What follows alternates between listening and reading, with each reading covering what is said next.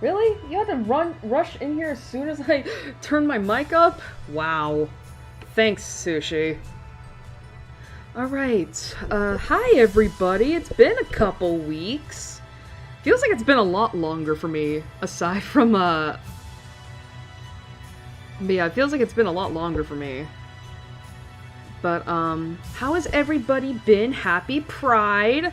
I will say, it's been a bit of an explosive start. It's been a bit of an explosive start to, I can't think, to it this year. Not great at all, but, we're here, we're queer. Can you stop? But yeah, we're here, we're queer, and we're here to, play games. Oh, jeez. So, the hell was that noise? Sorry, Sushi is literally going nuts right now. I don't know what caused it. But, so you're probably gonna be hearing her claws, like, skittering across the floor. But, she's fine. She had her dinner. But, anyway, oh my god, it feels like it's been forever since I last played a game. Like, it was, like, back in March, right? Like, and it wasn't even, like, the end of March. No, it was the beginning, because we finished Katawa Shoujo earlier than I thought, so cool. And then April and last month were just Pokemon tier list streams. But, yeah, so it's been probably over 2 months since I last, played a game on stream. But anyway, you might be wondering what this game is. Well, if you read down into the description below, I mentioned in there that this was a game made by 2.5 Studios, the same people who brought us A Date with Death. I will say, actually, I'll get into that in a moment. I will say, I don't know if this was, because this game came out, I think, in, like, 2022, I believe. I'm not quite sure. But I do know it came out a couple years or so before A Date with Death. But, anyway, the moment I wanted to bring up, this along with a couple other games were what I was hinting at in my last stream at the end when I was talking about, like, oh, I want to do some games for Pride Month this year, right? So, there was some tomfoolery afoot, because, from that last stream, I think it was, like, what, a week? Yeah, I think it was, like, about a week before, where I had gotten an email from Steam saying, like, oh, hey, these games on your wish list are up for sale. And I looked and I was like, oh, cool. Oh, cool, but I didn't really think about it, and I mean, at the very least, I knew, like, okay, yeah, nah, I want to get the games. I want to buy them. However, unusual for me, and I think it's because of a lot of different things going on during that week, I didn't end up buying anything until literally, like, few hours before the sale ended. But here's the thing. So, I was curious, right? To see, like, I wonder if all of the library for, 2.5 Studios is on sale right now, because they're usually pretty good priced, right? And I looked, and it turns out all their library was on sale, and I was like, okay, you know what? I'm gonna splurge a little bit and buy the rest of them, because at the time it was like 3 games that I didn't have on my wish list, and I was like, okay, I'll do that. So I got the rest of 2.5 Studios library, and I also got Cage of Roses, which is a game that I put on my wish list like about a year and a half ago, and I went to go buy it. And the thing is, it was a pretty good deal too, because it was about $40 for 5 visual novels. Real quickly, hello, Chibi Nalia. Hope you have a good time here. Just trying to recall a shenanigan that happened 2 weeks ago. But anyway, so $40, 5 VNs. Pretty good deal, right? I go to check them out, and I get declined. And I'm like, hello? Why am I getting declined?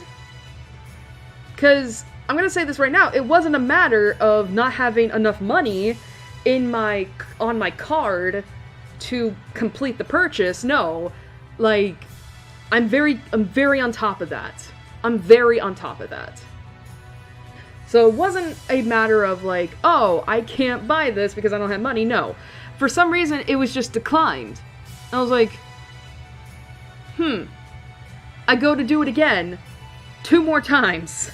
And you might be wondering, why did you do it 2 more times? Because my idiot ass, the next 2 times, and I didn't think of it because this doesn't happen, I accidentally inputted the wrong card number, because I have autofill.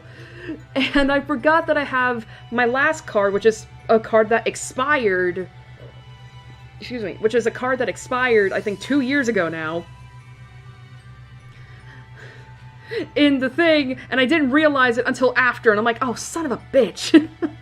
But anyway, regardless, the 4th time, I can't, but regardless, 3 times I'm like, okay, what's going on here? So I instead decide to play Tetris in a way, where I go back into my cart, and I'm like, okay, what game shall I remove from the shopping cart so I can see if, like, maybe it's a thing. And I end up removing the Divine Speaker, which is the game I had on my wish list. So I took that out, kept everything else the same, and I proceeded out to purchase. No problems. No problems. And there was an actual reason why I decided to remove the Divine Speaker, and it's because, no shot, I genuinely thought, because when I checked out the Divine Speaker store page on browser, I had to do an age verification thing, meaning, like, I basically had to input my date of birth, right? And obviously, I'm 29 now, so, and I've had my Steam account for a number of years, so I'm pretty sure, there was no need to be like, are you sure, right? But anyway, I did that, and the reason for that was because it stated, as the warning thing of like, oh, there are consensual sex scenes between 2 men, which, crazy thing to put down, but okay. But, the reason I say all this is because I know that, MasterCard and Visa, the 2 major credit card companies, have been cracking down on purchases for adult content. And without going into too much, TMI stuff that I don't want people to know about, I do have a MasterCard. That's it, right? And I was worried. I was like, uh-oh, am I getting cracked down upon at... Because I'm going to say this right now, all of this stuff is taking place at 3 in the morning. At 3 in the morning, because I'm up at this time, and the sale ends literally at 10 a.m. PST that day. So I'm like, I have to do this now, otherwise I'm never gonna get this again. But anyway, I thought my credit card company was cracking down on my ass because I dared to buy an adult game. God, saying it like that makes it sound as if, like, I bought a pornographic game. And it's like, listen, I know I bought Honey Pop, like, years ago, but that was way before everything. But, anyway, but regardless, I got the 4 other games for just over $30, fine. And I'm like, okay, I'm curious, though. Can I try to buy the Divine Speaker, then, as separately on its own purchase. I put it in my cart. I go to checkout. I was able to buy it. And I'm like, what the fuck was all this nonsense then? What was all that nonsense then? Like, why did I have to make 2 separate purchases for quintessentially the same total? And I think what's even funnier is that later that day, it's a brand new day. My dad, who was still out of town at that day, called me like he usually does, because, we have a daily call thing whenever he's out, whatever. And I asked him, like, hey, did you get any, like, calls or messages from our bank telling them that, like, there was some suspicious activity on my account? And he was like, no, why? And I told him the story, and he's used to me buying stuff, like, late at night, because, that's usually when I'm up, and he trusts me to, be responsible with my money. And I told him, and even he was flabbergasted. He was like, I don't see why it wouldn't go through, especially because, you bought almost a $60 package of books earlier that month. And I was like, yeah, I don't understand why that is. So, like, I don't understand why that is. It's like, why did I have to make 2 separate purchases just to buy fucking 5 visual novels, basically? It was some tomfoolery. It was some tomfoolery. And it's just like I can only really chalk, so I still have no idea why I had to make 2 separate purchases that day, because it's like, there's no way the bank counted it as, like, suspicious activity, considering, again, I spent way more money on a package earlier that month. And that's not regarded as suspicious.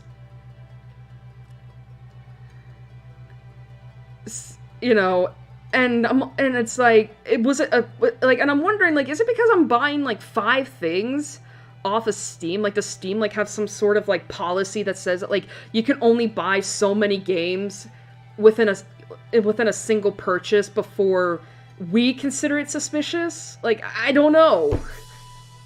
I genuinely don't know. I mean, it's a funny story, but at the time, I was, like, panicking, because I was like, oh god, no, I can't, like, please, this is such a prime time opportunity for me. This is such a prime time opportunity for me to get this, please. But, yeah, so that happened, like, literally 2 weeks ago. Like, literally a couple hours after I ended stream last time. So, yeah. Anyway, I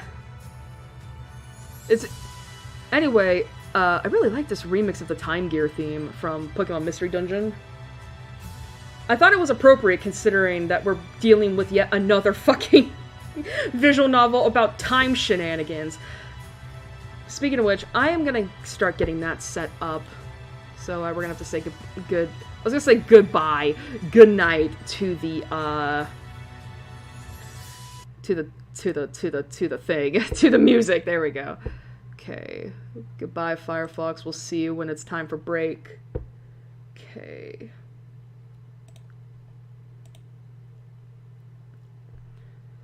Okay.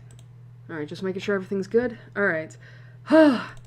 It's been so many months since I played Steins Gate that, like, I mean, because, God, when did I play Steins Gate? That was back in January, right? So it's been, like, February, March, April, May.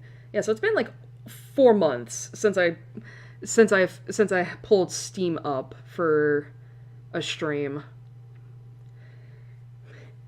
And as always, I have to contend with Steam having to update itself. I will say, when I had to, because I installed the game that we're going to be playing tonight on Friday, and I pulled up Steam, and I saw that 3 games of mine had to be updated. I mean, one of them was obviously A Date with Death because, you know, as I talked about last stream, the voice acting patches came out, and you know, that had to be downloaded, so that was cool. But I also saw that it's actually ironic, not ironic, it's actually funny. The two other games I played for Pride 2 years ago, We Know the Devil and Heaven Will Be Mine, also got updates, and I was very shocked by that, because, I mean, those games are older, you know, like, they're not as old as A Date with Death. Like, I'm trying to remember, like, because I think Heaven Will Be Mine came out in, like, the mid-2010s, probably, like, mid to late 2010s, whereas We Know the Devil, I think, came out close to mid-2010s. So that was shocking. And two things about that. So it turns out that, God, what is the company behind the games? I should know this. Like, I think it's, like, Worse Girls? No, something Worse Girls.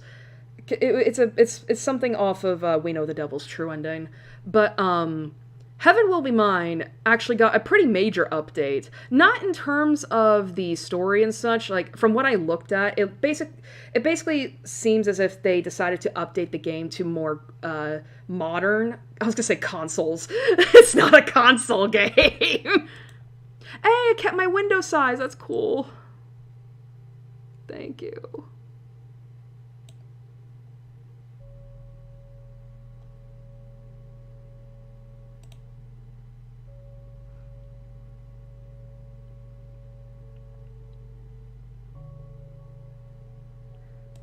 But anyway, but yeah, so Heaven Will Be Mine, mainly, from what I read, it basically got a major visual fidelity upgrade. Again, from what I read of the patch notes, because they put it in the update, it looks like they basically just upgraded the graphics and such to basically be better attuned, I guess, to modern PCs and such. And I'm kind of curious about that. So I might play through the game again on my own just to see, like, you know, how different is the presentation for the VN. However, We Know the Devil got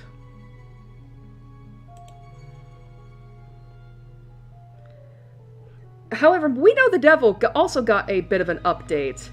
And it's actually hilarious. And it's actually really hilarious because they also put down patch notes. And when I tell you that I fucking laughed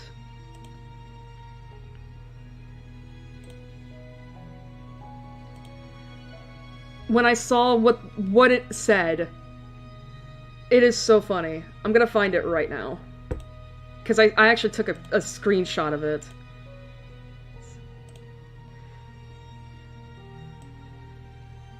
Yeah, so...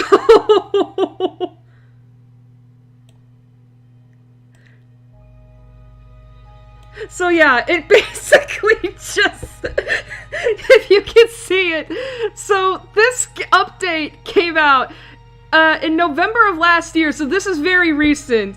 And it just has this... Fuck J.K. Rowling. Like, I fucking laughed when I saw that. Oh my god, is there a way I can get this to, like, fit in the frame? Let me see. Here we go, fit the screen. So yeah, you can see right there. And I should express, this is not an edited screenshot in any way. Like, I just took it as is. I mean, y'all should know, I suck at that stuff. But, and you know it's from We Know the Devil because that's the desktop icon. It was just so funny that I had to show y'all. It was like, what the fuck? Anyway, I actually had to add a new thing to it. But, yeah, I thought that was so funny. Especially because, like, I remember specifically when We Know the Devil made, like, references to Harry Potter, that I had to tell people, like, hey, don't give them shit. This game came out way before all the stuff regarding turf Rowling was a thing. So I do wonder, like, what made them go back and be like, because I'm assuming they just, like, removed any mention of Harry Potter because, you know, fuck that bitch, right?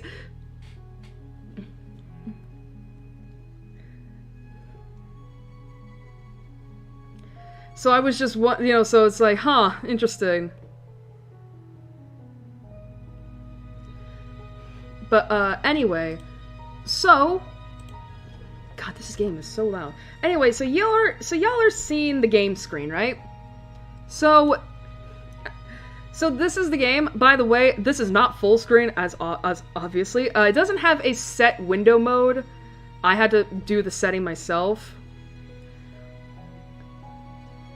But, I do hope this game will run okay. I actually did not... I should have tested it, honestly. But I kind of figured it's like... Because, here's the thing. I did watch my former Oshi play this years ago. And actually, I don't remember a lot of it. I should, considering. But, yeah, I don't remember a lot of this game. Yikes.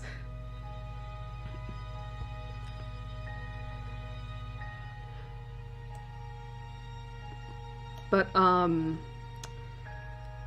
I do remember that, unlike A Date with Death, this game does not have any animations, as far as I remember. Like, at the very least, it doesn't have an opening animation. And it doesn't have any, like, animations, like, for transitions and such. So, we should be fine on that front. However, the reason I'm on the settings here is because the main menu, does not like it's really buggy. It's really buggy.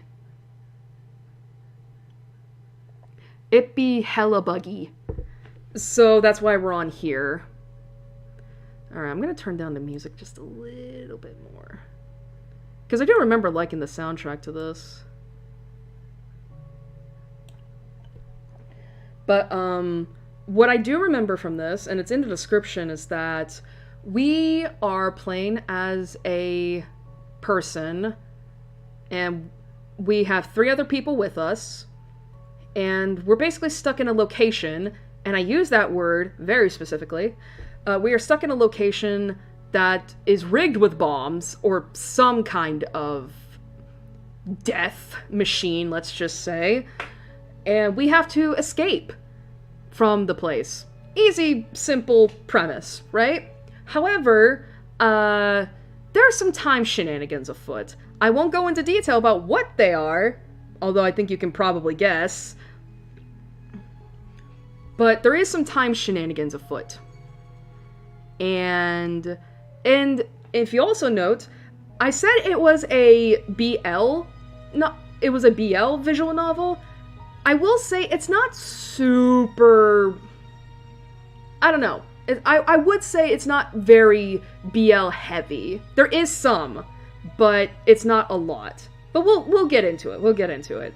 But I will say I'm so happy that because I remember during Night in the Woods, I remember talking about how it would be nice to play more BL stuff on the channel, considering, you know, we have so much sapphic content. But yet we don't really have anything for the men. Especially because I tend to gravitate towards BL stuff than I do sapphics. But that's neither here nor there. Anyway. So the funny thing is we have autosaves and quick saves. But we do have some pages here. Now, one more thing before we get started. I don't remember how long this game is. My hope is that we'll finish this during this stream, even if it ends up being like A Date with Death, where it's just one massively long VOD. But if I have to, I will put this off to another day. I don't want to do that, but I will if I have to. It just depends on timing. That's why the title says part 1, maybe? Depends on time. Because I don't know how long this game is. Again, I don't... You would think that, again, since I watched a playthrough of this, I would remember, but I don't. I would remember, but I don't. I'm stupid. Anyway.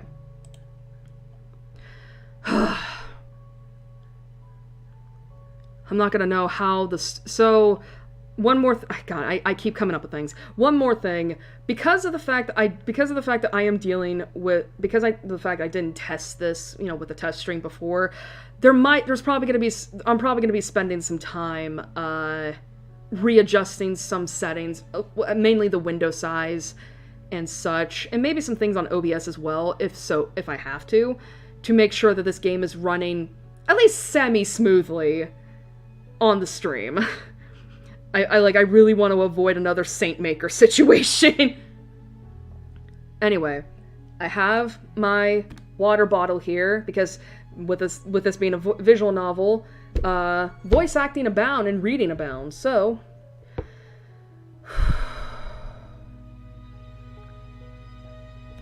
Let's begin.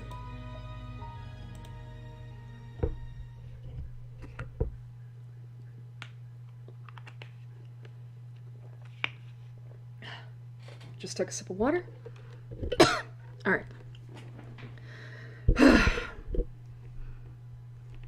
Okay. It was quiet. Silent, noiseless, but not quite tranquil. It was the kind of quiet that became something more. A silence that pierced through the building, tearing it away from reality and pulling it into its own dimension. A quiet that was both terrifying and calming all at once. Silence filled the void where humans used to exist. Now, all that was left was the ghosts of those long gone. But for those lost to humanity regardless, this would be their new haven.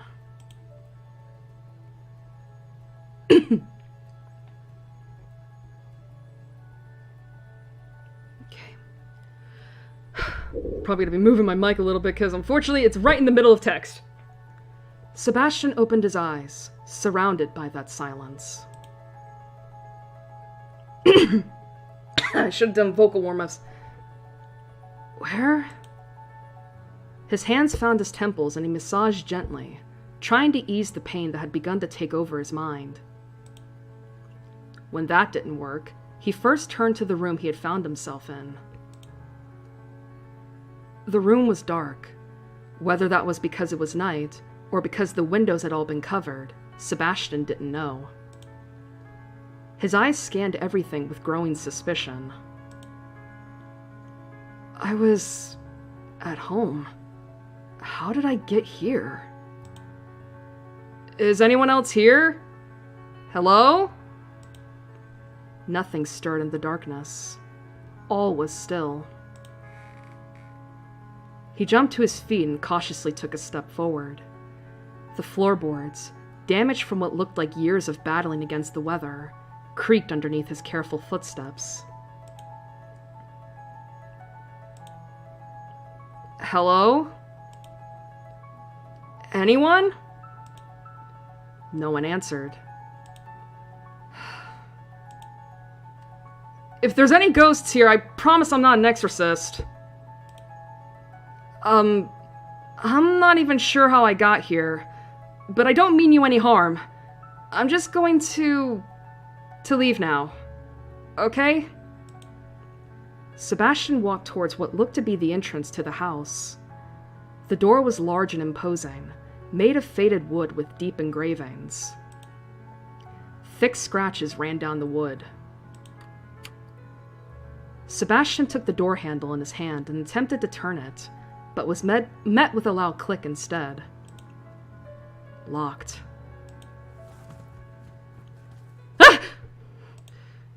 Oh god! Miss Ghost Lady, I'm really sorry, and I didn't mean to encroach on your territory, and I really want to leave, like, really, so please would you let me out? I'll never come back, and I'll make sure no one ever disturbs you! I'm going to die, I'm going to die, I'm going to die, I'm going to die, I'm going to die, I'm going to die, I'm going to die! I promise I don't taste good. Look, I'm way too skinny and I have no meat on my bones. But maybe you don't eat humans. You want to take over my body? Is that it? I'm sorry, but I really need it. Maybe we could share if you let me go. Sebastian stumbled backwards, eyes flicking all over the room, until the back of his legs hit a small packing box. It was taped shut. Huh. Oh, there's something in there. Whew, thank God. Sebastian crouched down and put his ear to the box. It was moving from side to side slightly, and a muffled sound came from within. Help me. Ah! Come on, Sebastian. You've watched a horror movie or two. Is the ghost more likely to curse me if I open the box, or if I leave her in there? Okay, I'm opening it. Here goes nothing. With one swift movement, he ripped the duct tape from the top of the box and pulled open the flaps. Inside was a little girl, with hair almost as pale as the moon. Sitting there, huddled into a ball, with tears in the corners of her eyes, she did seem to be a ghost.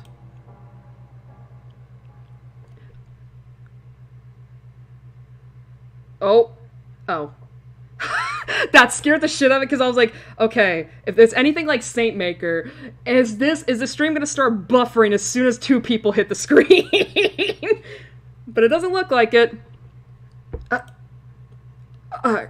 Are you okay? No. Where am I? I don't know.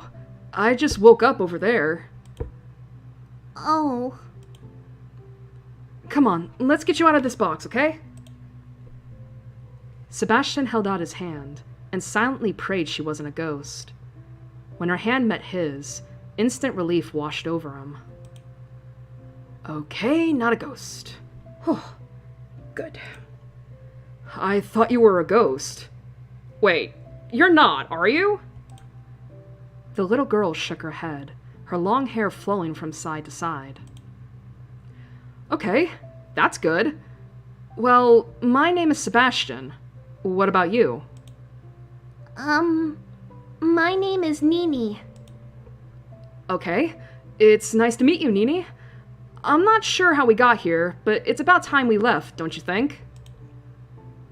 Nini nodded her head, using her sleeve to wipe the tears out of the corners of her eyes at the same time.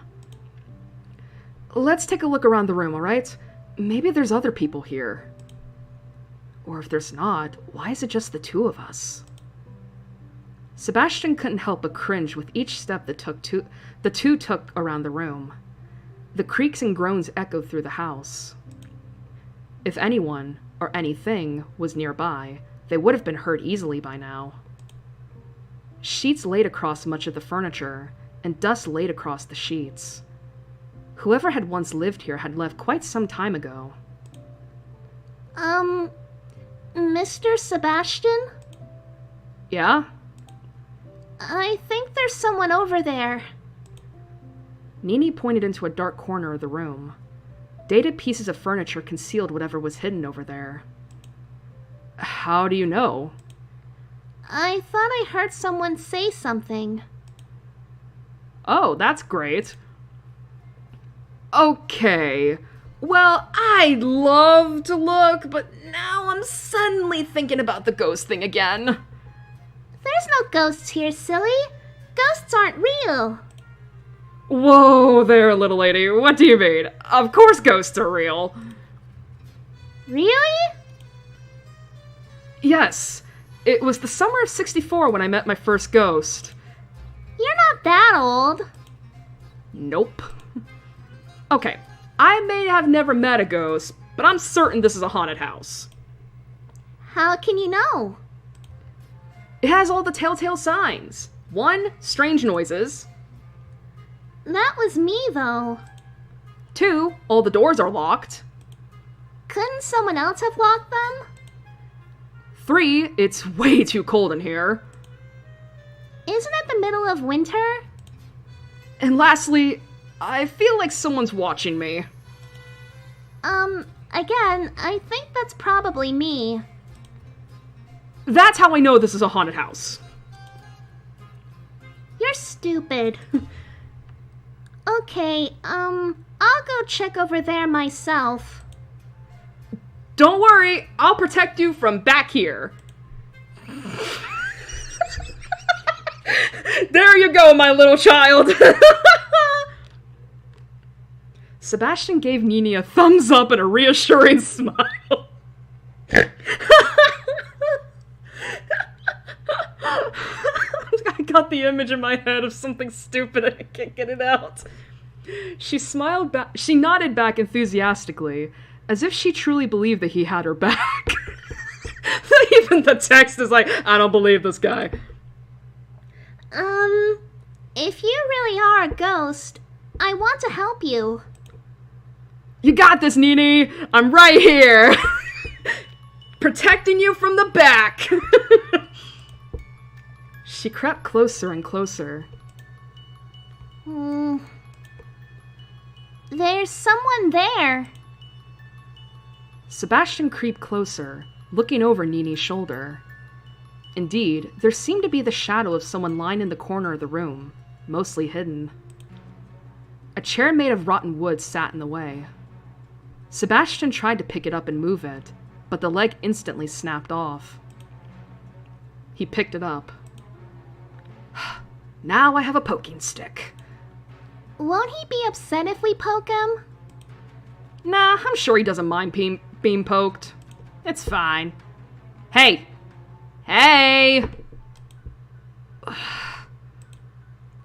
Well, in good news, he's not dead. Yay! Where? A man with white and black hair sat up rapidly, then scooted in the opposite direction of the little girl and the man with the chair leg. Is this where the game's gonna start? I'm just waiting for it.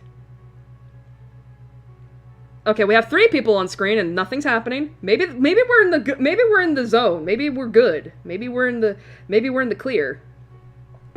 You Sebastian. Don't worry, we're not here to hurt you. Oh, except her. Who knows what she'll do? Hey, I'm not going to hurt anybody. Where am I?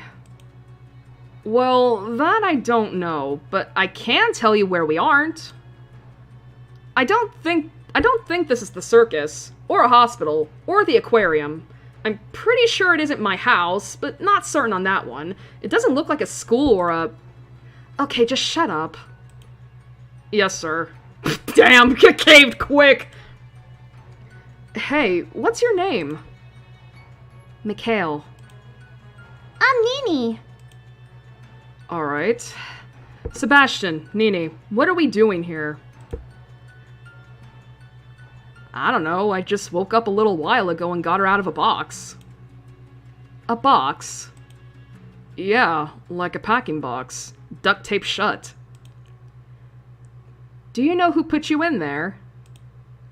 Nini shook her head. I don't remember anything. So let me get this straight. None of us remember how we got here, and now we're in some kind of... Haunted house! That's what Mr. Sebastian said anyway. Fine. A haunted house. Why do I feel like if I told you we were in a haunted house, you would have told me to shut up? Because I would have. Mikhail stood from the ground and brushed himself off. Okay, Sev, Nini, we need to get out of here. Where have you searched? What? I said, where have you... No, I mean, what did you call me? Sev. Isn't that your name? Well, people usually call me Sev, but I don't remember mentioning that to you. Do we know each other? You wouldn't forget me if we'd met before. Look at this handsome mug. Yeah, we don't know each other. I wouldn't forget someone with such a big head. Hey, Mika. Mikhail. You seem like a Mika to me. His face turned pink. Call me Mikhail, or I'll use that big head of yours to open the door. Sev put his hands up in fake surrender. Fine, fine. We tried the door, but it wouldn't budge. I don't think even my head would change that, Mikhail. Attention, phantoms. The timer is now begun. You have 2 hours to escape before the house is decimated. Good luck. A time appeared from somewhere unseen, projected onto the wall. In front of their eyes, it changed from 2 hours to 1 hour, 59 minutes remaining. What the hell? Who said that? Wasn't me. No shit, Sherlock. It sounded like it came from a speaker. Is someone watching us? Do you think it's some kind of pervert? No, I think it's someone that wants to see all 3 of us dead. That seems worse. What's going on? Her large eyes blinked over and over again, as if she was trying to stop herself from crying. Sev knelt down to be eye level with her. It's okay. Someone put us in here, but we're going to get out again. You just have to be brave. Oh, okay. I need you guys to think. I'm always thinking. Properly, Sebastian. What's the last thing you remember? Nini spoke up first. I was just at home. That's the last thing that I remember. Sev? I think I was in a train? No, a factory. Or was it a church? Can you be serious for just 5 minutes, please? I am being serious. It's like my memories are all fuzzy. Did you hit your head or something? I don't think so. Well, I can't really remember whether I did or not, so maybe I did. Forget it. Then what about you? I was with someone. Somewhere. That's very informative, thank you. Like your recount was any better. Touché. This is going nowhere. Come on, we need to search the rest of the house. Time's already ticking. Following your lead. Whoa! That scared the shit out of me.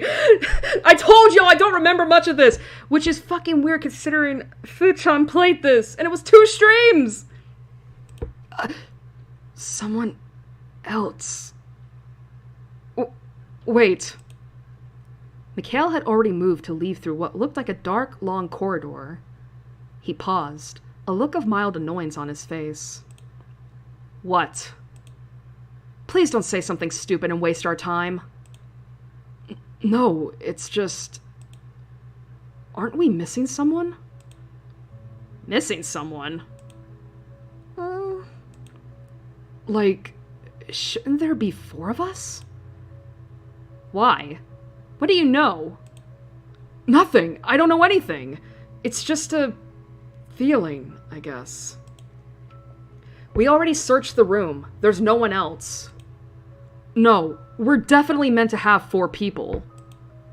Sebastian, you're starting to get on my nerves. You know what this looks like to me? Someone purposely stalling us. And what if I am? Then I would be led to believe you were also the one who brought us here. Mikhail's body stiffened up. Well, luckily I'm not. I'm serious, I feel like we're missing someone important. Fine, then what's their name? I don't know. Oh, welcome to Start Again. Start Again story. Hey, we got an achievement. Locked out. Start Again story is experienced across 4 routes. Using the game's flowchart menu, you can jump between the routes at any time. From time to time, you will encounter locks in the story that require you to have information from other routes. You can return to the flowchart by pressing the flowchart button from beneath the text box. Note, you cannot save and load between routes to progress in the game. Your data will not carry over. Instead, please make use of the flowchart to change routes. As you progress, more sections of the flowchart will become available to you. Good luck and enjoy Start Again. Oh, this looks intimidating. So this is the first one. Alright, so we have 3 routes to go through. This looks like the shortest. Okay, so I do remember this, and I was like, okay.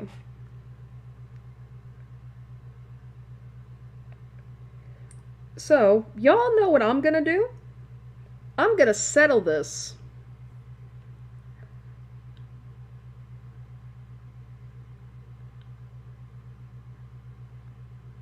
Come on, phone.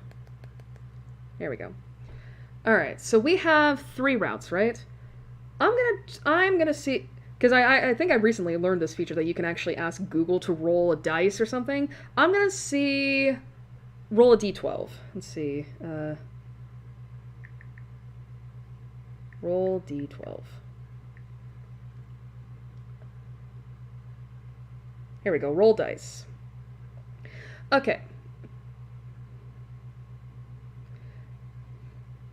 Okay, so for numbers 1, 2, 3, and 4, we'll do this route here. For numbers 5, 6, 7, 8, we'll do this route here. And then for numbers 9, 10, 11, 12, we'll do this route. So let's see what the dice rolls. Okay. All right, so let's see what Google says. Drum roll, please.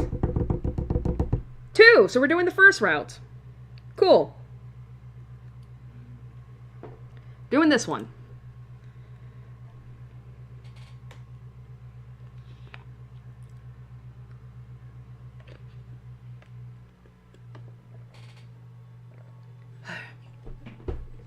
All right. All right. I'm actually going to save. These are quick saves. Let's just have that. I just right-clicked without meaning to, and that did it. Okay. The constant drone of many machines working together to become one. The buzzing, the whirring, the hissing all mixed together to become an insistent whisper. It whispered secrets to no one in particular. Secrets only meant for themselves. Machines, they belong to humans. Tools, they belong to humans. Instruments, they belong to humans. Yet their secrets said otherwise. They mumbled and muttered that someday their world would be reclaimed. Someday the humans would belong to them.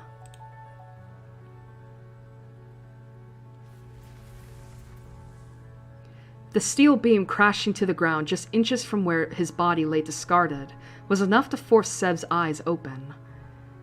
He jumped to his feet, his heart rate racing faster than what would be considered safe. Why is this soundtrack giving me Fatamoru vibes? I might need to go into the game files to see if I can access the music, because I don't think this game came with a soundtrack thing. What the? Another came crashing down a short distance away, the metallic sound loud enough to rattle his bones. His eyes took in his surroundings. A large open space made of cement and metal. The windows were black, but whether then was intentional or I think that's a typo, but whether that was intentional or soot had dyed it a color so dark, he didn't know. Broken machinery lay discarded in the dark corners of the room. By all accounts, it seemed to be a forgotten, dated factory of some kind. How did I get here? Where even is here? A groan came from above, and a shadow passed over the cold cement floor. That's when Sev saw it. A young girl, her eyes tightly shut as her chest rose and fell peacefully. Deep in sleep, she was unaware of the beam directly above her that swayed to and fro. Shit! He ran before he even had a chance to think. The beam creaked on its last legs. Just as he scooped the little girl into his arms and jumped to safety, it came crashing down to the ground with a boom. Dust flew up from the ground, coating the pair. Jeez, who built this place? I tell you what, it's definitely overdue for a safety inspection. And if I had to guess, I would say it's going to fail. I'm not a safety inspector, though. Oh, hey, Nini.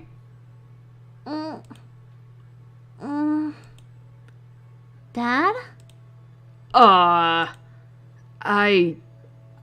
don't think so. Unless someone hasn't told me something. Which girl did I fuck? Ah!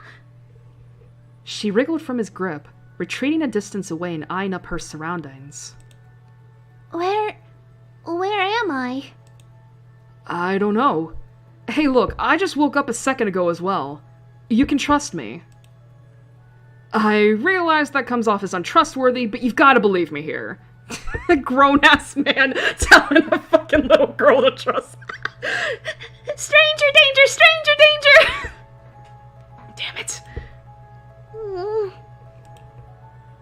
My name's Sebastian. Sebastian. Special people call me Seb, though. Sev. My name, it's Nini. Okay, it's nice to meet you, Nini. So, you don't know how you got here? No. Alright, let's just get out of here for now. We can go to the police station and get them to find your family, and they can come pick you up. No, I don't want to see them. Oh boy, okay. Okay, well, you still don't want to be stuck here, right? So then, first step, we'll leave, alright? Okay. Sevi? Can I hold your hand? She's scared. Sev smiled, trying to put on a face that would calm her. Of course, there's nothing to be scared about here. He held out his hand. She quickly took it. It was small, fragile, and trembling.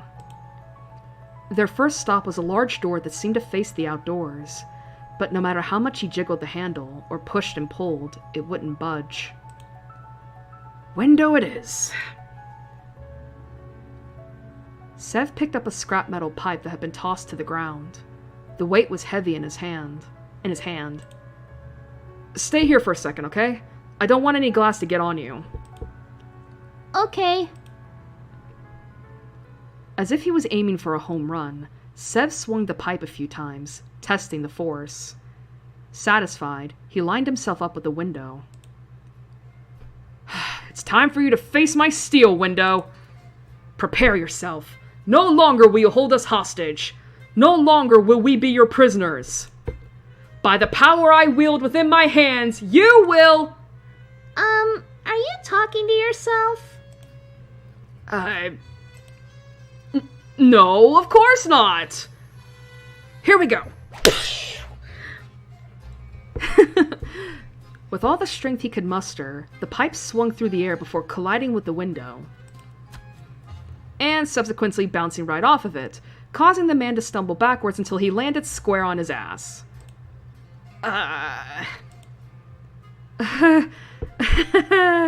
I'll try another window. And so he tried another, and another. Yet none of them would break. He walked back to take Nini's hand again. Okay, looks like the windows are a no-go. I'm sure there's a way out somewhere around here. Even as he said that, another beam fell from the ceiling with a metallic clang that echoed through their heads. Oh shit, oh no! Baby girl! It's okay, baby girl! It started as a gentle sniff, but soon became a blubber. Tears overflowed out of the corners of Nini's eyes as she watched the world as she knew it fall apart around her. Sounds like me! It's okay. Really, look, we'll be fine. Attention, Cogs. The timer is now begun. You have 2 hours to escape before the factory is decimated. Good luck. Oh, fucking fantastic. What? Decimated? Sevi, what's that? Nini, between tears, pointed towards the wall. On it was a projected number. 1 hour, 58 minutes. Stay calm. Stay calm. The little girl is going to get scared if I get scared. If I get scared. This must be some practical joke. Yeah, it's a joke.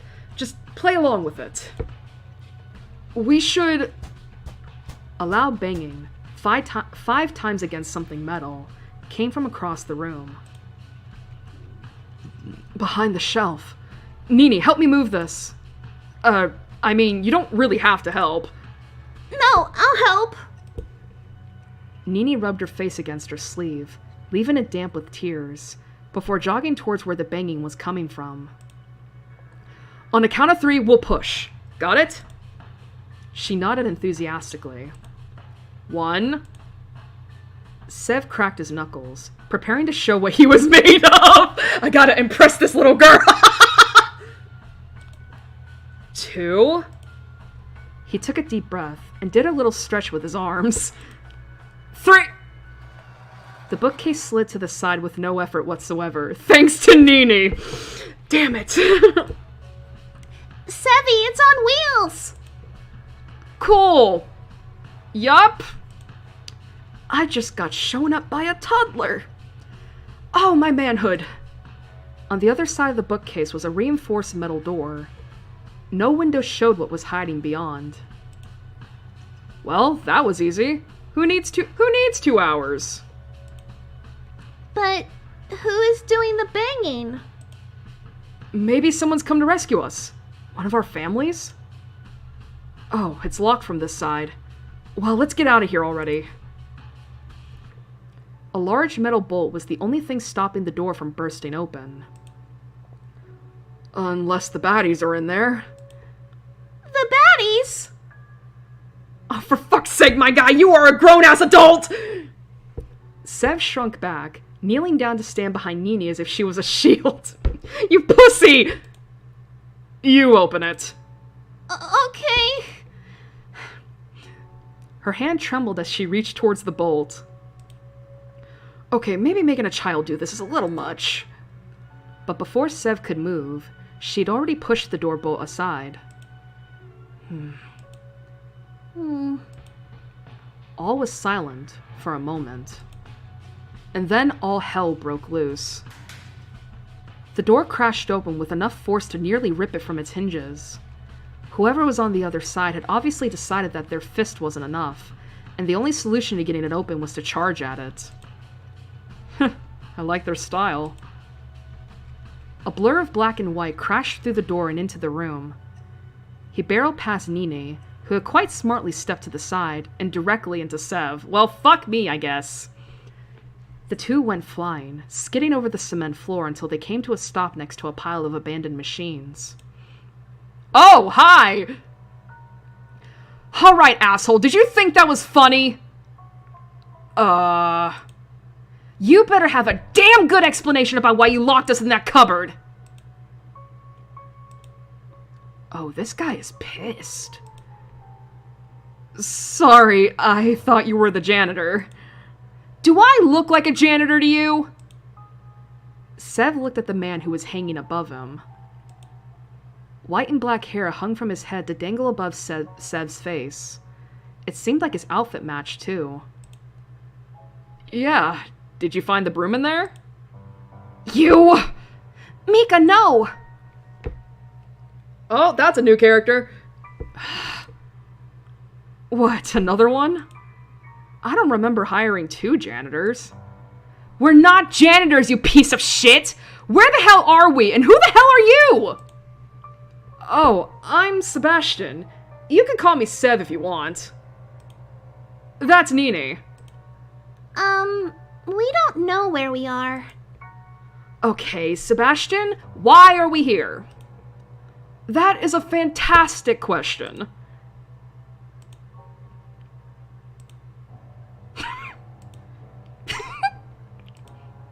Well? No idea, to be honest. You think I believe that after you locked us in there? Oh, yeah, I was actually lying about that. Sorry. He didn't say anything further. He just silently raised his fist and swung it downwards. Just fucking deck him. Oh, there's another character here! I like this game's art. Yeah, the 2.5 Studios does really good art. I will say, though, the art is, I think it's definitely easy to see that, like, yeah, from a date, this art style is definitely different from A Date with Death. Which makes me wonder if, like, if it's the same artist or if they got 2 different ones. Please, Mika, that's enough. Okay, I think we're Gucci, actually, in terms of, like, the stream. Maybe I don't have to have this on. The young woman caught his fist at the last second before it swung into Seb's grinning face. Fine. Sevi, are you okay? Nini, I told you there were baddies back there. I don't know if I can go on. Don't worry, I'll protect you. She put her arms out, standing in front of Sev. Once again, she seemed to have ended up as a shield. Look at him, cowering behind a child. Don't you have any conscience? What's that? Sev finally got to his feet. His back ached where the two of them had skidded over the ground, rubble and all. Believe it or not, we're actually stuck in here just like you, Mika. My name is Mikhail. Don't call me Mika. I'm sorry. He's just a little cranky right now. I'm not cranky. We were stuck in a tiny room, and when it finally opened, these two were here. You should be more suspicious of them. One of them is a little girl. Why don't we start over? Great idea. You guys get back in the closet, and we'll push the shelf back over. I'm going to hurt him. I'm seriously gonna fucking kill him. The girl stuck her The girl stuck her arm out in front of Mikhail, stopping him. My name is Renee. This is my brother, Mikhail. Well, I already introduced myself, but it's kinda awkward if I don't reply, so... I'm Sev. This is Nini. We just woke up here a short while ago, nearly got crushed by falling beams, then freed you guys from the closet. Oh, and then I got tackled by your brother. He's a little forward, isn't he? I apologize for him. Well, you shouldn't. Tell us what you know. How many times do I have to say I know nothing? I'm not surprised. Just your face alone screams airhead. Well, what about you? I don't remember anything. Neither do I. How about you, Nini? No, nothing. As much as standing in a circle getting to know each other is fun, if I can direct your vision to the timer on the wall... He pointed to the time as if he was a flight attendant. 1 hour, 40 minutes remained. We're already running out of time, majorly.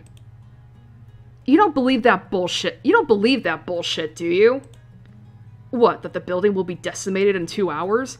Yeah, I kinda do. Then you're an even bigger idiot than I thought. We'll just break a window and be done with it. How could I not think of that? Man, you really showed me. Please, be my guest.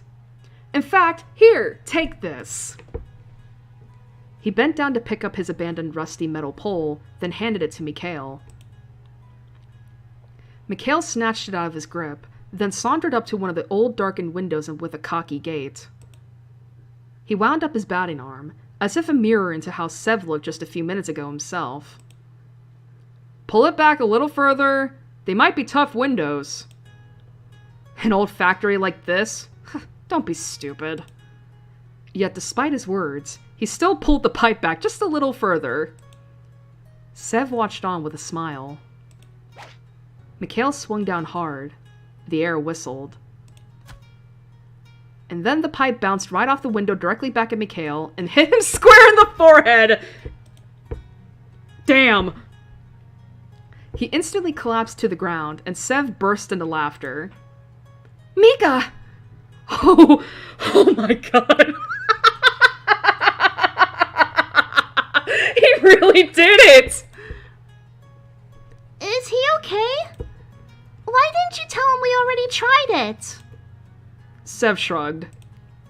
He was the one who wanted to do it. Better he sees for himself how trapped we are so he takes it more seriously. Mika! Mikhail, are you okay? Ugh. Asshole. Renee helped Mikhail back to his feet. He swayed back and forth for a moment before finding his footing. With that sorted, how about we start looking around and actually finding a way out of here? Unless, of course, you want to go round 2 with the window. Leave it, Mika. We should hurry. Whatever. We'll search over there. Do you two want to start on that side of the room? Okay. Sevi, wanna look around together? Of course. Mika over there probably smells anyway. As Mikhail's fist tightened, Renee led him away by the arm. He's not very nice. Just a terrible personality all around. Well, that doesn't matter. We're only going to be stuck with them for a little while. Come on, let's look around a little. By the way, I'm sorry if Nini's voice is, like, not being consistent. It's hard for me to do a little child's voice. And I also feel like I'm making Sebastian and Mikhail's voices a little too similar. Like, trust me when I say that they are different. I'm just going a little bit deeper in my register for Sebastian and a little higher for Mikhail's. But I can also understand how they sound very similar, so I'm sorry about that. I'm not very versatile. They searched through every nook and cranny, careful of anything further falling from the ceiling, but it seemed to have stopped already. Everything was covered in a layer of rust. Whatever this factory was once used for, it was long in the past. Sevi, what do they make in factories? All kinds of things. Cars, clothes, food. Little girls. Little girls? Yeah, maybe you were made here. Don't be silly. Little girls don't come from factories. They come out of their moms' bellies. Like little parasitic aliens bursting out from their chests. No? She shook her head. No. Fine. Maybe you're a little too young to have watched that. I also think she would have been... I also think that movie's way too much for her to watch! Hey, you guys. I think we found something, but... well... She looked awkwardly back over her shoulder, where Mikhail was desperately trying to push a large piece of machinery to the side. He didn't look like he wanted to ask for help. Can you come help? With pleasure. The trio approached Mikhail, who was red in the face and panting. I said I didn't need any help. You haven't even moved it an inch. I have! Step aside. We've got this. We? What, you're gonna make the kid do all of your dirty work? I'm strong too. I can help. And... push! Sev and Nini lined up beside the old machine. It was definitely heavy, but in just a few moments it was pushed aside. There we go. It was all Nini. She flexed where her muscles would be if she had any. Oh, precious. A door. Looks like this is the right way. Huh? What's this? Beside the door were 2 screens, one awaiting a password and another with 4 colored buttons on it. Oh, I'm gonna save just in case this might be a puzzle. Where's my quick save here? We need a password to open the door. Suddenly, the 4 colored buttons started lighting up, one at a time until it stopped, awaiting input. This is like one of those kids' memory games. Are you any good at them? There's one way to find out? Don't mess this up for us. I'll try my best. Red, red, green, yellow. 1, 2, 3, 4.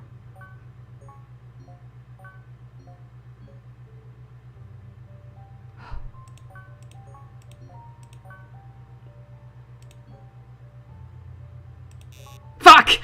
Okay. Okay.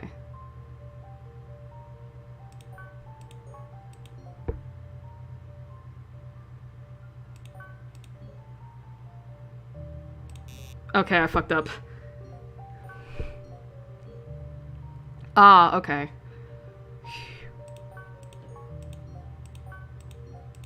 There we go.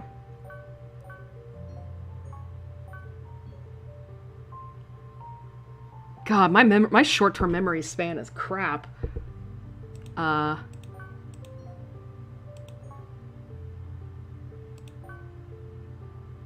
don't know how to remember.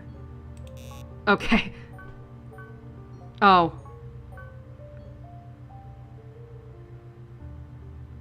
Bro. Actually, there's a notepad here. I should probably be using this. Let's do that.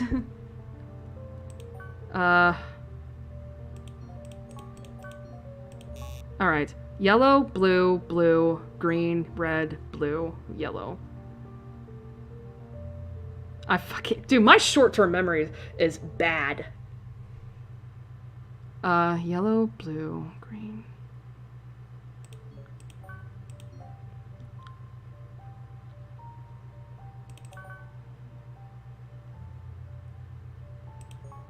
Yeah, I figured. Yellow, blue.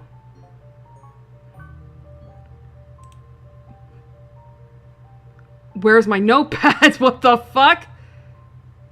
Where? Oh dear. Oh dear. What happened? Huh.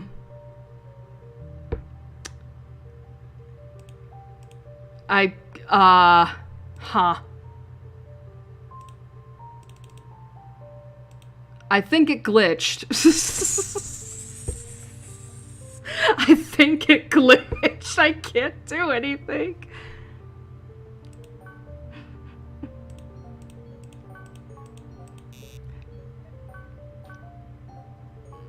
I genuinely think this glitched. Oh no! Oh fuck me. I'm gonna... Okay. Is there a... Okay, I'm gonna load this quick save up. I'm so sorry, y'all. There we go. Red, red, green, yellow. Red, red, green, yellow. Blue, red, green, blue, green, yellow. Blue, red, green, blue, red, yellow. What? Blue, red, green, blue, green, yellow. Ah. Blue, red, green, blue, green, yellow. Yellow, blue, blue, green, red, blue, yellow. Oh my god. Okay. My short-term memory is garbage.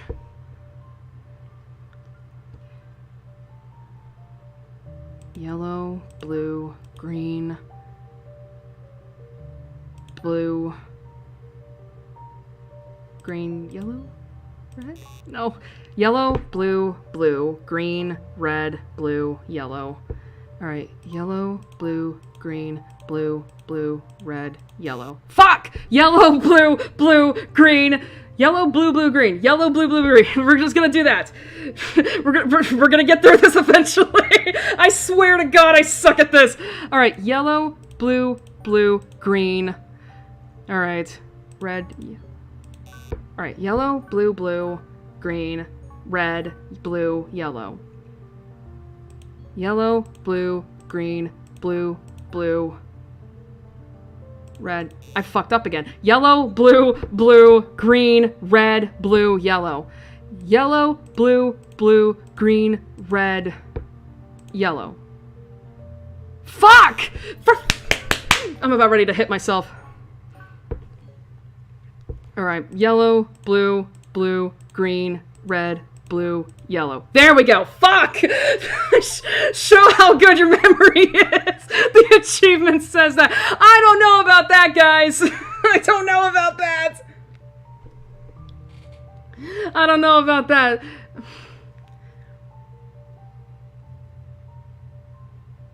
God. Imagine if they... Man, I remember... Listen. Listen. I promise... Listen, I'm getting older. My short-term memory is not as good as it used to be, okay? You know what? Listen, it's fine. It's fine. As Sev pressed the last button, the screen went dark before lighting up once more with a word. Enter. Enter? Is that meant to be the password? That's a dumb password. That's like making your password Open Sesame. But worse. Well, whatever. I'll try it.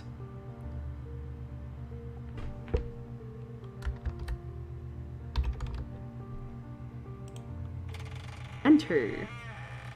The door opened with a low metallic groan that seemed to match the rest of the building. Beyond it was pure darkness. We have to go... in there? Stay close to me, Renee. Okay. It looks scary. I don't want to go. Sev extended his hand once again to the little girl, who took it eagerly. I'll scare away anything that's hiding in the dark. Okay.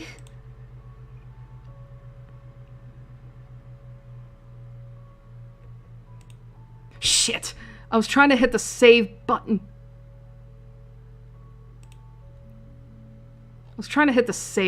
God damn it. The sound of something dripping seemed to come from every direction. Somewhere in the distance, chains were dragged slowly against the cement floor.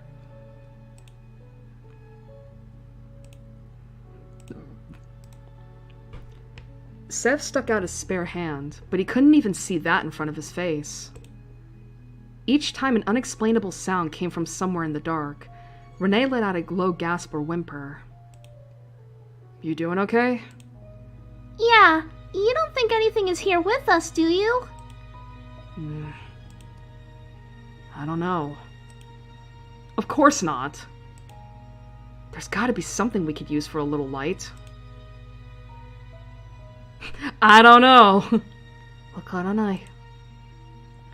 Sev felt through his pockets for anything that could help with the encroaching darkness, but came up empty-handed. Anything he had in his pockets before, like his phone, was gone. Wait a second, who took all of my stuff? Renee, Mikhail, do you have anything? The answer to his question was silence. Come on, even if you don't, you could answer me. More silence followed. Guys? And then he noticed it. The tiny little warmth that was sitting in his palm was gone. Uh-oh.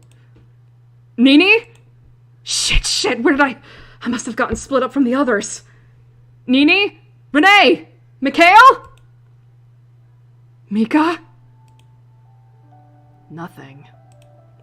If not even calling him Mika got a reaction from him, then he truly wasn't within earshot. It's okay. It's fine. I'll just go back the way I came. Every direction seemed to be the same. Darkness, darkness, and more darkness. Suddenly, Sev felt very alone. This is different. That's different. He clutched his head. A pain shot through from the base of his skull all the way to his eyes. He pressed his palms against them, trying to calm the throbbing. What? Where was that? Another pain shot through his skull. He fell to the ground, his hands still clasped to his eyes. It's not meant to be like this. I made a mistake. Whether he waited for 5 minutes or an hour, he didn't know. Surrounded by a blackness that rivaled the night sky, he waited. Waited for someone, anyone, to help him. But all that awaited him was the end. As the factory fell down around him, one thought entered his mind. Someone has something that can help. Well, shit. How do we find light? Who is missing? Who is phone? Alright, so we have 2 more paths. Alright. Well, let's roll a d4. Numbers 1 and 2 will be going down this route. 3 and 4 will be going down this one. So, 4! We're going down the shortest one.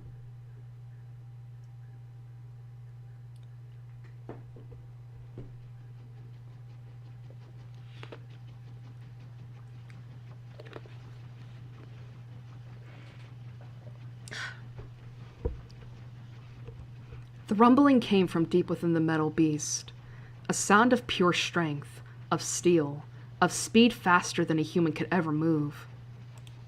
Oh wait, I should probably save here again, just in case. It swayed left and right, slowly, rhythmically, enough to lull one into a deep sleep. Turning a corner, it hissed, holding on desperately to the tracks laid before it. Perhaps the people inside that metal beast may have stayed soundly asleep, if not for the low, mournful dirge of the horn that echoed throughout the chambers.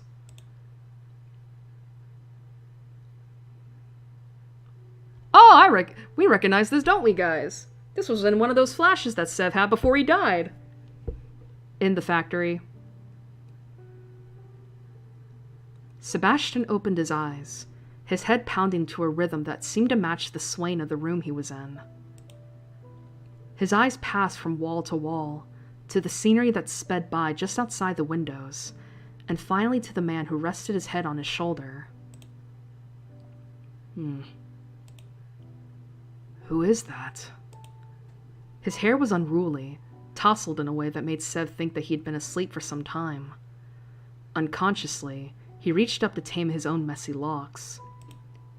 The man's hair was white and black, almost perfect except for the obvious regrowth one could see from so close. Oh, it's... His head pounded harder as he stared at the man's sleeping face, an electric pain that sat behind his eyes. Mika. Mikhail. Mika. Wake up. Sev held on to Mikhail's shoulders, carefully shaking him until his eyes opened drearily. It was somewhat like looking into a mirror to the past. The man named Mikhail looked first around the room, before moving on to glance outside the windows at the scenery that passed by in a blur. And lastly, his eyes went to Sebastian. He froze for a moment before wincing his eyes in pain, as if his head was throbbing just the same. Sev? Last time I checked. Sorry, I must have fallen asleep. We were... not on a train, if I remember correctly. Sure looks like we're on a train to me. Mikhail sighed before standing from his seat and looking around. Yeah, we're on a train now, but why? Usually trains are for traveling from one place to another at a decent pace. No shit. Although some would say that trains themselves are becoming obsolete, and there's better methods for traveling from one place to another. Alright, thanks, asshole. That's enough about trains. Shut the fuck up. Mikhail forcefully covered Sev's mouth with his hand. The sound of muffled words could still be heard clearly, though, which led Mikhail to believe that he was indeed still muttering about trains. I like trains.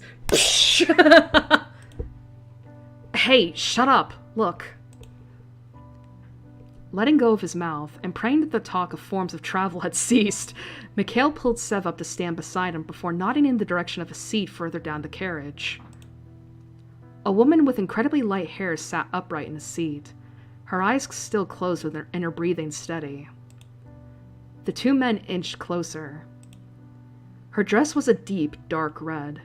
Sitting as she was, she looked more like a doll than a living human. Her skin was pristine, perfect, her eyelashes long and dark. Only when Mikhail and Sev were close enough to touch her did they notice that someone else was asleep on her lap. A young girl, no older than 7 or 8. Her hair and skin were equally as perfect and pristine as the lady she rested upon.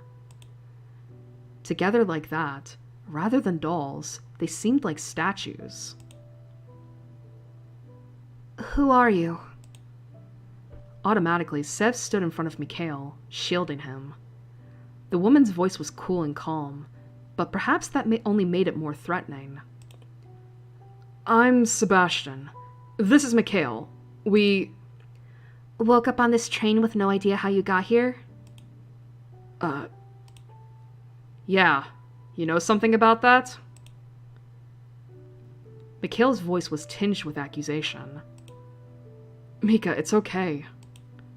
The currently unnamed woman shook her head, her long hair swaying from side to side with her. Phew. I thought you might have been the one who brought me here, but it doesn't seem like it after all. Her voice, which was so calm and collected only a moment before, finally relaxed, tinged with warmth. My name is Renee. She nodded towards the little girl still asleep in her lap. I woke up a short while ago and found this girl crying. I'm not sure who she is. Poor thing. Then wake her up already. But it's probably important if we at least get her name. Right. Renee gently stroked the little girl's hair until her big eyes finally fluttered open. She sat up and looked at the newcomers wearily, her eyes dashing from Renee back to the 2 unknown men as if asking if they were safe. Renee nodded to her. Did you also get brought here? Brought here? I remember someone carrying me here. Well, that's not a good sign. Sev knelt down so he could be on the same level as the young girl. Hey, it's going to be okay. We'll work out why we're here and you can go home to your family, okay? But first, why don't you tell us your name? My name's Sebastian, but you can call me Sev. That's Mikhail, but you can call him Mikhail. He secretly likes it if you call him Mika. Don't tell him I told you. Mikhail looked away, a tinge of pink on his cheeks. And we just met Renee. You and Renee are friends, right? She nodded furiously. My name is Nini. Well, it's nice to meet you, Nini. You two seem to know each other pretty well. Of course, Mika and I go way back. We happened to live next to each other growing up, and happened to go to the same school, and happened to be in the same class every year. Then happened to go to the same high school, and the same college. Either he was stalking me, or the universe was telling me we were meant to be friends. I'm not a stalker. Sure, but the evidence points to... I'm not a stalker! End of story. Alright, sure. He leaned in close to Nini and fake whispered into her ear. Careful, he might be a stalker. Nini giggled, and Renee seemed to brighten up too. Attention, passengers. The timer has now begun. You have 2 hours to escape before the train is decimated. Good luck. So remember how I said that, like, oh yeah, I said location instead of place? That was on purpose. We're traveling across all these different places. What's with all these different timelines, these different universes? I told y'all there's some fucking time shenanigans going on here.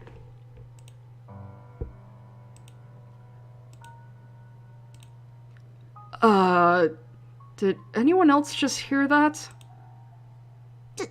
Decimated? What does that word mean?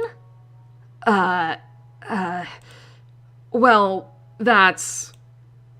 Destroyed. Completely and utterly. That can't be serious. 2 hours to escape a moving train or we'll die? This isn't a movie.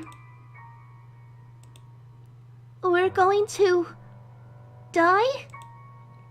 No, of course not. We're not going to die. A silence befell the group. This can't be real. Can it? Just as that thought crossed Sev's mind, the carriage began to sway more heavily, wheels screeching on the tracks. What's that number on the wall? Projected on the wall was a time, the seconds ticking by. 1 hour, 57 minutes. Screw this. If we need to escape, then let's just do it the easy way. In an instant, Mikhail broke the security glass on the fire extinguisher and picked up the heavy metal object.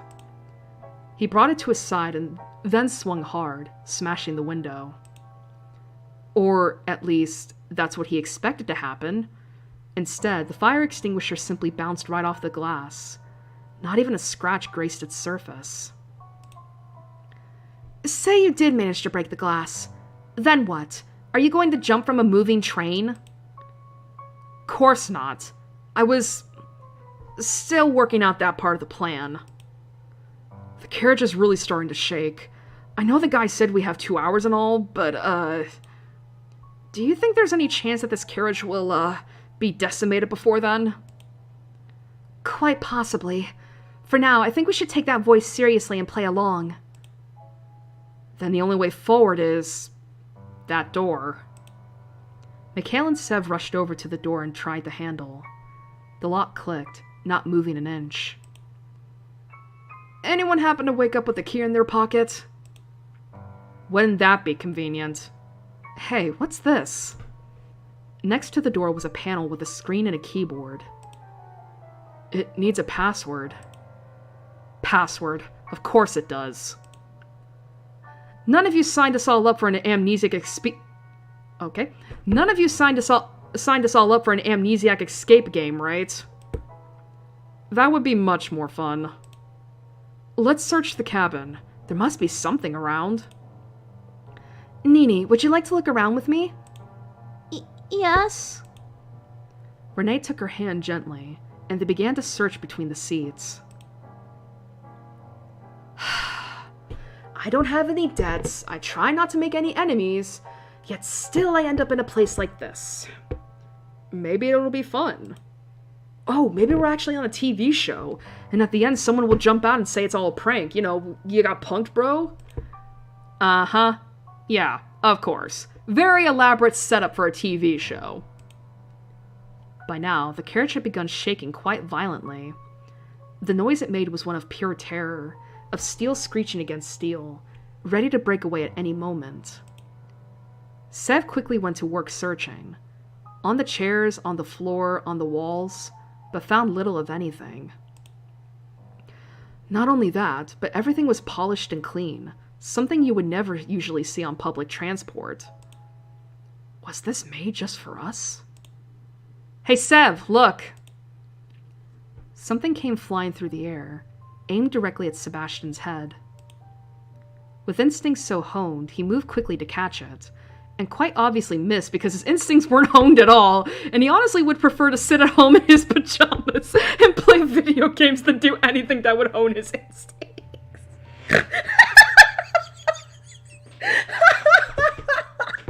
Sorry, that got to me. A bag of something hit him across the face before falling into his lap. Marshmallows? Aw, Mika, you shouldn't have. Remember that camping trip we went on in school? The one where the raccoon broke into our tent and ate all of your cereal. Hey, don't laugh. I didn't get to eat any cereal that whole trip. It's a fucking bag of Fruit Loops. That's what you get. Why? You should have offered the raccoon something to eat in the first place. Then maybe he wouldn't have resorted to stealing. I don't know why I bothered asking. Anyway, why don't we toast those marshmallows? I think we're lacking a key element of roasting marshmallows. That's what you think, but take a look at this. From his pocket, Mikhail pulled out a packet of matches. Ooh, we can just light the train on fire and roast marshmallows until we're decimated then. You fucking idiot. Maybe after we escape. Good idea. I think I found something. Mikhail and Sev turned around to the little girl. In her arms was a briefcase that looked gigantic when held by her, but regular size once Sev took it from her. Luckily, it opened with ease. Inside was a single newspaper clipping. 4 die in train accident that completely decimates the area. Well, if that's not encouraging, I don't know what is. I'm scared. It'll be okay. Sev here might be an idiot, but you can depend on the rest of us. That's right. Mika is so dependable.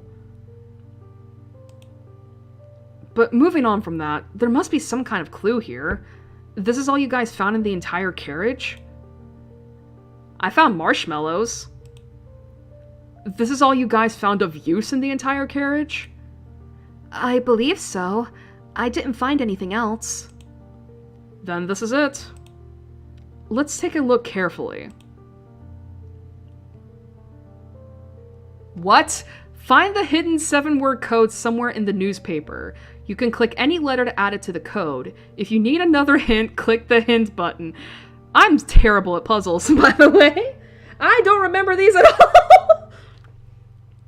The hidden 7-word code, huh? Okay.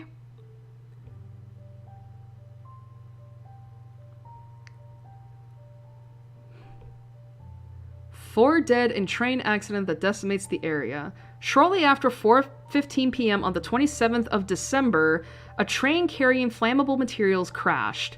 Unfortunately, everyone on board was killed or on impact. Rather than call for help, it's assumed that those on board tried to reach the engine room to stop the rampaging train. Very soon after, it crashed, decimating the area. We love to use that word. It's believed that no one else was harmed due to the explosion. Volunteers are currently searching the area. Exactly why it crashed is still unknown.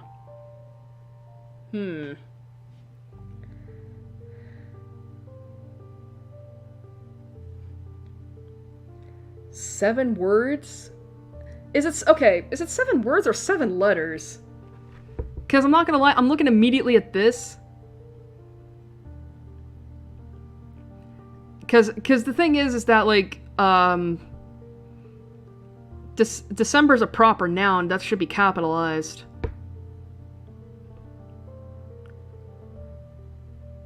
Unfortunately, everyone on board was killed on impact. Rather than call for help, it's assumed that those on board tried to reach the engine room to stop the rampaging train. Very soon after, it crashed, decimating the area. It's believed that no one else was harmed due to the explosion. Volunteers are currently searching the area. Exactly why it crashed is still unknown.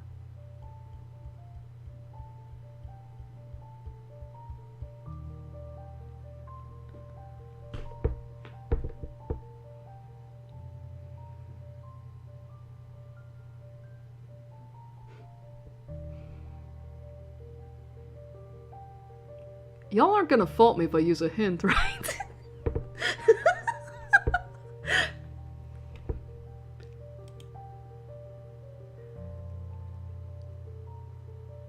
Okay. Find this hidden 7-word code somewhere in the newspaper. Pay careful attention to how each sentence begins. Okay. Okay, so it is 7 words. It's not 7 letters.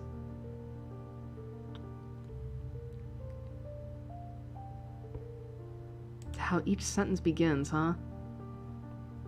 Okay, so S-U-R-V-I-V-E.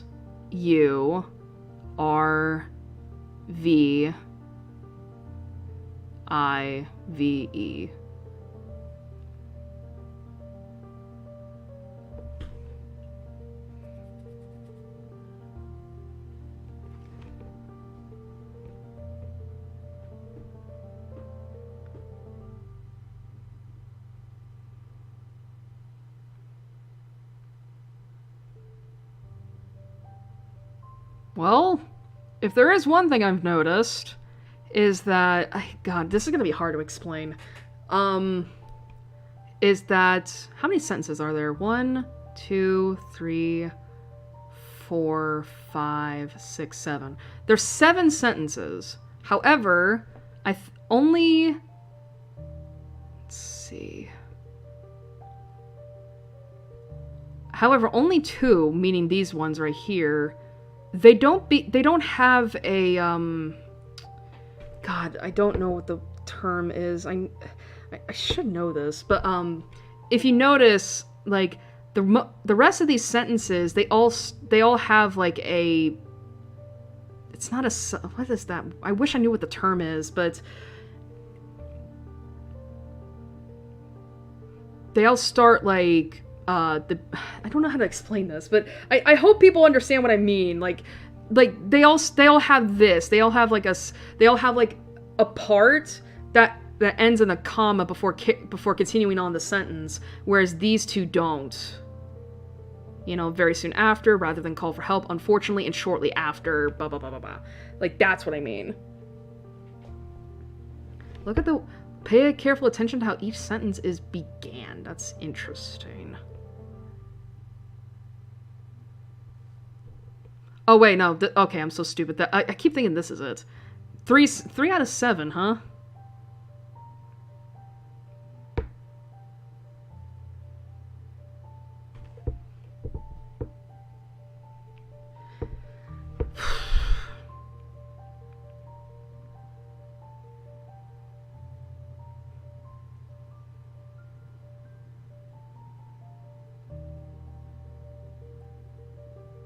I mean, I guess another thing, too, is, like, we have 3 sentences that have "ly" at the end of this, like, adverbs, you know, shortly, unfortunately, very.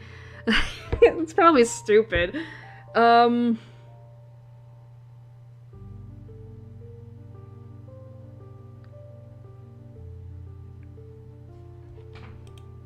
Just get rid of that D. I don't know. Then again, it might be important.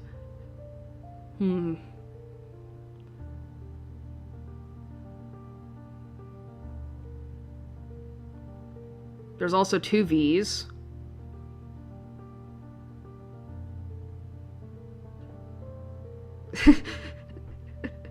I'm so fucking stupid. It's like a cipher. Maybe that's it. I mean, S-U-R...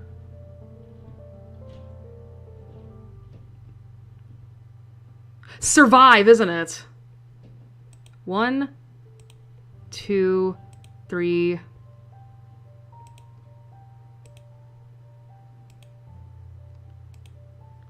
Survive. God, I'm so stupid. I should have fucking noticed that. I'm too busy looking at Here's the thing. Here's what was throwing me off. It said 7 words. 7 words. Find a 7-word thing. If they said letters, and looked at the beginning of the sentences, I would have noticed it. That's what was throwing me off. They said 7 words. They should have said 7 letters. Survive. The code is survive. Survive?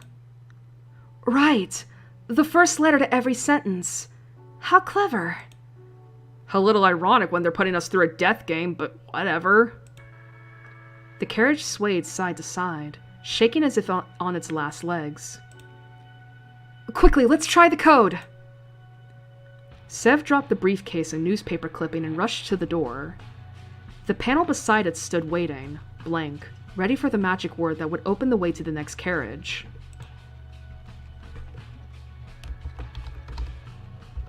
Survive. The door began slowly opening with a creak, but Mikhail couldn't be that patient. With all his strength mustered, he forced the door open faster, pulling Sev, Renee, and Nini through.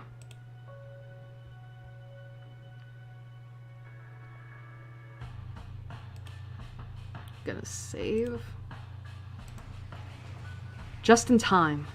Behind them, the carriage broke free from its restraints. Sparks flew around as it tipped, teetered, and rolled down the cliff that sat just beside the precariously placed track. The 4 stood in dread, eyes fixed on the spot they had been standing just moments before. In its place, a sheer drop. Damn. Did the train just... Yup. It just got... Don't say it.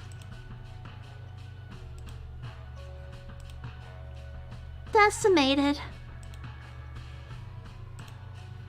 Hey, she said it, not me! Nini clung tight to Renee, shaking.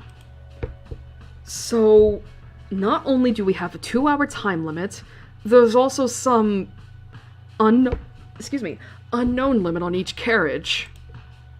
That doesn't seem very fair. Nothing about this is fair. Why us? What did we do to deserve this? Apart from Nini, does anyone remember anything about how they got here? Nothing. I can't even remember what I was doing before this. Neither. Have they messed with our memories then? If you start questioning our memories, then where does that stop? We could all have done something bad and this is our punishment and we just don't remember. One of us could have been the person who put us in here, and we don't remember. Hell, you and I might even be strangers, Sev. Anything could be possible. I guess so. For now, why don't we focus on getting out of here? And how exactly does moving from carriage to carriage help us with escaping? What, do you know something we don't? No, it's not that. Then why even bother suggesting it? Mikhail, stop it. Well, it's a fuck ton more helpful than you've been, isn't it? Whoa, okay, we immediately escalated.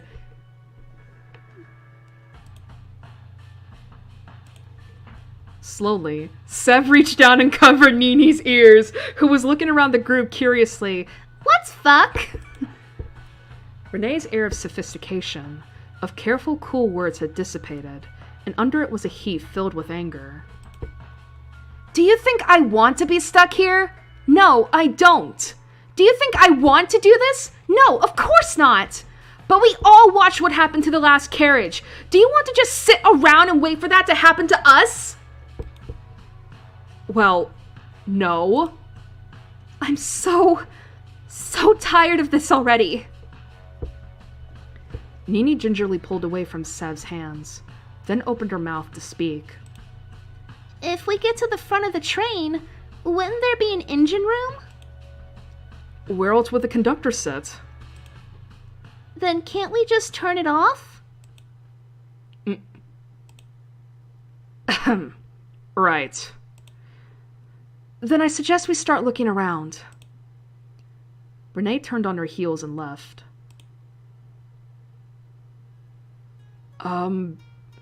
I think you should apologize. Me? Why? You made her kinda upset. She's stuck here like the rest of us. Fine. Whatever. Mikhail walked after her, leaving Sev alone with a curious-looking Nini. Shall we take a look around together, little lady? Nini sprung up from her place and wrapped her little arms quickly around Sev. Whoa there, is something wrong? Mr. Sebastian, are you scared? Just call me Sev. I'm not that old, you know. And yeah, I am. Don't tell Mikhail, though. He might laugh at me. How can you be scared but still keep going? Because there's no other choice.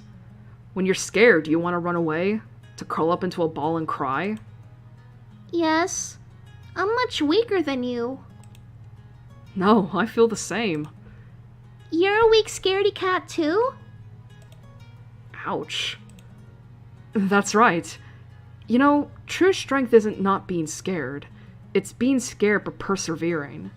And you're persevering. You're strong. And we'll get out of here. All 4 of us. Together. Thank you, Sevy.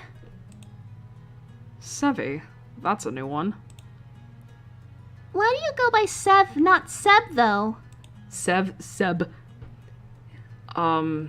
It sounds cooler? Maybe your full name is actually Sebastian. Now that would strike fear into the hearts of my enemies. You have enemies? Oh, no, it's just... Could they have brought us here? She's too pure. Oh god, I cannot corrupt her. I shan't not. Maybe. Guess we better stay on our toes, huh?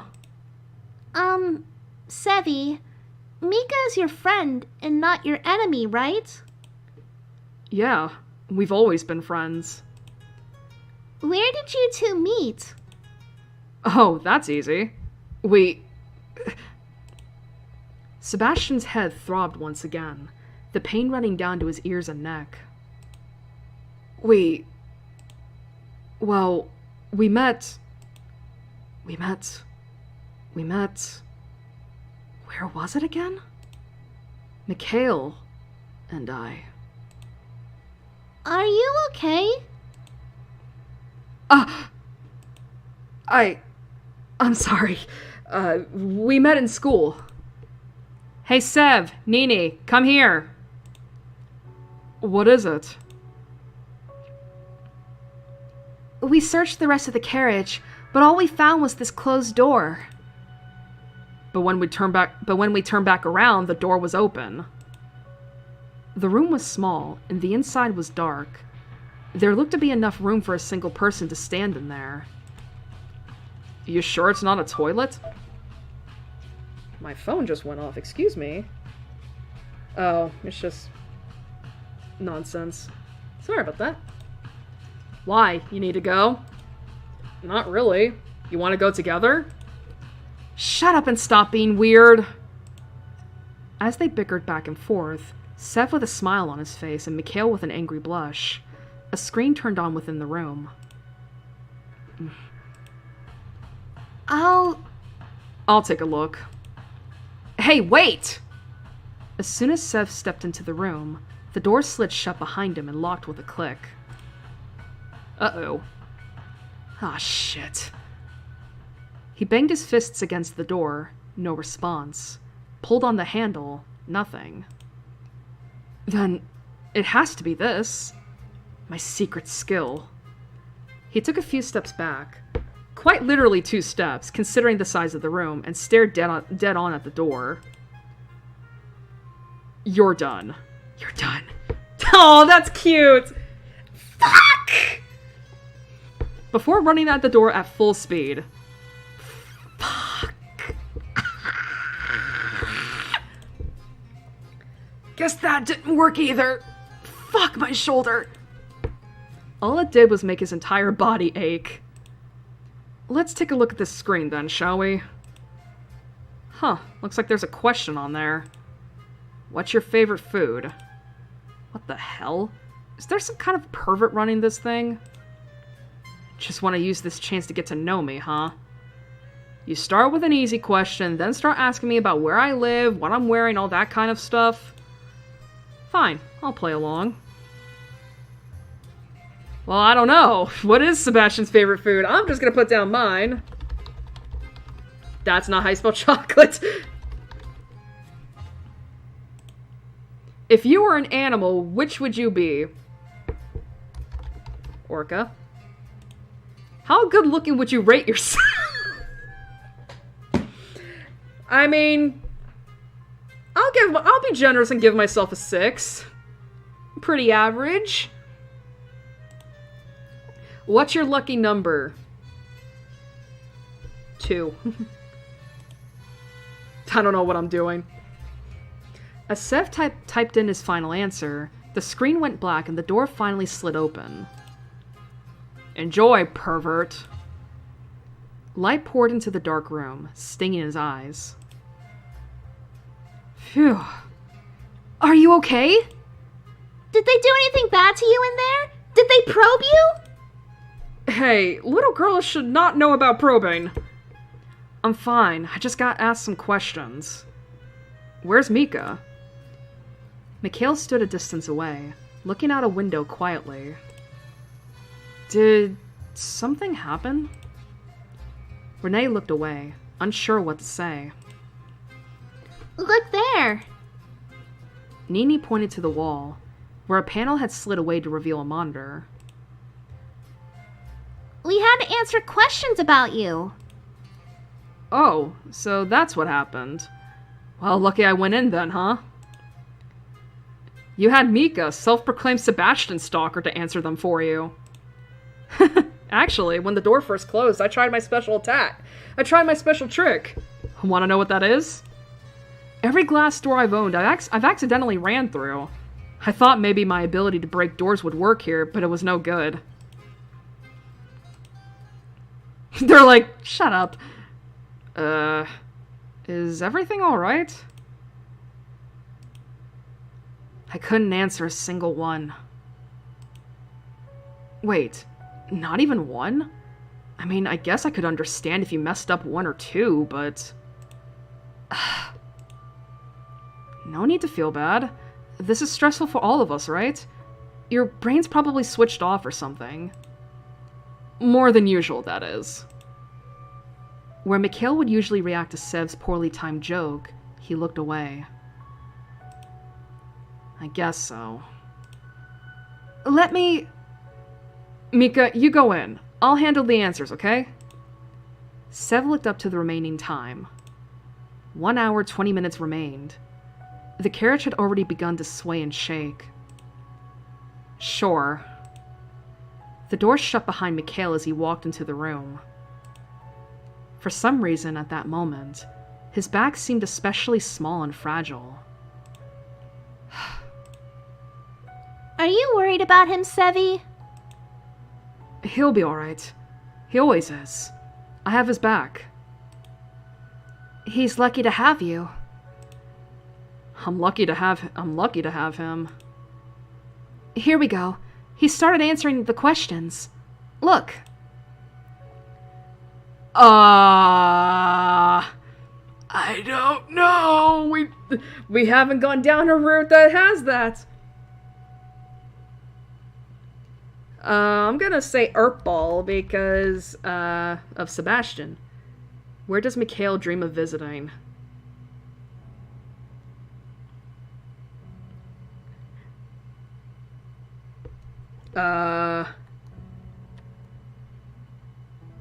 Maybe mountains? I don't fucking know. How old is Mikhail?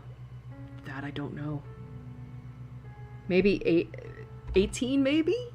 Well, no. I'm gonna say 20. What is Mikhail's middle name? See, this is shit that, like... This is shit that we would know if we went on another path, but nope. I'm fucking stupid, mate.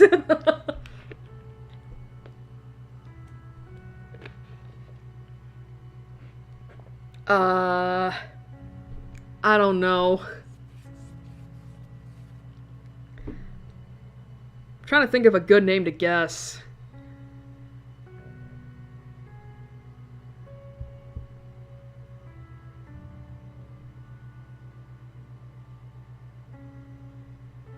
What is a good name to guess?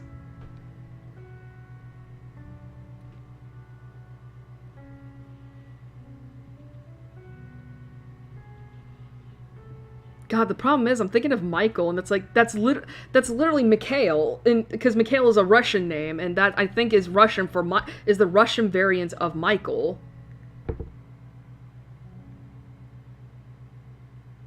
Fuck it, I'll put it down because that's the I don't know why that's coming. Oh, I don't know why that's coming to me. Ugh. The color had long drained out of Seb's face. It was as if the answers were there. Somewhere, rattling around in his brain, but he couldn't quite grasp them. Or were they never there in the first place? Hell, you and I might even be strangers, Sev. Sebastian? At some point, the door had slid open, and Mikhail had stepped out. Seeing the look on Sev's face, he couldn't help but feel disappointed. It's like my memories are all fuzzy. The numbers say 1 hour left. We're running out of time. Nini, listen to me. I want you to go in there and answer those questions as simply as possible, okay? But what if I don't know how to spell something? You'll be okay. You're a smart girl. Just try your best. I can't ask any more of you than that. Okay. Before anyone could argue, Renee had already guided Nini to the room, and the door had slid shut behind her. One by one, the questions started popping up on the screen. Renee considered each carefully, taking her time to answer each attentively. Uh-oh, this is awkward. Minutes later, the door to the room slid open for the final time and Nini bounded out. Did I do okay? Renee smiled warmly, gently stroking her hair. You did fantastically. Look, the screen's changed. On it was a single simple word. Live. Live? I would say that's our code to continue. Sev, will you do the honor? Yeah. Quickly, the group approached the door, and Sev poised his fingers above the keypad. Live. The door opened wide with a groan, much faster than the last one. Nini and Renee led the way, and Sev followed after them. Mika? Sorry. There's nothing to... Before he could finish his sentence, the ground below Mikhail let out a roar as it began to rip away from the rest of the train. Mikhail! Get your ass in here, Twinkie! I just called him Twinkie. Sev reached out and grabbed the man, holding onto his arm tight and pulling him into the next carriage just in time. Shit. You don't need to say you're sorry to me. We're friends. There's no need for that. Not between us. Sorry. Sev's grip on Michaela tightened without him even realizing. And the two were so close together they could feel each other's breath.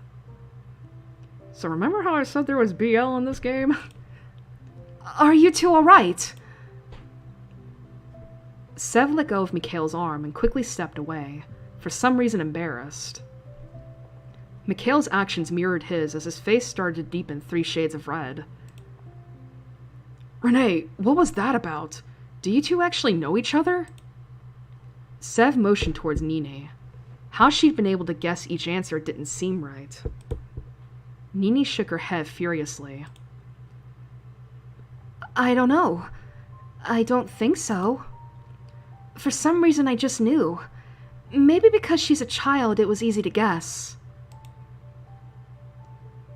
Fine. I'll believe you for now. But if there's anything you're not telling us that could help, then I wish you would say. There's nothing else to say. I don't know anything. I wish I had the answer for you, but I'm just as confused as you are. Fine. Mikhail. Sev turned to speak to Mikhail, but he had already left with Nini to search around the carriage. Lovers' quarrel? Do we look like lovers? Maybe. He doesn't feel like that about me. Well, how do you feel about him? Is this a dating show, or are we fighting for our lives right now? Just making conversation. We're both just a little confused. It's no big deal. You'll sort it out. You always do. Right?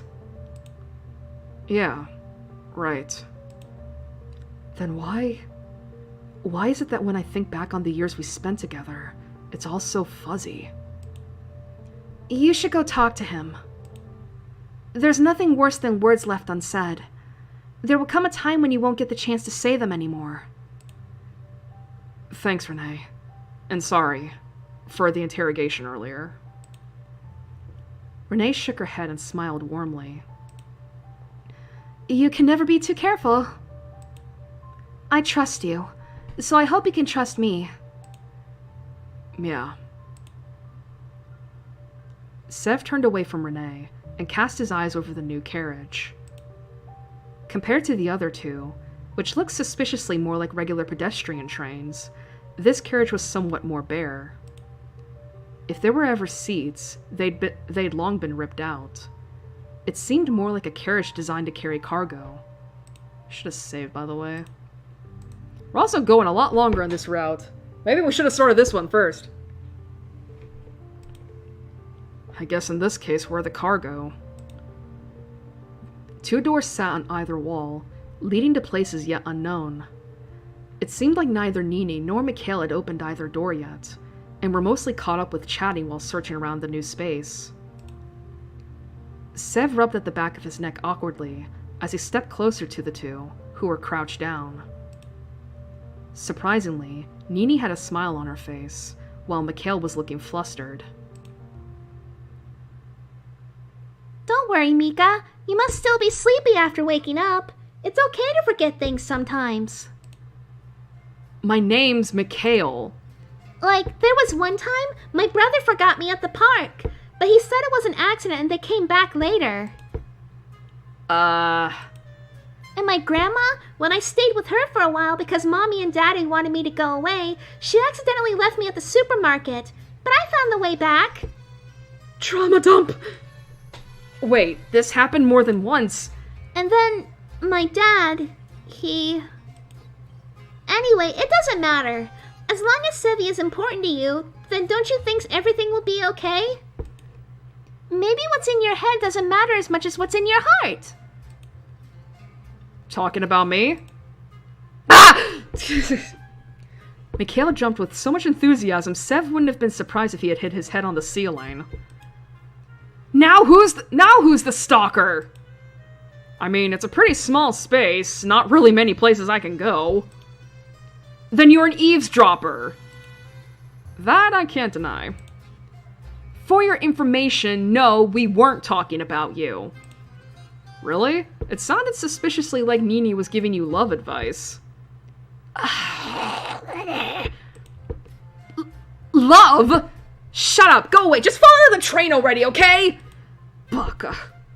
Alright, fine, if that's what you want. Sev started walking backwards, straight towards the door that led to a straight drop. This is mean. Well, it was nice knowing you, Mika. You too, Nini. No, Sevi, don't! Ignore him, he just wants attention. Boo-hoo. No one loves me. I love you! Aw, aren't you a cutie? Much cuter than Mika. That's not hard. And my name's Mikhail. Mika. Mikhail. Mika? M-I-K-H-I-I... Wow, that was bad. M-I-K-H-A-I-L. Mikhail. Michael, I'm going to push you out of the carriage myself. Fine, fine, Mikhail. Somehow that sounds worse. Fine, then let's stick with Mika. Nini, can I ask you something? Mm-hmm. You said you remembered someone bringing you here, didn't you? Kind of. Can you tell me more?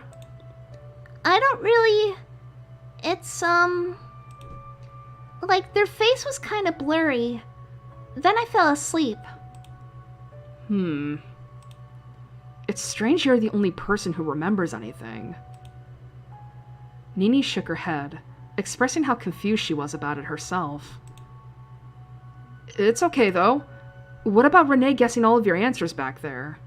Are you sure you've never met? I don't know. I don't remember her, but maybe.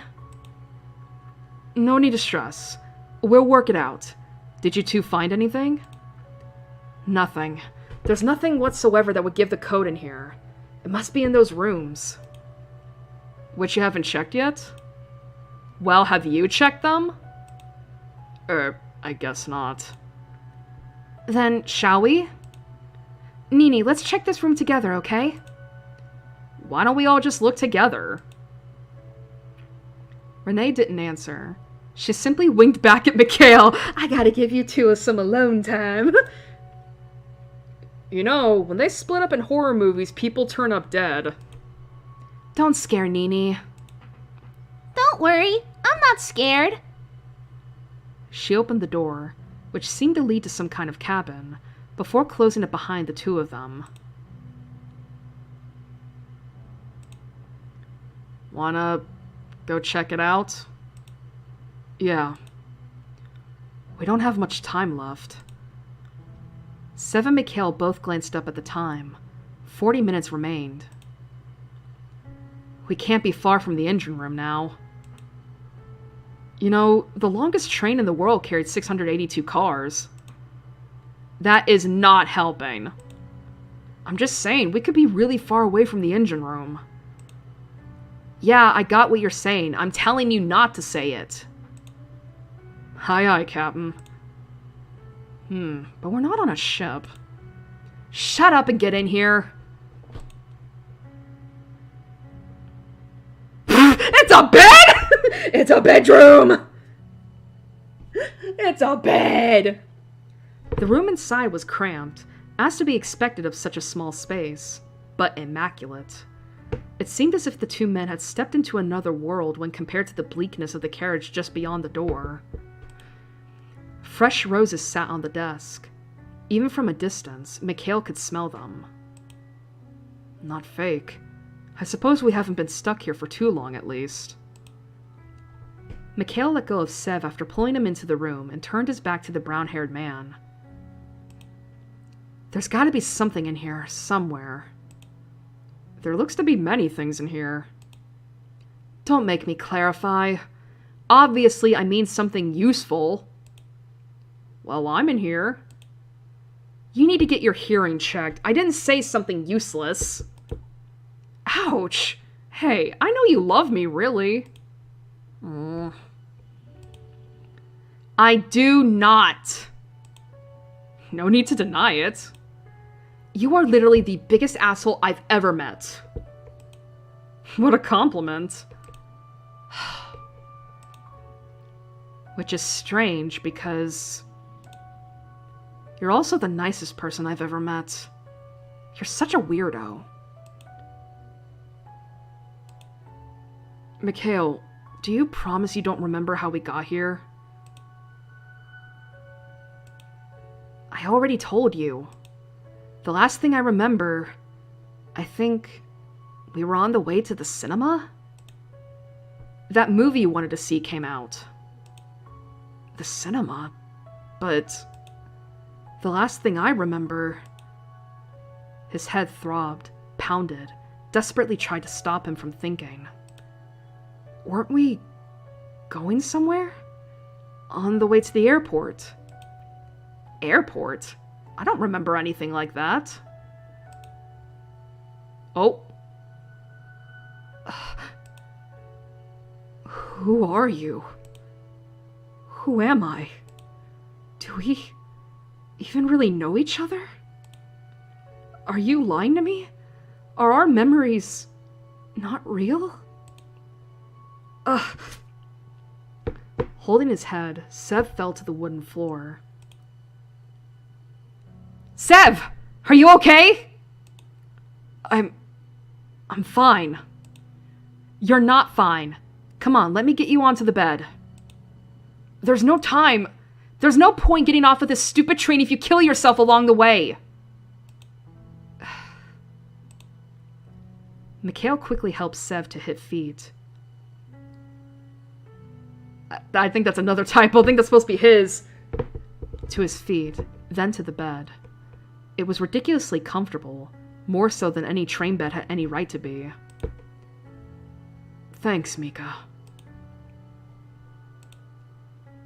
Do we really know each other? What? You said it before. If they messed with our memories, we could be total strangers. Is that what you think? That everything we have is make-believe? I don't know. I really don't know. That really hurts, you know. Okay. You're trying to tell me that every memory we have together is fake? Before Sev could react, Mikhail had already pulled him backwards onto the bed and wrapped his thin arms around him. My 9th birthday party. The one where you accidentally lit your shirt on fire. When we graduated from high school and you tripped over in that puddle. Mika, after my mom died, and you stayed with me for a week. I didn't mean none of that is real. I'm sorry. What did you say about there being no need for sorries between us? I don't want you to say sorry. I just want you to say you're wrong. Oh, Mika, I'm never wrong. Sebastian. Now I'm in trouble. I have to be wrong then. Because I don't want any of that to be fake. At all. But if I'm right, and we really are two strangers, then does it matter? What? What was it Nini said to you? What's in your head doesn't matter as much as what's in your heart? Kinda cheesy, and I kinda want to die after hearing that said in my own voice, but she's a smart kid.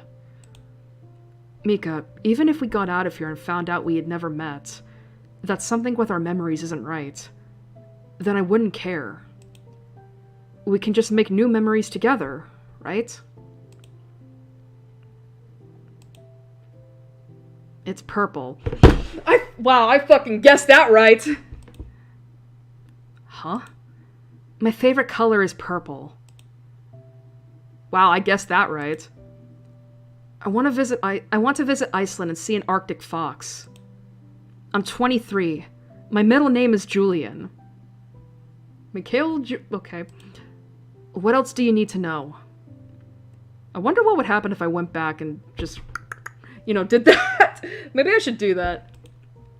You don't need to tell me all at once. We'll have the rest of our lives to work it out, right? That sounds like a marriage proposal. Sebastian. I need to tell you something. It's important, so can you not be an idiot for just 1 minute? Yeah. The truth is, it's that I kind of... Look, I'm in...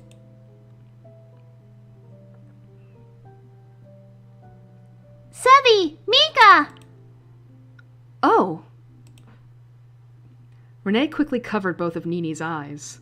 She flailed around, trying to be free of her hands. Listen, we weren't getting into anything naughty, I promise.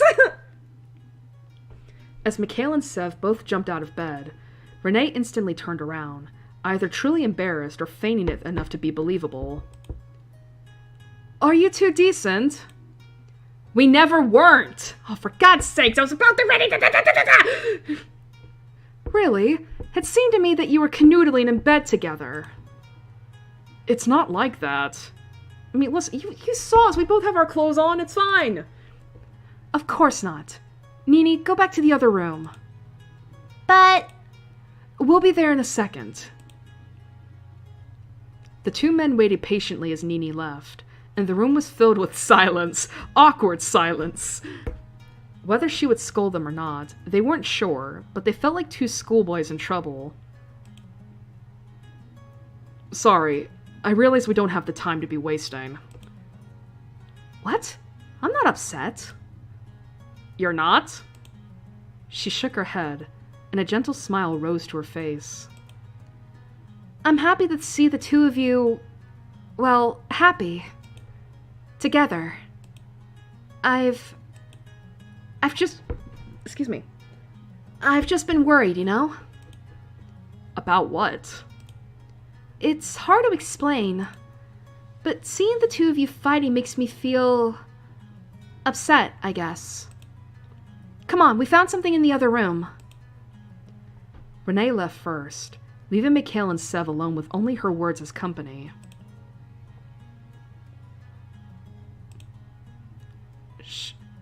She's actually really nice, isn't she? I'm not going to lie, I thought she was about to put us both in our places. We didn't do anything wrong. Apart from waste valuable time. But that's fine sometimes, I guess. Maybe more fine when our lives don't hang in the balance. Oh, before we go, what were you about to say? It's nothing important. It can wait until we get out of here. Let's catch up with Renee and Nini then. Bruh, what the fuck? We can't have shit in this house.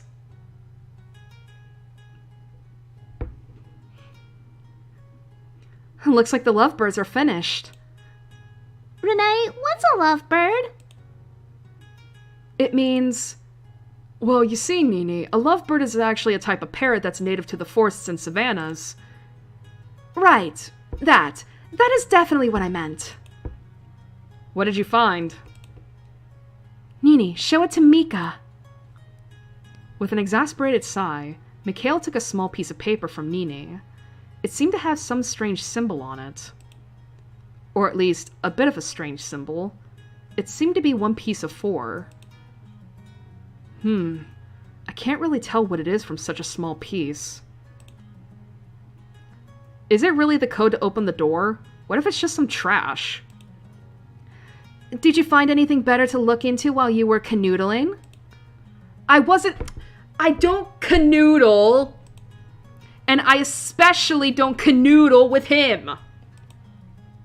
Mika, you're breaking my heart here. Oh, my bad. Didn't realize you were born with one. Mika, you're so funny. Thanks. I am pretty funny, aren't I? Much less funny when you say it yourself. It's like laughing at your own joke. You should be your own #1 fan then. Ooh. Nini's eyes were filled with wonder. If she had a notepad and a pencil, she definitely would have written down what he just said. Whoa, that was actually kind of cool. I'll direct your eyes to the time we have left. Like, come on, dipshits. 25 minutes. 25 minutes, and we don't know how much longer we have to go. Yeah, hurry up, you guys. The other pieces must be in here somewhere. Let's take a look. Well, shit. A comfortable-looking chair sat beside a small table. On top of it, absolutely nothing that interested Sev in the slightest. Still, he searched around the area. And came up with nothing. Until he felt under the table, where a piece of paper was taped to it. Who does that? Tape something to the bottom of a table? Whoever put us here, obviously. Touché. Well, got that. Let's check the desk. The desk to the right of the room was relatively bare, minus the large bunch of roses and a lamp. While Mikhail busied himself over the other side of the room, Sev quickly checked the drawers. A Bible. Does anyone actually read hotel Bibles? A notepad. Hey, Nini could have used this a minute ago. And something that was sticky to the touch that Sev wanted to try to forget instantly. Don't like that wording. What are you touching? Ugh. I don't want to know. I don't want to think about it. I'm going to expel this memory from my mind and never use this hand to eat again. Well, while you were... There ain't no fucking way! Well, while you were busy fingering that unknown substance, look what I found. Looking awfully proud of himself, Mikhail held a slip of paper between his fingers. Yeah. Oh, by the way, look at this. Sev held up his hand. When Mikhail peered in closer, trying to find what he was looking for, he wiped his palm against the dual-haired boy's face. What the hell are you doing? There. Now stop this! Now I fingered the unknown substance, and you've had it all over your face. We match! You just wait, Sebastian. Karma will get you, and if it doesn't, I will. The bed in this room was still in pristine condition, perfectly made and awaiting someone much too rich. Unlike the bed in the other cabin, which is a disheveled mess after we... What are you muttering about over there? Something Nini shouldn't be hearing, I think. It's fine, she's over the other side of the room. I was just comparing this bed, so perfectly made, to the one in the other room after Mikhail pushed me down onto it. His strength was immense. I'm almost wondering if this is like... It's like, either Mikhail's the top or he's the power bottom. Oh. That is not what happened. It is quite literally what happened. You wish I'd push you down on a bed! Sev shrugged in response, which only furthered Mikhail's annoyance. How about you stop chatting so much and get searching? Your laid-backness is starting to make me mad. He's right. You do seem very calm. Oh no, I'm panicking pretty bad right now, like my hands are shaking like fuck. I just usually make jokes to cover it up. It's my way of dealing with shit, I guess. Alright, fair. So easily accepted. Oh, here! I found another one! Renee pulled a piece of paper out from the pillowcase and showed it off to the others. Yay, Renee! What are you guys talking about over here anyway? Rainbows, unicorns, you know, all that good stuff. Along with gay shit. A lot of gay shit. So much gay shit. Ooh, I want to join in! I want to join in! Maybe when you're a little older, Nini. I think that's everything. The group gathered around a small coffee table and set their scraps of paper down. Sev quickly rearranged them until they formed a certain pattern. QR code? A QR code? Does anyone have a phone? I don't own one. I think mine was taken. Mikhail paused in his search as he felt something in his pocket. Oh. I have mine. Pass it here. What's your passcode? 7295. I'm actually gonna write the... Fuck! 7295. Well...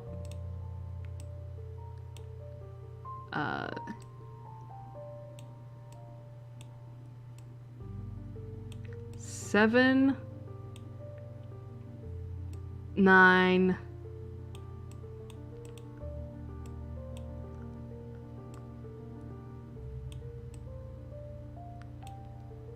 2...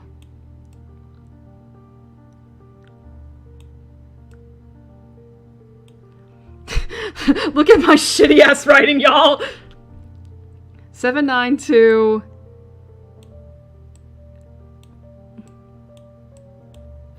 95. There we go.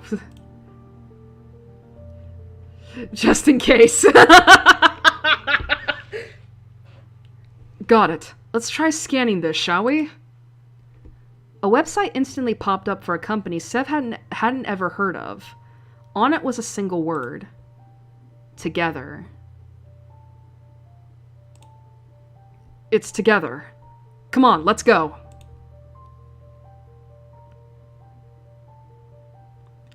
Once again, the group rushed towards the still locked door.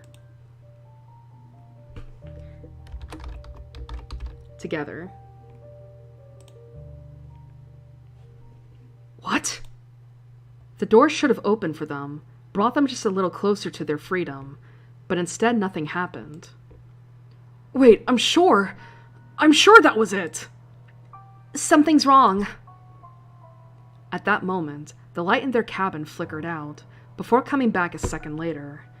A grating metallic sound came from the other side of the carriage. Ah! Look!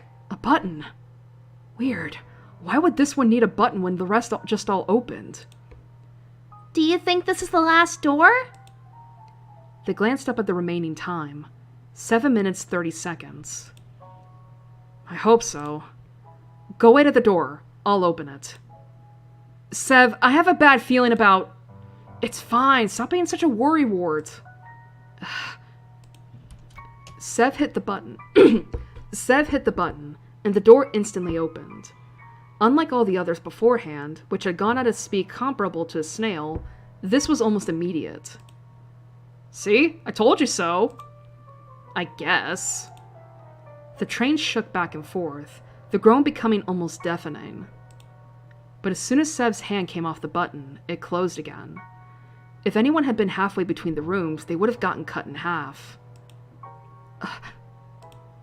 There's something wrong with this button. Wait, that can't be right.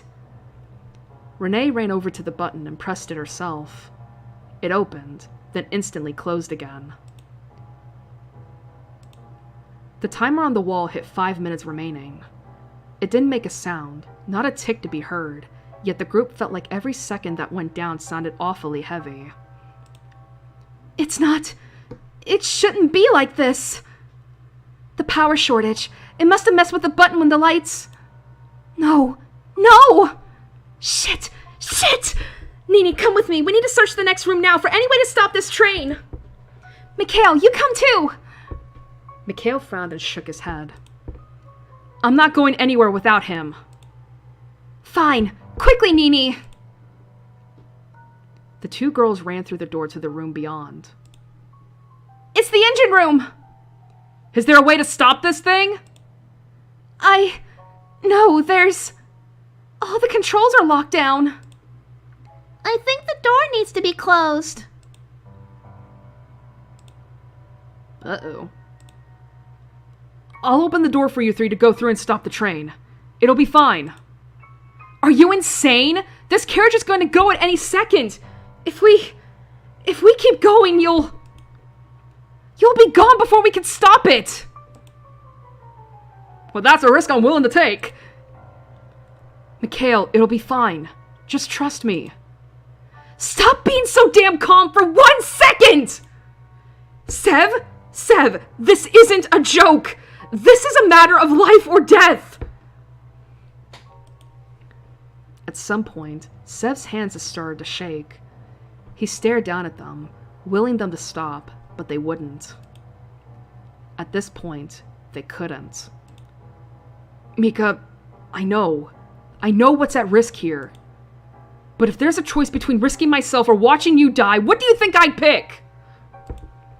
I'm not losing you! Just go already before we're out of time! For once, you say something that makes sense. Between risking myself and watching you die, there's no choice whatsoever.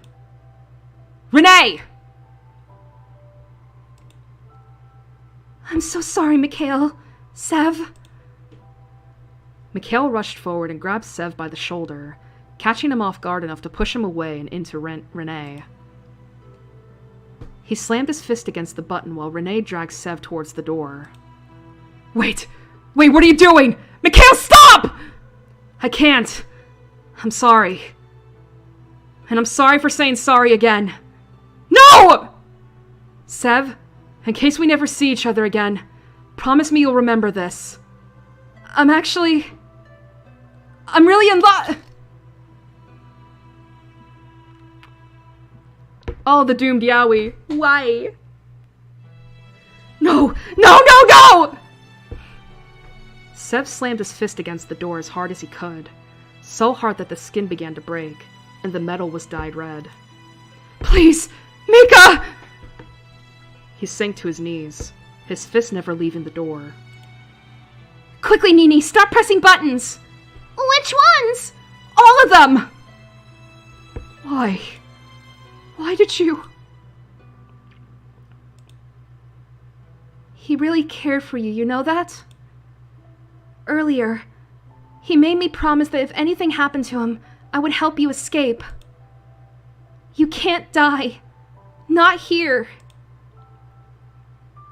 Her last sentence was nothing more than a whisper. Warning, 10 seconds remain. Shit! Shit, which one is it? This one! As Nini's hand slammed down on the button, the speeding scenery outside the window began to slow. 7 seconds. The swaying began to falter. 5 seconds. The screeching quieted. Quiet? That's a word. That should be quieted. 2 seconds. The train finally halted in place. Congratulations! You have escaped. We did it! We need to open the door! Mika!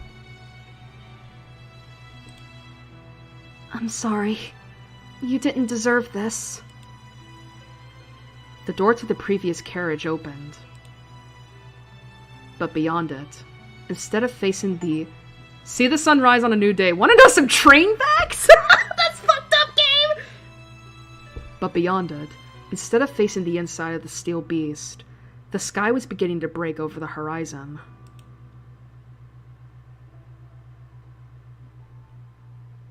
Well, shit. That sucked.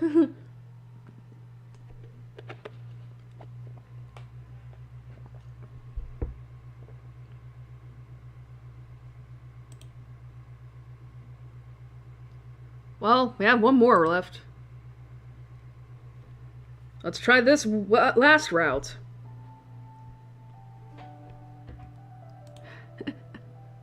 Damn, though, that actually sucked.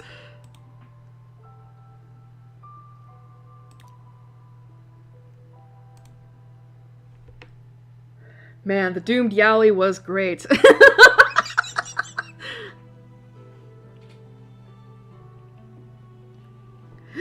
Oh man, I hope to God that wasn't too loud. It's again, I have to pull some shit out from deep within me, right? Anyway, I think after we hit the next lock on this, I think that's when we'll be taking a break, because I do need to get up. It's been 2.5 hours already. Their voices rose in a chorus, cascading up, up, up far into the sky and beyond, starting as small as a whisper, before rising to a crescendo that threatened to pierce even the heavens themselves. Booming, deafening, it echoed throughout the hall. Yet at the same time, it was the most fragile, delicate sound to ever grace your ears. It made you feel at home, yet as if you longed for home. It made you feel at peace, yet as if you wished for peace. And home and peace were far from this place. Oh, this is a church. Damn, this is where the gays have to go when they go to hell. Sebastian opened his eyes. Behind them, a dull ache that made him want to instead keep them shut and sleep for the rest of eternity. Yet he persevered and took in his surroundings. A high ceiling, decorated, as some might say, gaudily. Rows and rows of pews, all lined up and awaiting an audience that seemed to be missing. An altar, and an organ, which sat covered in a layer of dust. Where am I? Where is this? The church was covered in a deadly quiet. It felt as if he had woken up after the world had ended, and he was the last person left. I was at home, and then nothing. Sev stood from his seat and walked slowly between the pews. Empty, abandoned. It seemed a little ironic that a place like this would be deserted. A place of faith, of family and friends. But now that was all gone. Now, all that was left was a feeling of absence. A ray of light shone in from a window, cascading over the room. And that's when he noticed it. A young woman kneeling in prayer. Give me the strength to go on. And the courage to find a way. Sev stood a distance away, listening to her quiet words. Most of them were merely whispers, but every now and then he would pick up on what she was saying. Even Sev didn't know how long they stayed like that. The young woman, so fair-looking that she may indeed have been a ghost, locked in prayer, and Sev, who didn't dare to interrupt her. Finally, just as he was about to make a move, she spoke up. Who are you? My name's Sebastian. Sebastian. Do you know where we are? Sev's voice echoed through the empty chamber. The young lady's back seemed small, fragile, weak, and her voice cracked as she replied. I don't know. I don't know where this is. I'll try the doors. We should probably work out where we are. I tried them all already. They're all locked. The windows won't break. I can't find any way out. There's no way out. Maybe we've been stranded here for our sins. Well, that's not a great sign. No, it's not. I'm not really one to believe in sins and hell and all that jazz, so I think there's probably another reason why we're here. How about you tell me your name? My name. Her words were strained, tinged with pain.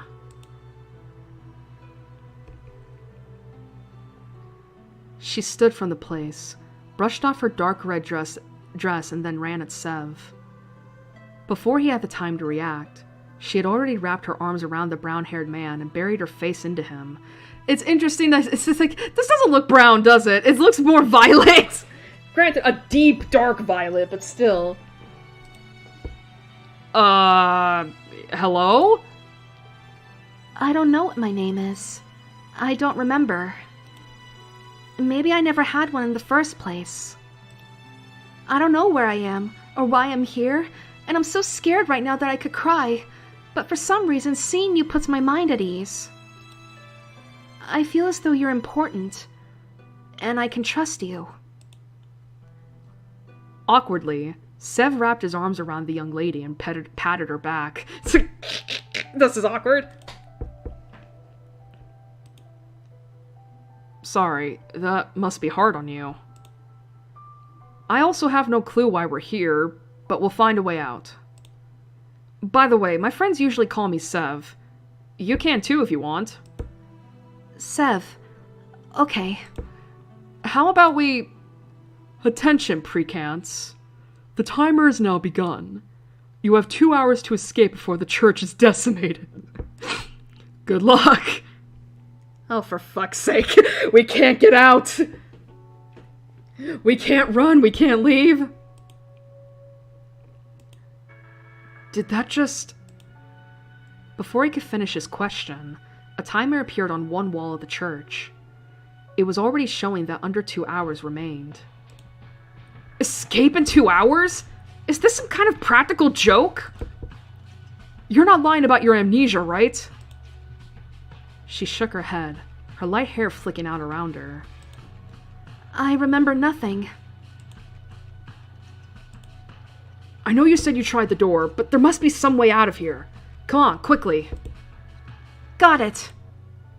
Sev and the mysterious, unnamed woman split up, pushing and pulling and trying desperately to budge even a single door. But they wouldn't move an inch. Maybe we need a key, but I don't see any keyholes. It's like they're not even real doors. Maybe they're not. Maybe they're all fakes, designed to make us think we have a chance of getting out.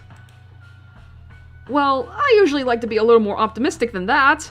If someone put us in here, then there's a way back out. I do have a special skill involving doors that I could show you if you wanted. Don't do it, you're just gonna fuck your body up again. Will it open any of them? Probably not. Then don't try it. Having given up on breaking any of the windows or making any of the doors budge, Sev started flipping over anything and everything he could find, searching for, well, anything. Hey, what's this? A phone. A phone? Can you call for help? Sev shook his head. No service. We must be in the middle of nowhere. Of course. I'll hold on to it anyway. We might need it. The room fell into silence as the two strangers contemplated what was going on. They begged and pleaded for some answer to call out to them from the dark, to show them the way. Do you think we're the last people on Earth? I hope not. Why? Between the loneliness of being the last people alive and being dead, there's no competition. What the fuck does that mean? That's true. Also, I'm just saying this now in case I end up being right. I don't want any kids. I don't want them little brats. It works for me. I don't either. Well, I guess humanity's just gonna die off. For the first time, the girl cracked a smile. It was glorious, radiant and beautiful. Your dress is nice, by the way. You look like you're from the past. Thank you. As if in answer to their previous prayer, for someone to call out from the dark to save them, a muffled sound came from somewhere behind the organ. Please don't be zombies, please don't be zombies. Or vampires. The girl, curious, sprung to her feet and walked behind the organ. A gasp followed. What the? Is everything okay? There's a coffin back here. Fuck. The color drained from Sev's face. A game of life or death he could deal with. Being possibly kidnapped he could deal with. I knew it was going to be zombies. Bitch, do they live in coffins? Oh no, it's a fucking coffin. There's a zombie. Like, do you not? You just said vampires! It's fucking Dracula for all we know. As Sev approached, the coffin shook and trembled. Whatever was inside wanted out. Now. Ugh. Is someone locked in there? You know what? I don't think this is at all... You know what? I don't think this is at all relevant, and we can find somewhere else to explore. She put her arm to... She put her ear to the coffin just in time for a muffled yell to escape it. Ah! Oh god, oh no, sorry lady, but I can't do this! Look, there's some kind of panel here. We can put in a password. I really think we should... There must be a password somewhere in here. Aren't you afraid? Of what? Coffins usually, hold dead bodies. But listen, whatever's in there is obviously not dead. That's so much worse. How can you not see how much worse that is? You stay here while I go look around for a code. Wait, don't leave me here! Fuck. She instantly left them there. Man, the narrator's had enough of Sev's shit. Don't make any sounds, okay? That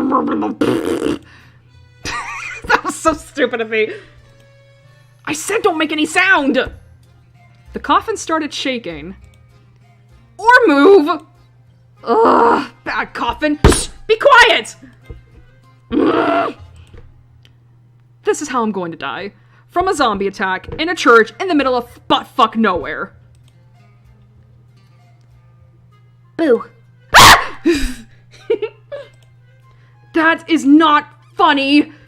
Did you find anything? It seems to me like you don't want to get that open. No, never! Well, luckily for you, I found nothing. Phew. But unluckily for you, I think it has something to do with the phone you found. I take back my phew. This thing, huh? I'll take a look. Oh, it needs an unlock code. What? A second code? I can't even find one! And we just wrote that down, didn't we? I know it! Yeah. QR code? Does anyone have a phone? I don't own one. I think mine was taken. Oh. Redacted paused in his search as he felt something in his pocket. I have mine. Pass it here. What's your passcode? 5925. Ugh! Sev? Are you okay? A grief came over Sev's heart from a place unknown. What was that? Who was that? I think I know the password. For the phone? Sev nodded and pulled it back out of his pocket. It awaited the 4-digit code that would unlock it. Oh, that's interesting. I wonder if I think this is Divine Speaker right here. All right.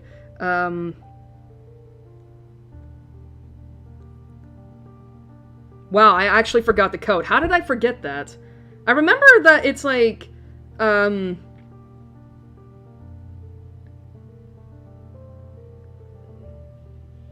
remember, I literally just fucking said it. Wow, yeah, okay, good. I was gonna say 7925. God, 7925. I'm so stupid. I literally just said it. I literally said the fucking passcode to myself and I forgot! Wait, what? 7925. Oh, I screwed up, didn't I? Oh, fuck me. 7925. Did I? Let's see. 7925. What? Don't tell me did I seriously write it down wrong? Bruh, I'm so fucking stupid. Did I really just... Am I fucking stupid? You know what? This is a great showing of how I'm fucking dumb. Oh my god.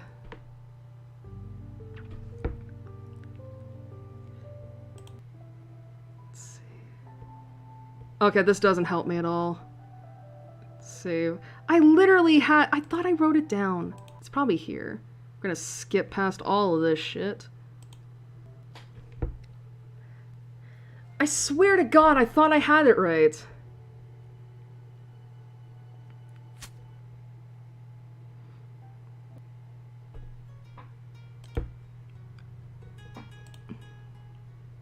Alright, gotta do that, do that, do that. Stop! Okay. 7295. Okay, I was right about the numbers. I just mixed up the two. 7295. I just mixed these two up, so... I just mixed those two up. I'm so stupid. 7295. 7295. 7295. 7295. 7295. 7295. 7295. Alright, 7295. Okay, at least it's like, okay, I'm not dumb, I just switched up two of the numbers. It's fine. 7295. Alright. Remember the code from Mikhail's phone. I definitely remember the phone. Listen, this game is fucking making me test my sanity. You know, there's gonna be a clip montage of like, look at how this dumb bitch can't solve puzzles worth a damn. With the sound of the lock coming loose, the lock screen faded away, and in its place was a single word. Coffin. Coffin? Is that meant to be the code? That is a terrible password. That's like the equivalent of making your password ABC123. You say that, but neither of us guessed it. Fair point. Neither the girl nor Sev made a move to walk towards the coffin. Aren't you going to open it? You're the one who wants to open it. Can't you do it? But what if it really is a zombie? Where is this whole thing of zombies and coffins coming from? So you agree? No, I'm just messing with you. I just think it would be funnier if you opened it. It's not a zombie. It's not a zombie. It may be a sexy vampire. I don't know. Okay, here we go. Wow, my short-term memory is garbage. Coffin. How did you know the phone password, by the way? Did you find it somewhere? I have no clue. It just kind of came to me. Are you a mind reader or something? That would be helpful, but no. Or I don't think so. The panel beside the coffin let out a ding, and a click came from within. Sev leaned in close, putting both hands on the lid. He lifted it slowly, carefully, ready to slam it back down at the first sign of aggression. You asshole! Nope, no zombie attacks today.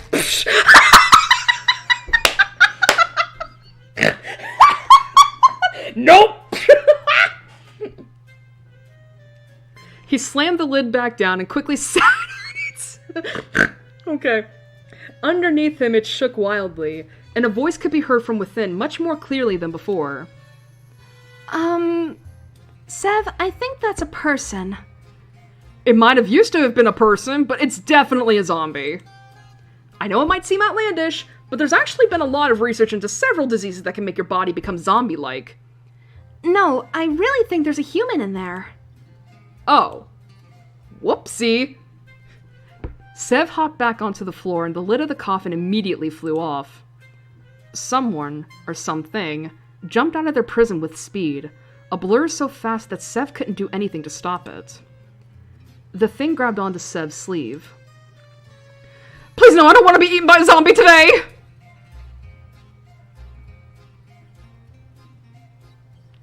What the hell are you blabbering about, asshole? Wait a second. Sebastian? Sev stared into the face of the young man. He was probably in his 20s with dual-colored hair and a matching outfit to boot. He stared and stared, waiting for his brain to kick in and tell him who it was. Oh. My head. Alright, asswipe. Why the hell did you put us in there? Huh? Where are we? What are we doing here? First of all, asswipe is a shit insult. Secondly, I didn't do anything to you. In fact, I think you should be thanking me considering I just let you out. Thanking you? Oh, that's rich. Get fucked. I'm not thanking anyone. I'm going to put you back in there. You are not. Sev grabbed the man and had nearly picked him up when his companion finally raised her voice. Okay, that's enough. Stop fighting. What's going on here? Do you two know each other?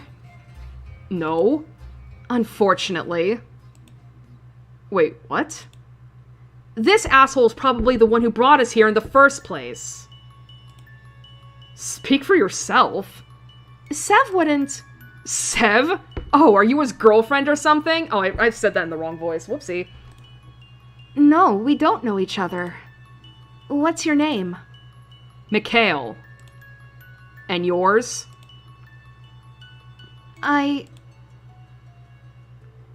Renee? Me?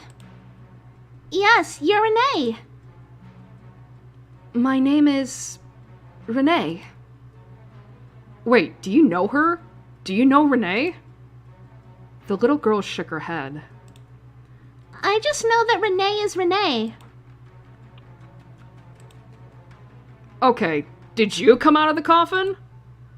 Leave her alone. You probably put her in there too. Look, I don't know what your problem is, but we're all stuck here just the same. Did you hear that voice telling us we only have 2 hours to escape?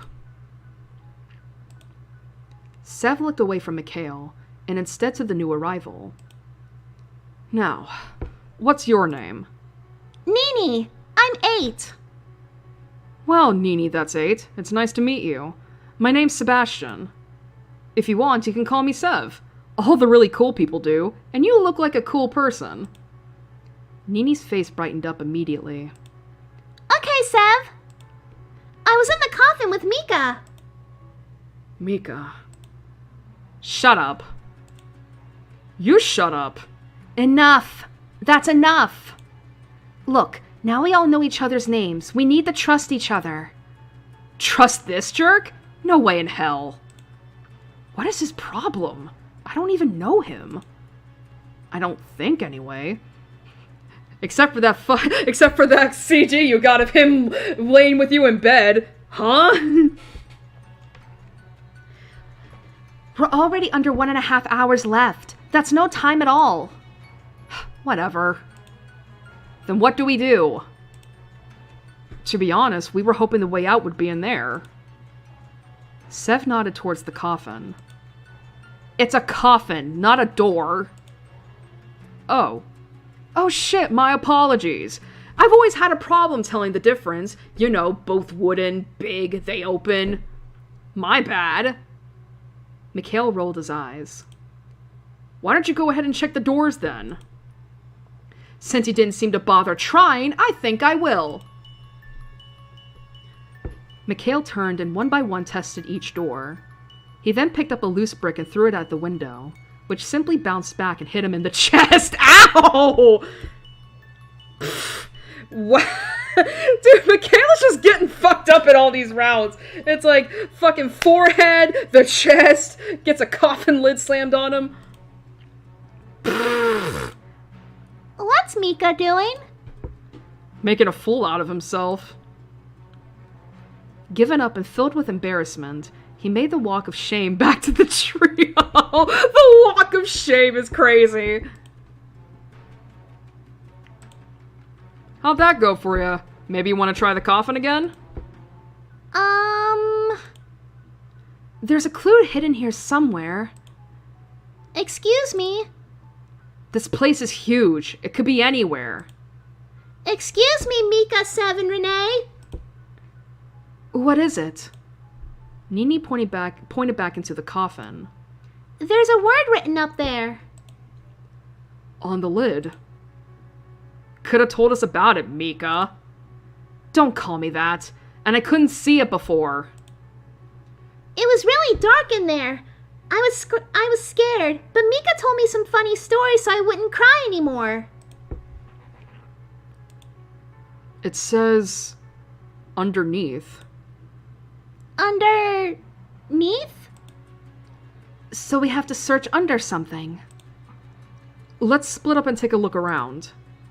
Quickly, too. Nini followed behind Mikhail like a lost puppy, though he didn't look particularly upset by that.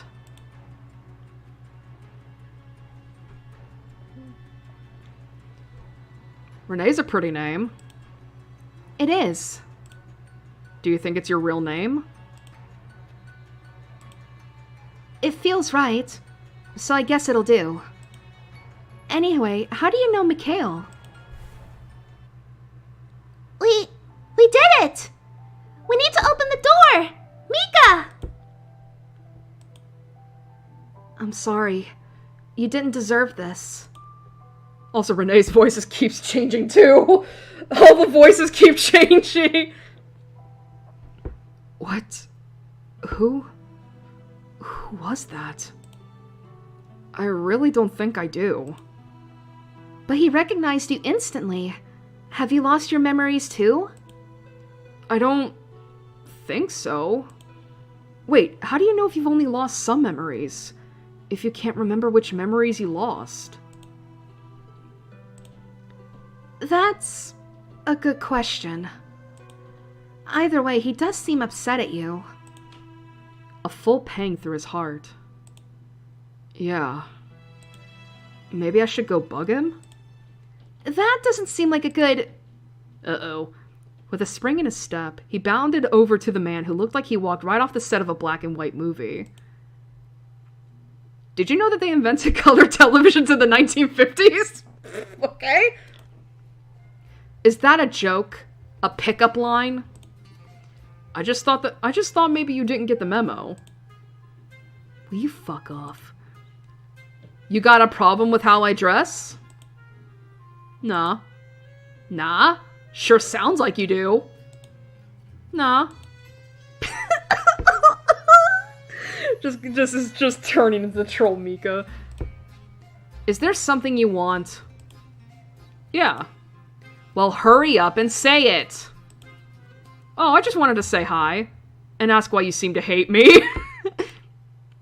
Why do you hate me? How did you get us out of that coffin? Oh, I used this. Sev held up the phone, his new prize, only to have it nearly snatched away by Mikhail. Where did you find that? Just kind of over there. Well, it's mine, so I'd appreciate you giving it back. If you say please. Fucking asshole. Please. Pretty please. I'm not... Say pretty please with cherries on top, Mika. Mika, why does it hurt when she says that? I am not doing that. Fine, then I'll settle for you telling me what your problem is with me. You left me when I needed you most. Happy now? Nice to know you forgot about me so fast. Yikes. Ooh, yikes. Yikes, shnikes, as they say. Mikhail grabbed his mobile before Sev could argue. His mobile? He couldn't say phone? Any luck over here? I might have gotten a chance to search if I wasn't being harassed by a certain someone. How about under there? Nini pointed back at the coffin, unsure of herself. That's a great idea, Nini. Let's find out. All four braced themselves to push as if their lives depended on it, and all four nearly fell flat on their faces as it pushed to the side with ease. Hiding under where the coffin once sat was a rectangular hole that led down into complete darkness. Sev kicked a rock down the hole, and waited for it to hit the bottom for longer than he would have preferred. That's fair. Ladies first? Scared? No. Well, a little. I mean, that's a long drop, and it's kinda dark. So how about you go first? Get your ass down there. Aye, aye. Oh, look, a ladder. Okay. Did I not save? I did, okay. Sev took a deep breath, then slowly made the descent. Cold clung to the metal of the rungs, chilling Sev to his core. Every step downwards took him further into the darkness, which soon consumed all of his vision. All that existed for that brief moment was himself, the bite of the cool metal, and the darkness. Are you okay down there? At this point, Renee's voice sounded distant and foreign, as if it was from another time, another place. I've fallen all the way down and broken my leg! Help! Tasukete! Oh no! Don't listen to him, he can't take anything seriously. Down, down, down, and down even more, until finally he saw a dim light below him, and his feet touched the ground. I'm at the bottom. It's safe, so start coming down. Nini, you go next. It's so dark. Don't worry. Sev is at the bottom, and he'll catch you if you fall. Just go slowly, okay? Okay. In record speed, Nini reached the tunnel below and was helped down from the final rung by Sev. Renee joined them a minute later, and finally Mikhail started the descent. Don't fall. I have no plan to. But you don't usually plan for things like that to happen, do you? As he hit the final rung, Sev put his hand out to help the man, but it was swatted away with annoyance.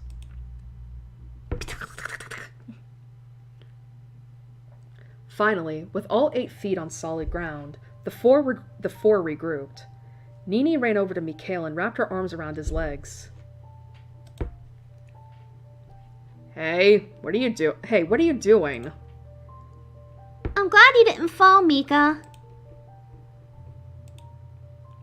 Yeah, glad you didn't fall too. Mikhail's usually frowning face softened a little as Nini beamed up at him. Hey, Renee. Yes? How do you think Nini knew your name? Renee looked away and shook her head.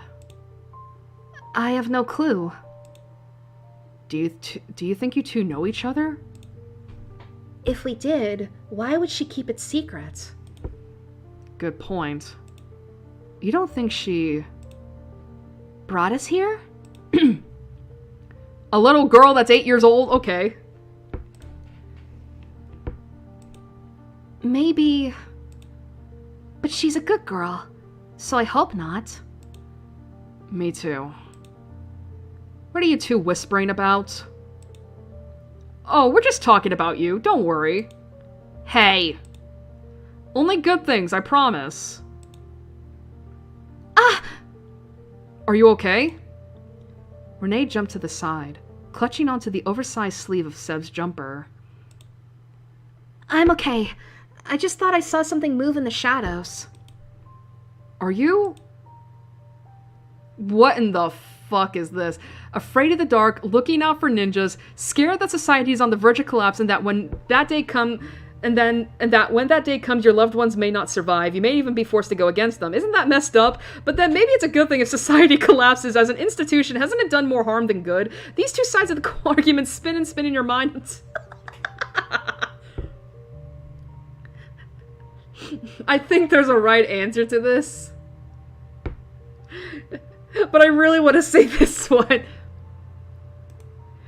Oh, I can't save. That's cool. Okay. I'm actually gonna save real quick. I want to see that choice. Are you about to say something incredibly long-winded and pointless? Maybe. I'm just a little afraid of the dark, okay? Damn it! It didn't really... Okay. Okay, we're gonna load that back up then. That was so funny. It's fine. Are you afraid of the dark? A little. In one smooth movement, Sev linked his arm together with Renee's, pulling the two closer together. There. Nothing to be afraid of.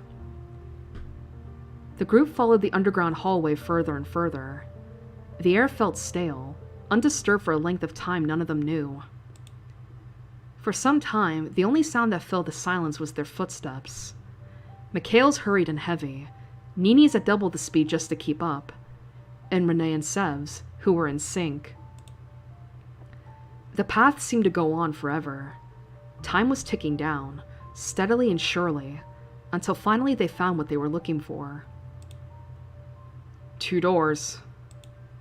We should stick together and check each in turn. Nope, we'll take this door. Come on, Nini. Mikhail. As the two walked through the open doorway, it automatically shut behind them, instantly cutting them from vision. He really doesn't like you. Can't say I'm much of a fan of his either. Shall we then? Not many other choices, I suppose.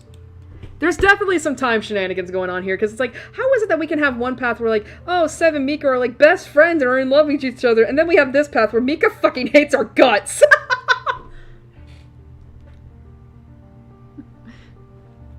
The pair took the door to the right, as decided by Mikhail's rash decision.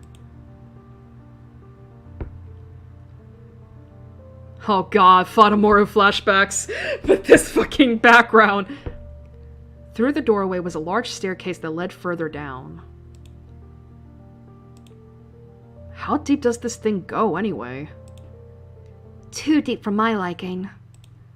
Why would anyone have all of this under a church? And what did they use it for? Maybe there will be someone else down here who can help us. Or the person who brought us here in the first place. Renee's grip tightened on Sev. You didn't do it, did you? What if I did? Well, I would have to turn and run. Really? Of course. Whoever brought us here must be some crazy perverse weirdo. Sounds kinda like me. What do you think? I think you couldn't have come up with something so elaborate. Ouch. It's true, though. I'm probably not smart enough to come up with all of this. You're safe with me. I promise. I can't make any promises for Mikhail, though. Even though the idea of being watched from somewhere is terrifying, I think I'd rather that than having to doubt any of you. Yeah, me too. Well, Mikhail is kind of an asshole, so I already doubt him, but the rest of you. Finally, the steps that led ever downward came to an end. The duo walked under a large archway that was decorated with the aged face of a large lion.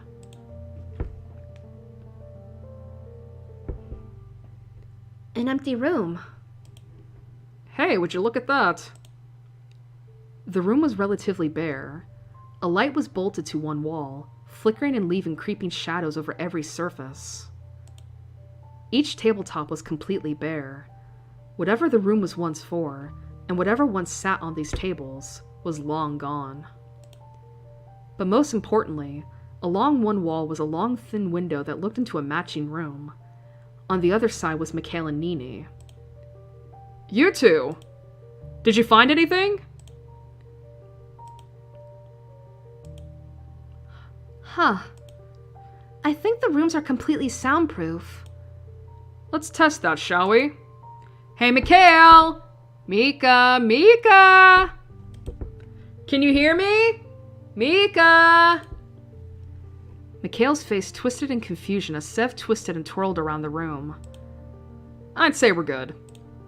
He poked out his tongue at Mikhail, who quickly raised his middle finger in response. So crude. When you're done dancing, take a look at this. Sitting just under the window, inbuilt to the wall, was a monitor covered in a layer of dust. Renee brushed it off, then wiped her hand against Seb's sleeve. Hey. It says, the door to leave your room will open in exactly 45 minutes. 45? We don't have the time for that. Alternatively, you may press the button on this screen to open the other team's door immediately. Their door? How is that helpful? So, they probably have a button to press too. So if we both press it, then both doors will open?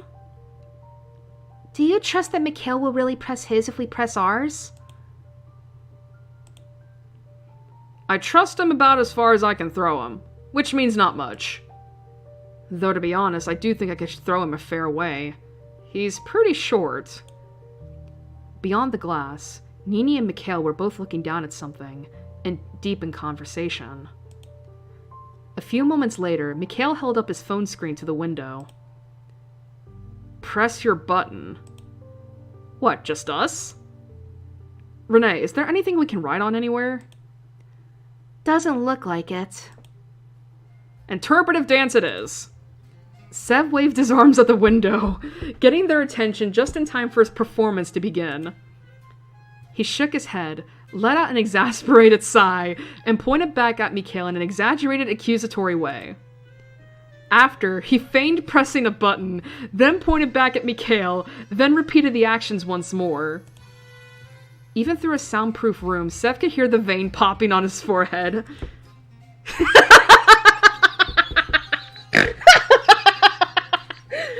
Mikhail turned back to his phone, typed angrily for around 20 seconds, then shoved his screen back at the window. Oh, on it was language so colorful it almost made Sev blush. But it all boiled down to something like this. I just fucking noticed Nini's also doing the middle finger. No! Baby girl, no! Push your button or I'm going to break down this wall and make you press it, you fucker! The last part wasn't there. Once again, he busied himself typing. Just trust me. If he doesn't press it, would Nini? I would think so. But I don't know. Then what should we do? It's up to you. Whatever you decide, I'll have your back. And what if I really was the person who locked us all down here? Wouldn't I make a bad decision on purpose? How do you know you can trust me? Renee simply shook her head.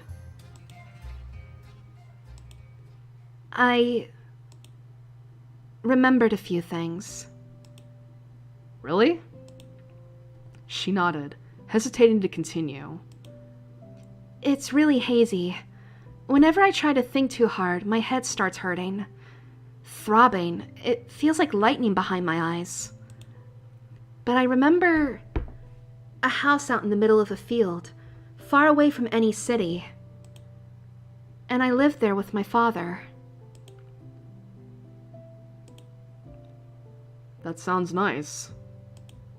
He would take me out to play in the fields. He'd let me practice makeup on him even though he could never get it off. He'd play dress-ups with me, and he'd play the princess so I could be the queen. Renee clutched the front of her dress tightly. And you remind me of him. A lot. So I trust you. I don't think that's misplaced. He must have been really good looking then. And smart, funny, thoughtful, generous, kind, reliable. Okay, I get the idea. Oh, good. With a smile, Sev turned back to the monitor. To press or not to press? Can I trust him? There is a part of me that is like, yeah, not trust his ass. Quick saves. Let's do that one then. I mean, what's the harm? Trust is a strong word, don't you think? Something very hard to win. I don't trust him, but I'll choose to believe in him this time. I guess... Feel free to convince me otherwise. I could honestly go either way. If you want to believe in him, then I will too. Don't let me down, Mikhail. As soon as Seb's finger pressed down on the button, both Mikhail and Nini's heads whipped around to look at something. The door opening, Sev assumed. And without missing a beat, Mikhail and Nini were gone. Well, he let me down. Who would have guessed? Yo. Oh, I never doubted you for a second! I never doubted you. Damn, he let me down. Oh, hi!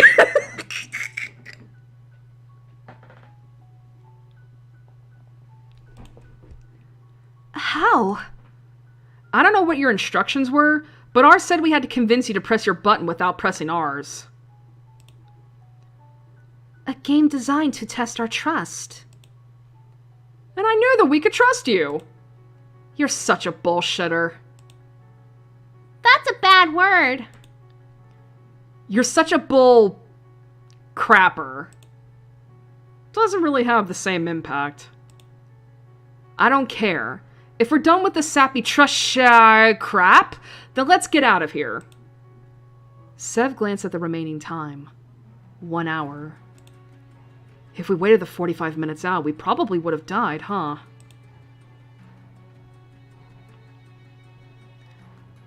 Another long tunnel. How original. Mika! Mika! Mikhail bent down low enough for Nini to whisper into his ear. The further we go, the more worried I am that there isn't really any exit. Renee, can you come with me? Come on, come on! The young girl grabbed Renee by the hand and pulled her further along the tunnel, and rounded the corner until they were out of sight. What the? I'm coming too! Wait.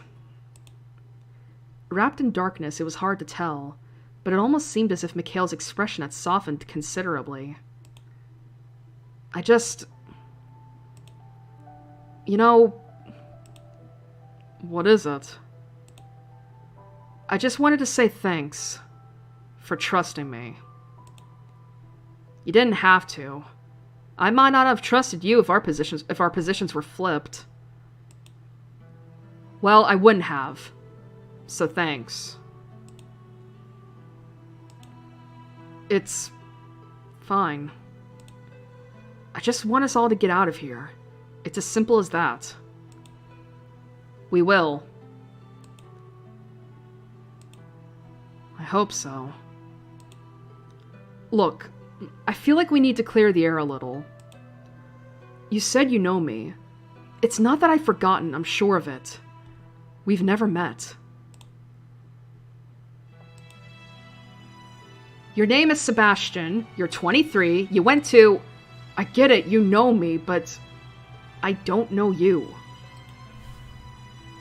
Except for that. That's impossible. Why do you hate me then? Specifically. Do I really have to say it? Well, I'm not a mind reader. I don't think, anyway.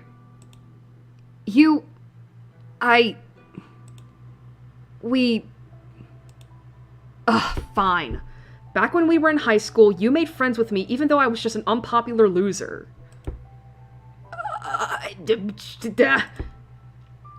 And when I told you that Look, it doesn't matter what I told you, but you dropped me as fast as you became friends with me.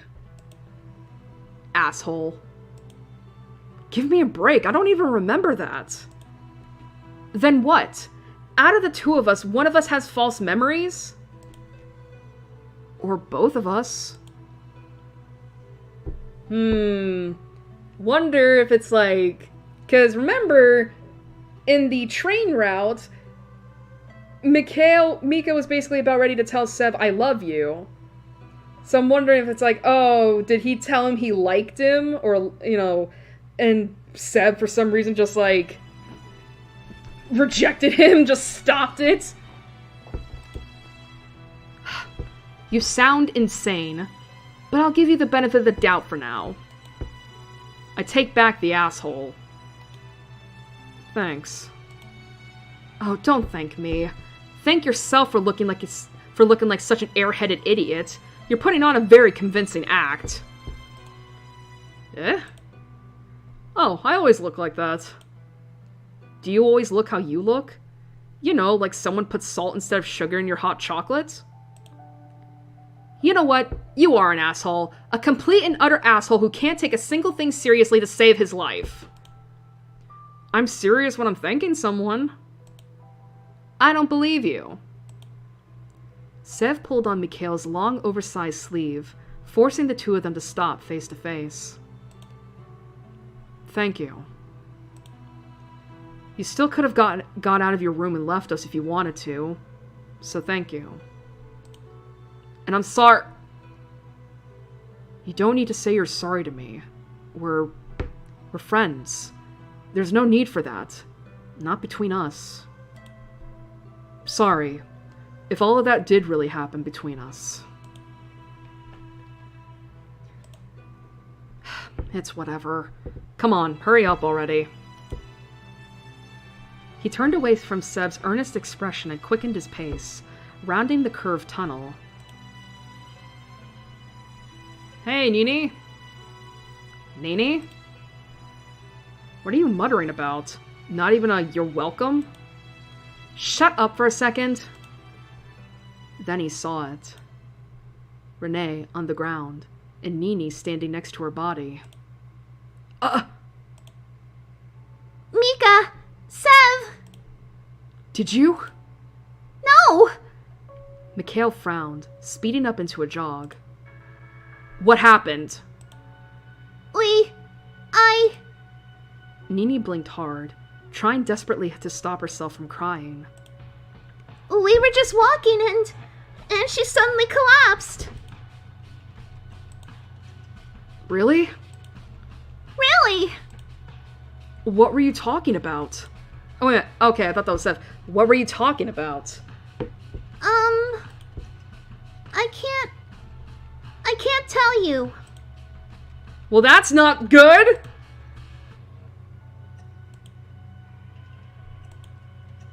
Nini. She said she can't tell us. And you think that's okay? What, do you think this is her fault? I don't know, and she is the only one who does. She is a child. You're being awfully protective of her, aren't you? Is there something you're not telling me? Like what? Like you two knew each other before coming in here. Don't be an idiot. Are you family? I don't have any family. You don't have to tell this asshole, this guy, anything, Nini. Nini held on tight to the front of her dress and shook her head adamantly. I didn't do anything to Renee. Really? Fine. Her body was light in his arms as Sev reached down to pick her up. I'd rather wait for her to wake up, but we're running out of time. Her face was calm, and her chest slowly rose and fell. She's not hurt, at least. Mika, I really didn't. It's okay. I believe you. Renee must have just been a little tired. She fell over, and I tried to help her, but... You did a good job. Don't worry. No blood. She didn't seem to hit her head. She's just asleep. She really did seem awfully small in his arms. Awfully vulnerable. As the tunnel rounded, finally their destination came into sight. A large wooden door, engraved with markings both foreign and ancient looking. Sev's eyes turned to take in the spectacle. Although spiderwebs and dust littered the surface, underneath that you could tell it was a masterpiece. With a low, drawn-out creak, Mikhail pushed the door open. As Nini passed, she looked up at Sev with pleading, sorry eyes. He couldn't meet those eyes. Well, that's not good. Ooh, a library!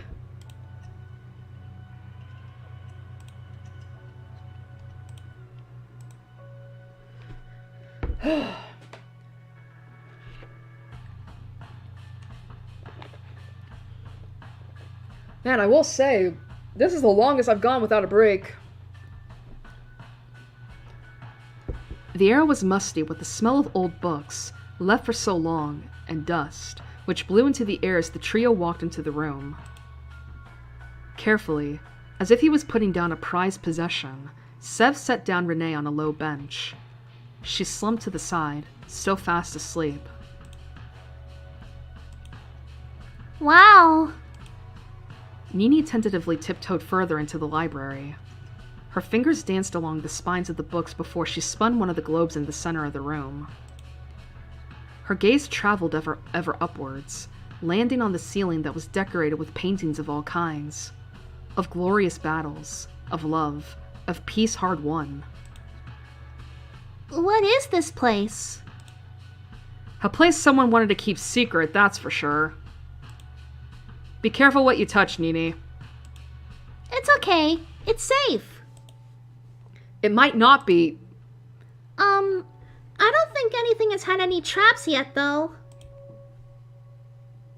Sev turned away from the other two as they chatted quietly. Instead, he turned his attention to the rows and rows of books. Some were so dated the titles could no longer be read. Others weren't even written in languages he recognized. Just what is this place? Scientific books of studies long lost to mankind graced his vision. Knowledge that no man should have. Peripatetic chronology, huh? Watch out! Ah! His head whipped around at the sound of Nini's outburst. A blade was an inch away from her throat, protruded out from between two books directly in front of her. What happened? I just wanted to look at that book. As soon as she tried to pull it out, it just sprung at her. Not that you would care. Bro, what the fuck? Don't be an idiot, of course I care. So you're done blaming a little girl for a grown woman collapsing? Can you stop being petty for a moment? I was just worried about her, I know. You're not worried about how you'll make Nini feel? If you're not here to apologize, then hurry up and find the way out of here. Fine. Please don't fight. Impossible. Try not to fight challenge. Impossible. Once again, Sev walked between the rows of books, this time more carefully than before. Where is it? What do we have to do to leave this place? And who put us here? As the minutes ticked down, so too did Sev's anxiousness start to rise. Oh boy. What the hell? There's nothing! Nothing in this room with a code! Mika. We've been looking for more than 30 minutes. Look, we only have 25 minutes left. If that door... He pointed towards the door that sat shut. Beside it, a screen waiting for the code to be inputted. If that door doesn't lead out of here, then we're done. We'll have no time left. There has to be something. Then where is it? Renee! You're okay. Sebastian? I'm here. He rushed to her side. She clutched her head, as if the ache was too much to bear. Where are we? In a library. We found it after you... She looked around with newfound clarity in her eyes. Under the church. How... Where was I... Renee? Are you okay? How much time do we have? A little over 20 minutes. Shit. What happened to you? I don't remember. I was walking. Nini said something to me. Then my head... It started feeling like it was going to burst open. Then everything went black. Stay there and rest. We'll find the way out. I'm fine. You're not. Why are you acting so serious? Because the situation is serious. Didn't you say that making your jokes was your way of dealing with things like this? Did I? Maybe... not? Renee hopped to her feet, unsteadily at first. Good to see you on your feet. Can you tell this jackass that Nini didn't do anything to you? I'm sorry, I don't remember. Nini looked down at the ground, her shoulders slumped. Have you found the code yet? We haven't found a damn thing. What's that? She pointed towards the blade, which still stuck out of the bookcase like a sore thumb. The place is booby-trapped. It nearly got Nini when she touched the books over there. Renee hobbled forward until she stood directly in front of the aforementioned bookcase. And one by one, she pulled the books from their places and dropped them to the ground. Renee, wait! You could get hurt! It's okay. Look. Behind the books, on the now empty shelf, was a note stuck to the wood. Book 1 is in the 3rd position. The books in the 1st and 2nd position add to 9. Book 5 comes before Book 2. Book 6 is 2 positions away from Book 5. Book 7 is in between Book 2 and 4. Book 8 is only beside one other book. They were in the wrong order? Oh, this is another puzzle. Please tell me I can go back into history for this. Actually, you know what? I'm gonna do that now. Fuck that! I'm not messing with this. Okay. I'm actually gonna take a picture of this real quick.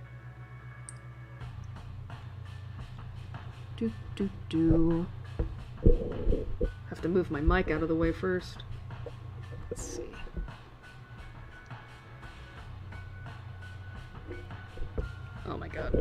My mic is in the fucking way right now. Let's see.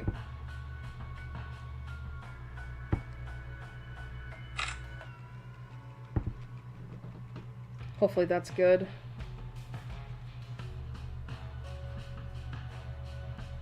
Okay, good. Just in case. Sorry about that. It looks like it. Look, the books have numbers and letters along their spines. If we can put them in the right order, it might give us the password. Alright, let me give it a go. Oh boy. Boy, oh boy, oh boy, oh boy. Okay. Okay. Alright, so we have 8 books. Let's see here. What does the picture say? So, book 1 is in the 3rd position, so we can do that. Bam. Alright. The books in the 1st and 2nd position add to 9, so we got these 2 here. Book 5 comes before book 2.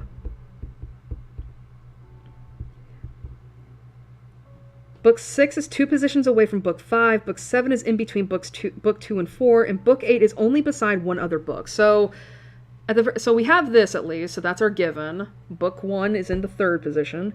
Book 8 is only beside one other book. So that tells me that book 8 is either here or here, because that's one other.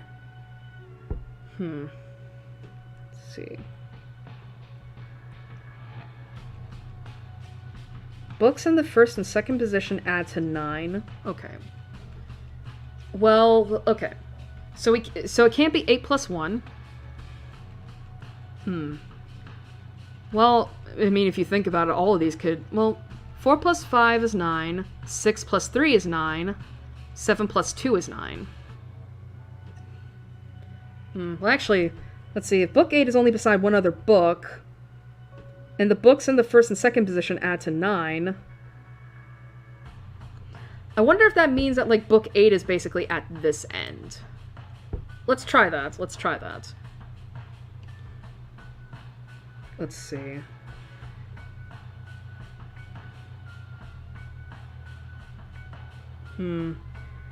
Book 7 is in between book 2 and 4. Okay, so that does mean that 7 and 2 is not... Well, actually, No. Book 7 is in between books 2 and 4. So that means that, at the very least, that does mark out book 2 and 7 from the 1st and 2nd position here.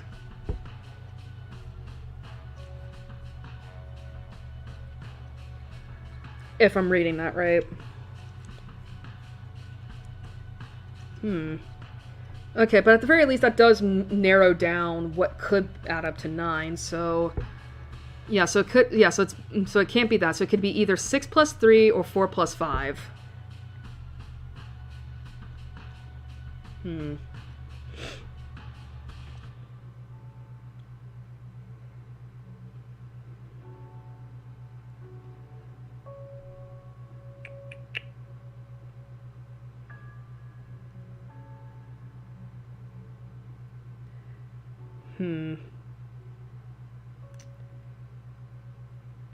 Okay. Sorry, I'm trying to do the mental math here in my head. Okay, so... Here's the thing. Because some of these are mentioning 2 positions, right? So, going back to the 1st and 2nd here...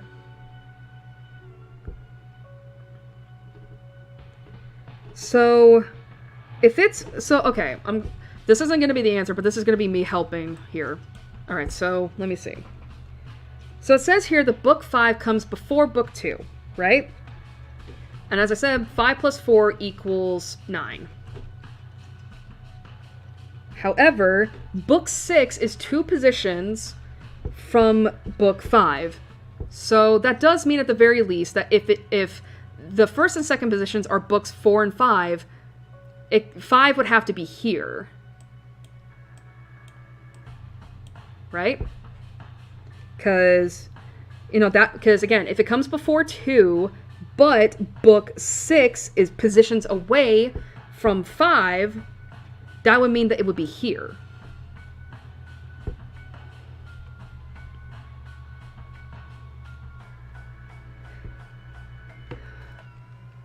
Let's see. And then 7... Okay, wait a minute. Oh, no. Okay, wait a minute. Hold up. Held the fuck up. I'm reading. Books... Okay. Book 6 is 2 positions away from book 5. Okay, wait a minute. Where the hell is it? Book 7 is in between books 2 and 4. Yeah, so that means it can't... Okay, so that means this can't be 4 plus 5. Because here's the thing. Because if it was like this, right? 4, 5, 1. The thing is that, like, while that would make sense for book 6, which would be after 1, the problem is that where's 7 gonna be if it's in between book 2 and 4? So I wonder if that means then that it's 3 and 5. 3 and 5. 3 and 6, that's what I meant. It's actually interesting too, the fact that, like, there's no mention of book 3, so maybe it is this.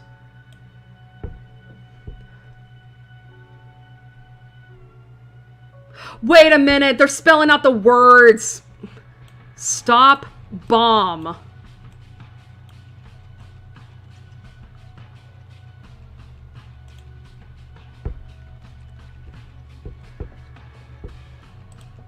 Stop bomb?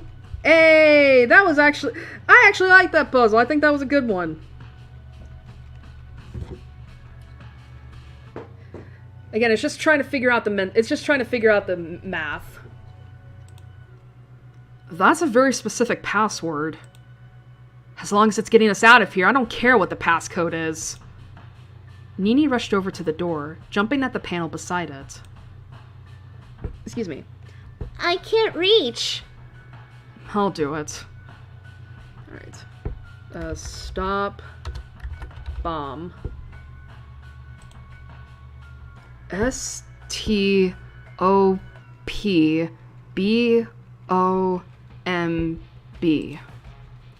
There. With a click, the door unlocked. Finally! Sev grabbed a hold of the handle and pulled. But on the other side of the door, where they were expecting another tunnel, or a ladder, or a staircase, was a cement wall. What the? And on it were the following words in dark paint. Go back. Stop bomb. Go back?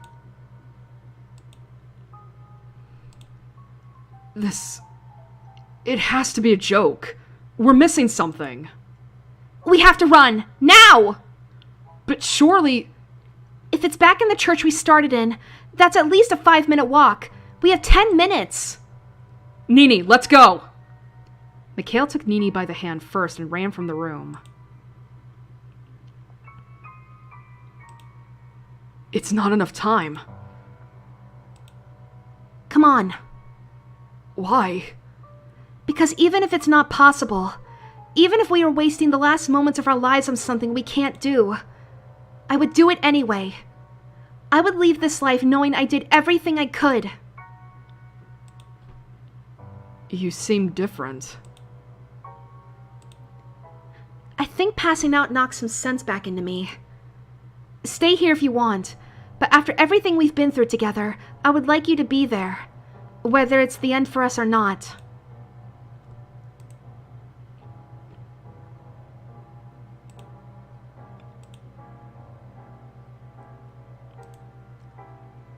So I actually do remember this. Staying here leads to a bad end. Going with her, well, y'all know, like, listen, we can do bad ends. I could probably do bad ends on another night, but let's go with her. Why not? Renee, you know when you said you felt like I was someone important to you? Yes. Is that how you still feel? More than ever. Me too. You're like the sister I never had. Of course I'll be with you in the end. Come on.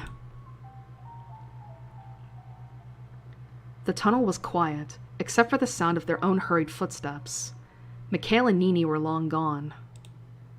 The timer ticked down. The room was still just as empty as before. Nothing moved on the other side of the window. The timer ticked down. We're almost approaching the break, guys. As the two ran, each step upwards made their legs ache, but yet they persevered onwards. The timer ticked down. Neither of them spoke up. At this point, all they could do was run. Run as if nothing else in the world mattered. The timer ticked down. Oh, I really need to get up after this. Each rung was cool to the touch, already having forgotten the warmth of the previous hands that had sat upon it. They climbed up, up, up faster and faster, as the timer ticked down, down, down steadily. 5 minutes remained. The room had already been turned upside down. Mikhail and Nini combined had begun to search every inch, every crevice, every place hidden in the shadows for what would be their demise in less than 5 minutes. It's not here! It has to be. Where have you searched? Everywhere. No. They tore through the room. Searching, begging, pleading. With themselves, with each other, with whoever put them in this situation. 2 minutes remained. That's when Nini started to cry. It was nearly silent at first, a small whimper. But as soon as the seconds ticked by, it became a wail. I want to go home! Please! I'm sorry. It's over. Not yet! You said... I would leave this life knowing I did everything I could. We've done everything, and we failed. Even if we found it at this point, does anyone here know how to deactivate a bomb?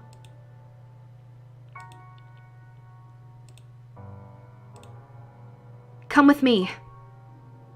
She led Sev by the sleeve, approaching the spot where they had met nearly 2 hours ago. It feels like it's been longer, doesn't it? Like we've known each other for a lifetime. Yeah. Well, time to pray. She put her hands together in prayer. Whether she was praying to a god, or for a savior, or for both, he would never know. When I was younger, my family abandoned me. That's how I got adopted by my father. You remembered? A little bit. When? When I woke up in the library. He was the kindest man to have ever lived. Was? He died, not that long ago. When he went, I promised myself I would do anything to pass on that kindness he shared with me. That's nice. He told me what to do in times like this, you know? Close your eyes and take a deep breath. Everything will be okay. The dawn will break, and tomorrow will come, and you'll be okay. Because you're strong and kind and hardworking, we'll be okay, together. He was a good dad. The best. Renee laughed sadly. It doesn't feel like everything's going to be okay this time, though. Sev gently rested a hand on her shoulder. Maybe not. But you passed on that kindness that he showed you, didn't you? That's enough. Warning, 10 seconds remain. Thanks, Sev, for everything. 5 seconds. 4 seconds. 3 seconds. 2 seconds. Goodbye, Dad. Damn, that didn't go well either. The midday sun We'll face the end together. Choose to go with Renee. The midday sun hung heavy over the remnants of a church long forgotten and those lost within. And that's that. Yeah, so we have like two... Oh, we have two different bad ends, huh? That's fair. Okay.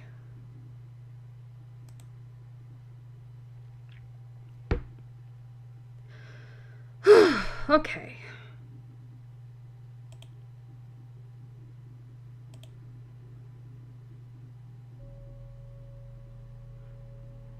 So yeah, see, like, you're... Oh my god! No.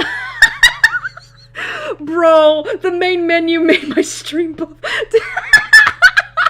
Sorry. I wanted y'all to see, like, just how bad the stream would get if I went to the main menu. I literally saw my internet connection fail. Like I saw that little green that little green square turn into turn yellow, and I was like, there's no fucking way.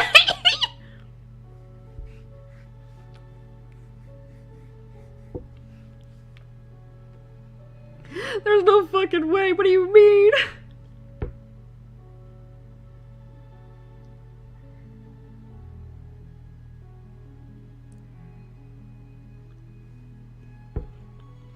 Anyway, I think we're more than halfway through the game.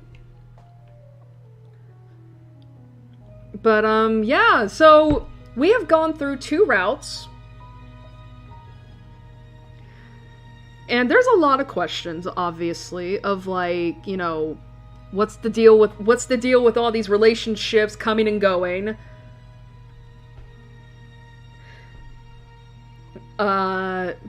What's going on with the memories just being fucky-wucky? Like, there's a lot of I think there are some questions, right? And I do wonder if anybody has come up with answers for it yet. I mean, obviously, I know what's going on.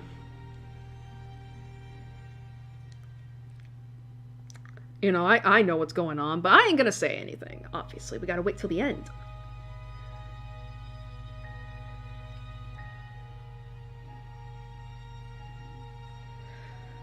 But anyway. It is after midnight. I've been at this for 4 hours. And, you know, my game froze. That's great. Okay. Alright. Had to turn off chatting for a moment.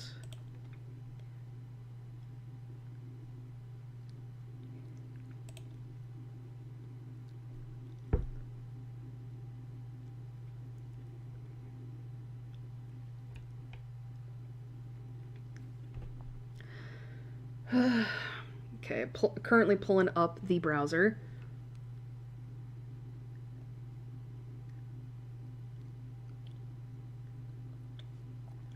Bro, dude, I want to go to the bathroom. I gotta get up. My legs hurt.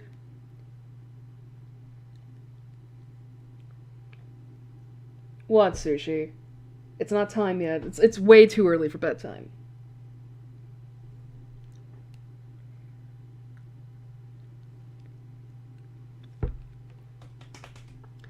But, man, I feel like I will say that's, like, I think, like, outside of a couple Freudian slips, and, of course, God, I can't think.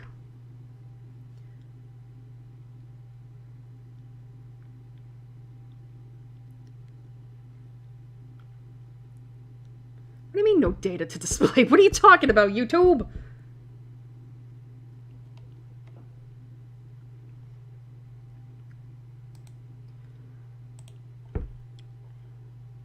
Sorry, I'm getting the music up right now. It's just a struggle.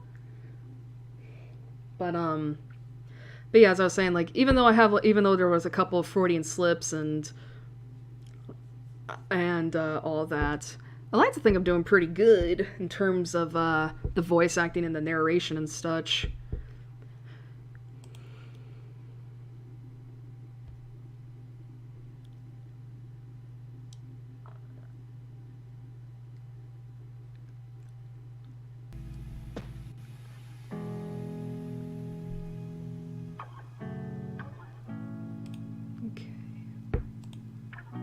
I need to hide that. Whoopsie.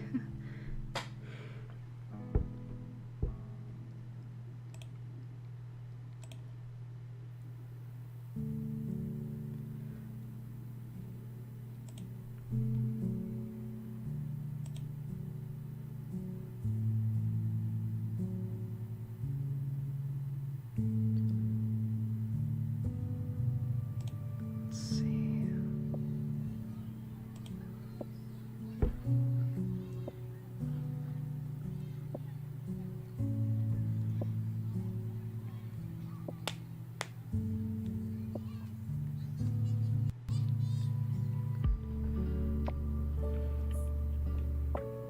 Sorry, I'm trying to get stuff ready here in the background. Poor? What the hell? What are you talking about, poor? Why is... Is my stream fucking up? How? I've done nothing!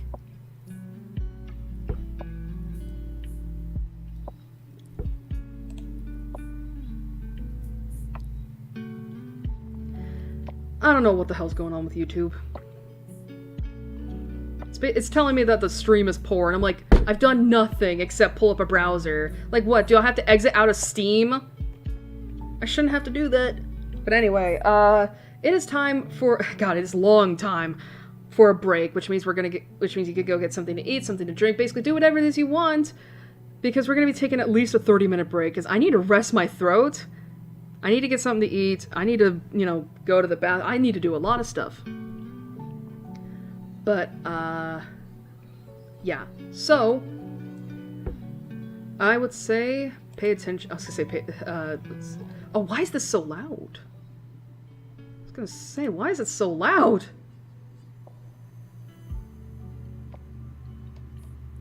I don't know why the music was so loud. I thought it was at the same volume as always. I guess God just hates me. But anyway, I'm gonna mute my mic real quick so I can get stuff done, but I'll be right back, so see you then.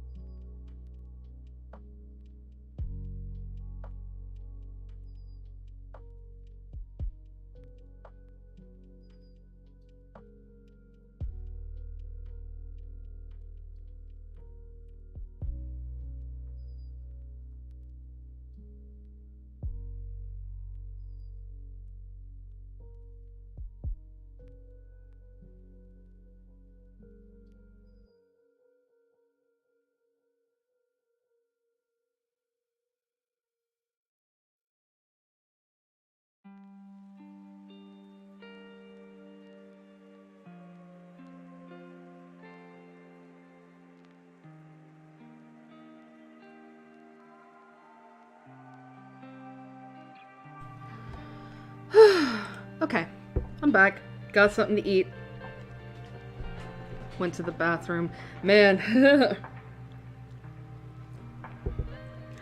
I will say, I think I am now definitely confident that this will probably be a one-shot, which, thank God, it's just gonna be a little bit long. I'll probably go back in and edit the VOD after it's done. But, yeah. Oh, excuse me. Oh, I'm tired. I swear, even when I try to go to bed early, it just doesn't work. But, again, you know, but as I said in the beginning, happy Pride. Hope everyone's been having a good Pride. I will say that, how do I put this? I will say that, like, oh my, it feels like it's been a pretty explosive one, honestly.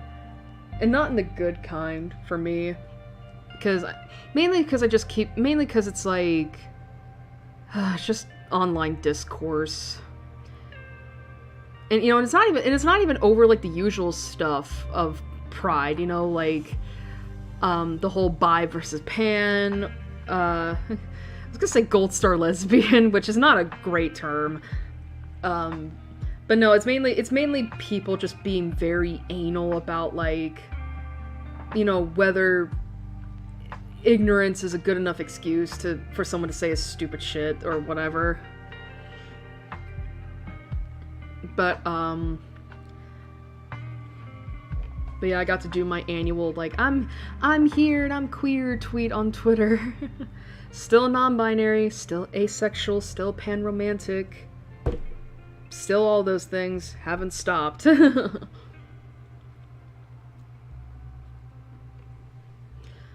But, I will say, I understand why a lot of people, like, I do understand, because I was gonna say, like, I haven't really seen a lot of, like, Pride stuff.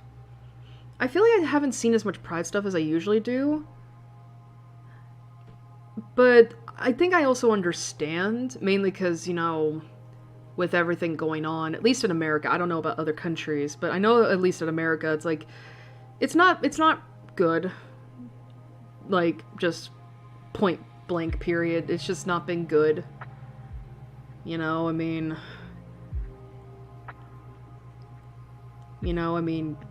trans people are constantly getting murdered and denied, you know, the health care that they need and such. And I don't care what anybody, and again, I don't care what anybody says. Trans people do belong in the community. Again, there's like, why else is it called LGBT? LGBT. What does the T stand for? If not trans. You know, I've also been seeing a lot of biphobia, which, again, bisexuals are also allowed in the community. Again, what does the B stand for?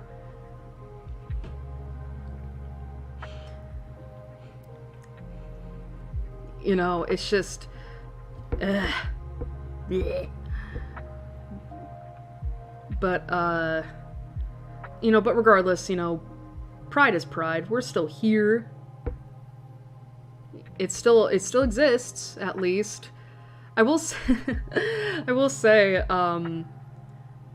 I've been seeing people talking about, the mayor of New York City, the one that got elected recently. I know his last name is Mamdani. Is that how you pronounce it, Mamdani? And it just seems like, I mean, now listen, I am not gonna sit here and glaze, like, you know, a politician, you know. I mean, granted, mayor is not as high of a position in regards to the government than, you know, but it is still a political position, right? I'm not here to, and I don't want to make it seem as if, like, I'm glazing this motherfucker, because, you know, you never want to trust people in power like that, right? But I will say, seeing all the stuff that he's been, like, doing with New York, it's like, damn, it really is that easy, isn't it? Like, it's really that easy, isn't it? You know, for people to, you know, for people in power to give a fuck about their citizens. Because, like, it feels like everything he has done that has been for the benefit of the city or the state, it's like, it's, I mean, don't get me wrong, like, it's good, don't get me wrong, like, it's good, but I think it's like, but I think it also is it also just makes me a lot more cynical, because it's like, damn, you mean we could have had this all along, like, for so many years. Things could be that good. People just choose not to do that. Out of greed or something. I mean, now don't get me wrong, I don't have any plans of moving to New York. But man, I hope those citizens there realize, like, y'all are lucky. Or, well, actually, I say the mayor. I mean, it's New York City. I gotta remember, it's not the mayor is not state. It's the city. I hope the citizens of NYC realize, like, they're lucky. You know, I mean, don't get me wrong, like, I'm sure that, like, there's still stuff that needs to be done, but, like, compared to everywhere else, it's like, yeah, no, this is great.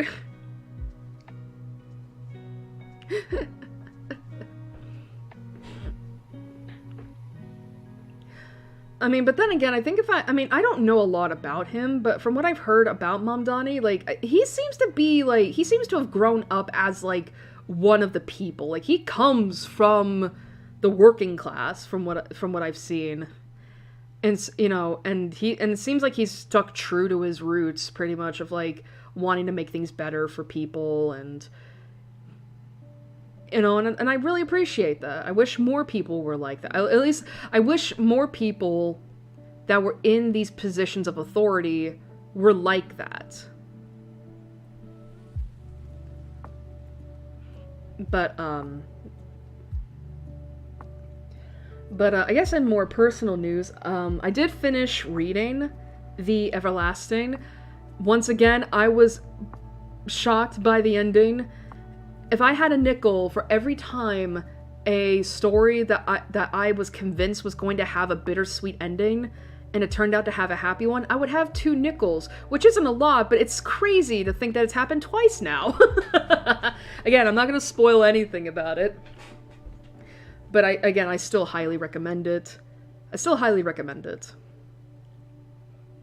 But because I finished that, I moved on to another book.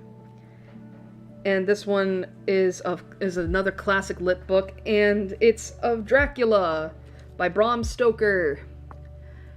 And I have a hot take. This book is kind of boring.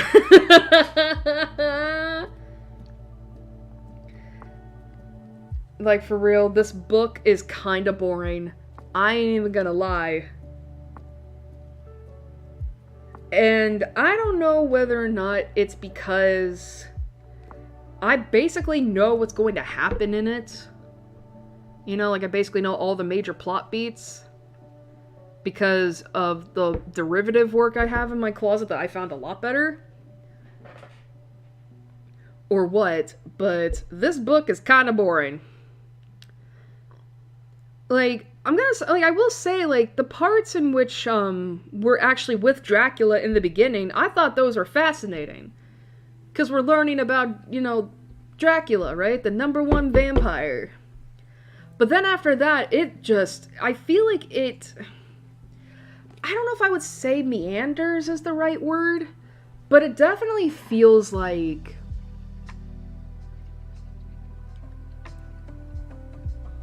it just is, like, a tad meaningless. 'Cause it's, like,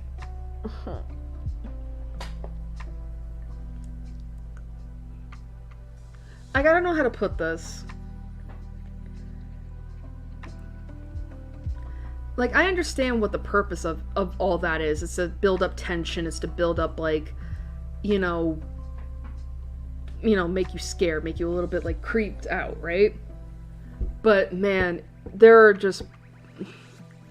are parts after, like, what's the first non-Jonathan chapter? Okay, yeah, so the first 4 chapters are all of Jonathan.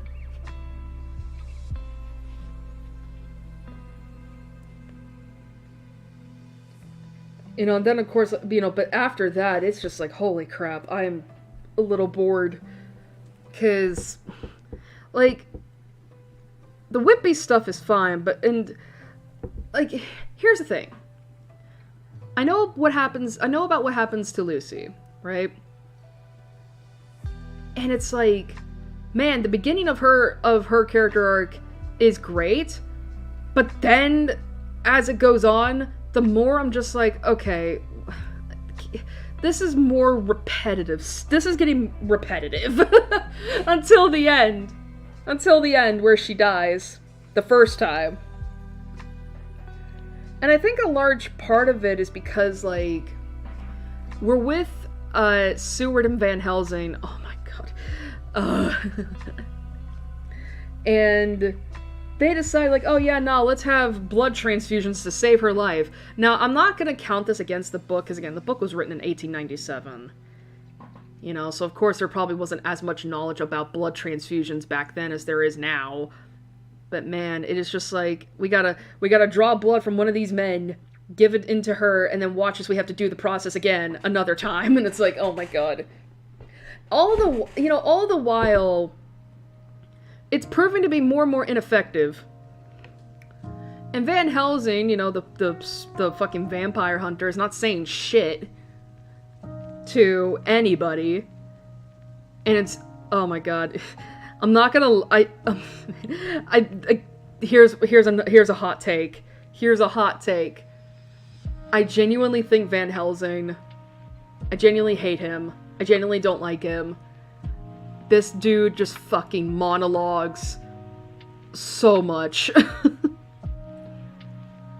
Like, this dude just fucking monologues so much.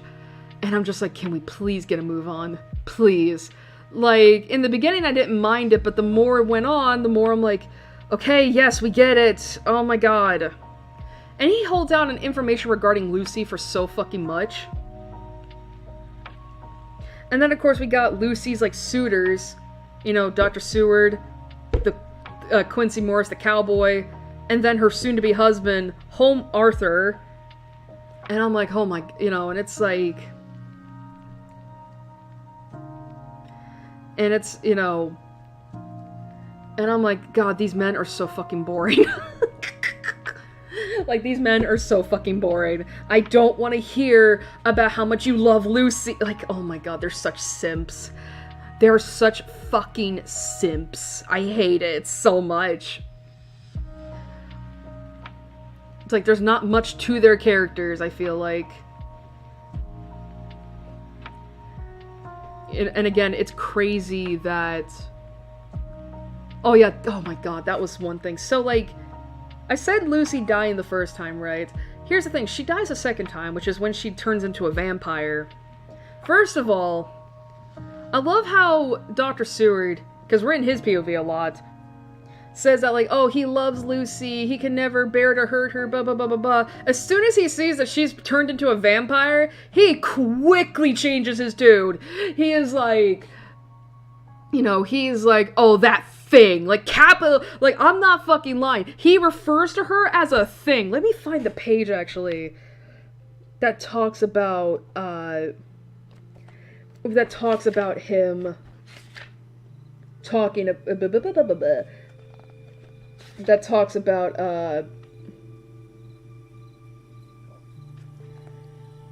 about, what he thinks of her when he sees her.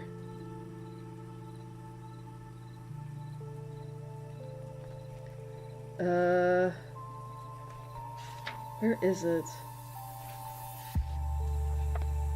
Oh god, I can never remember these. Wait. That's not it. Okay, I'm going too far back. Where is it? Because I remember being so shocked at it, because I was like, oh, you didn't fucking love her at all, did you? Let's see.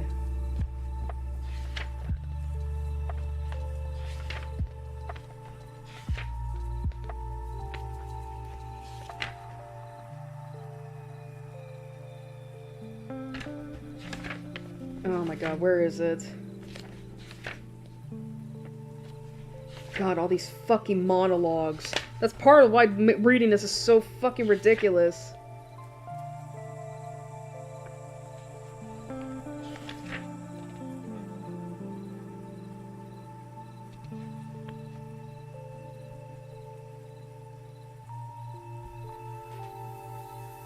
Wait, am I too... Where the fuck is this page? Oi!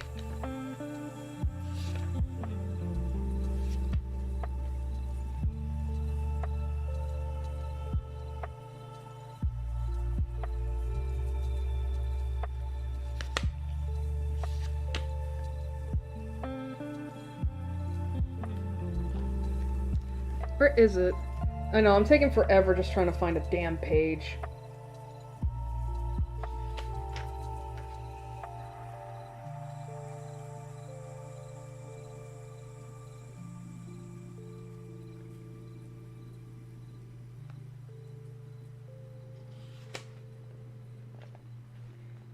Where the fuck is it? I cannot find it.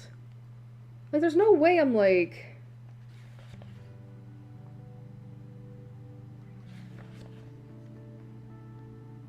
Oh, here we go. I'm just looking at the wrong page.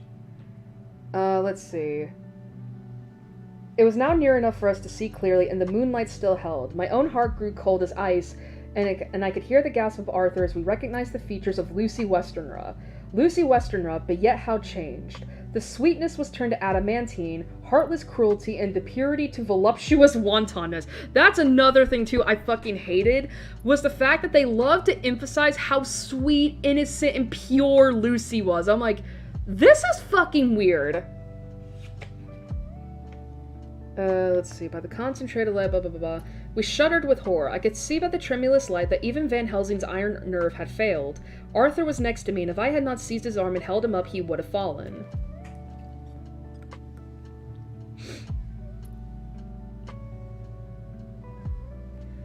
When Lucy... I call the thing that was before us Lucy because it bore her shape. Saw us, she drew back with an angry snarl, such as a cat gives when taken unawares. Ba ba ba ba ba.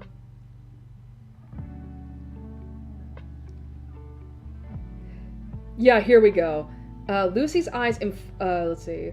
Then her eyes ranged over us. Lucy's eyes, inform in color, but Lucy's eyes unclean and full of hellfire, instead of the pure gentle orbs we knew. Pure.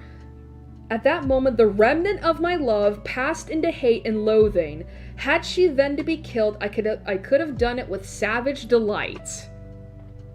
And I was like, oh, you didn't fucking love her at all. Because here's the thing. I would have figured that, you know, if you loved her so fucking much, you would have at least hesitated to think about killing her since, you know, it bore her shape, as you called it. But no, you didn't fucking love her at all! You're a pussy! You're a fucking poser! You're a two-faced liar!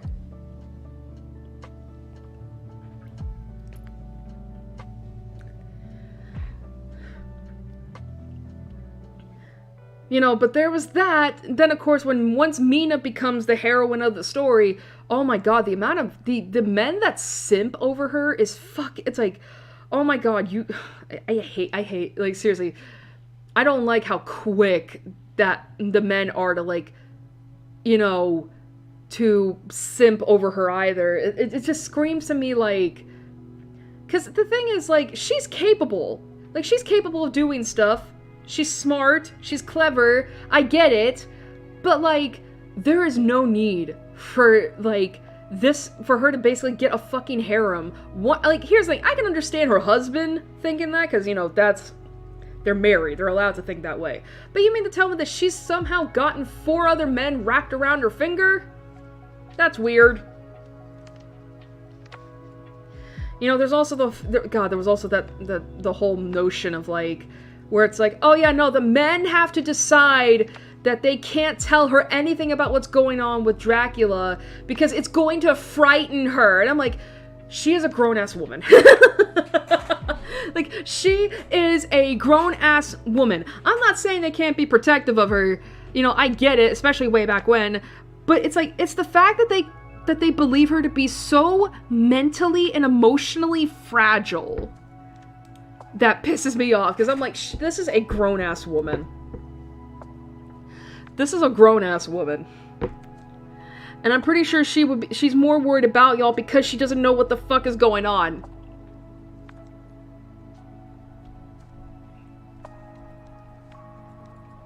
And then, there was another thing that I'm just remembering, too. It's the fact that, like, here's the thing. Dracula barely shows up in this fucking book. And I hate that so much, because I figured he would have a bit more of a presence, like, physically.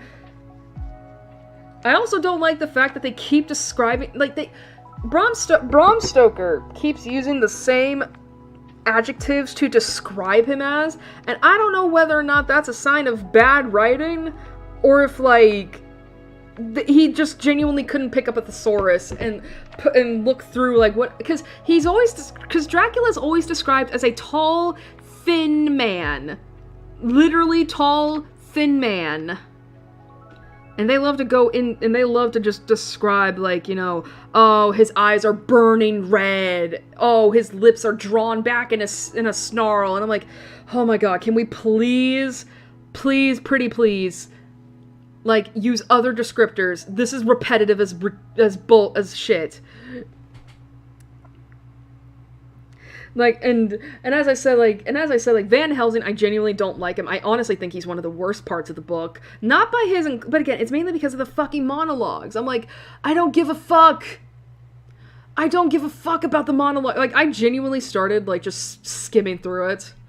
I genuinely just started skimming through his monologues, because I was getting so sick and bored of them.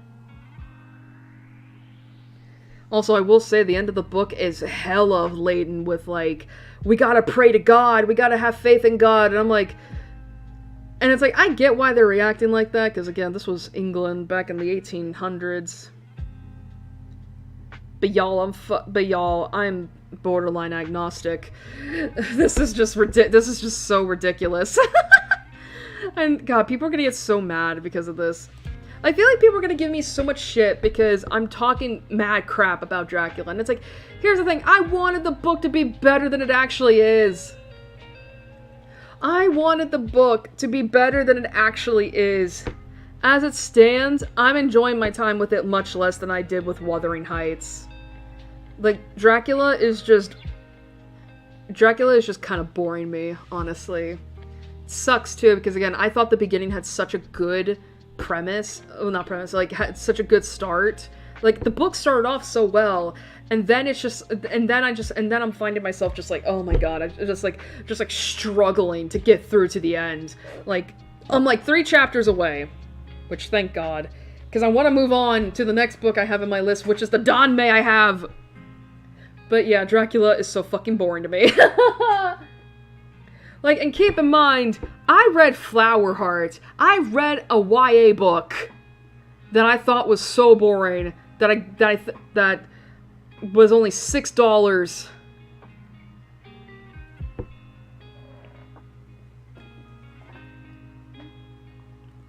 But at the very least, I didn't fucking skim read Flowerheart. I at least didn't skim through much of that. I mean, Flowerheart was simple and repetitive, but considering the fact that, again, it was a YA novel, I thought it was fine for the target demographic. Dracula, however, just bores me, and that has no excuse. Someone's gonna get so fucking mad. Someone is gonna get so mad that that I don't like Dracula, that I'm not liking Dracula as much as I thought I would. I'm hoping that means Carmilla will be better. Maybe it will. I mean, it's lesbian vampires.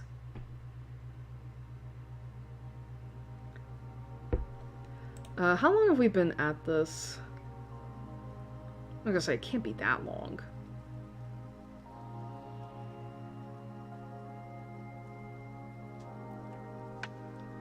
Oh wow, almost 40 minutes. Okay.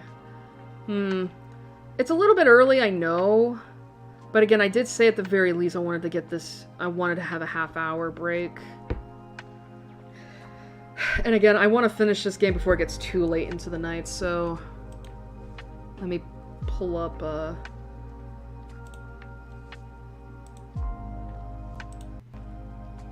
Let me pull up the Twitter.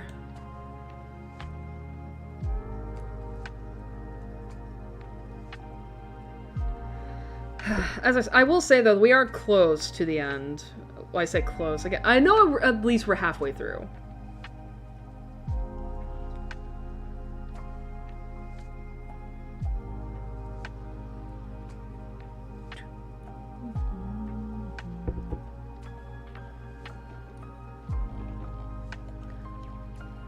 Oh yeah, that's something that happened too. What's the... Okay, I need to ask this. I'm not a sports person, so I have no idea why this is such a celebrated thing. What's the deal with the Knicks winning a game? Because I saw so many people talking about that last night, and I was like, what's the deal here?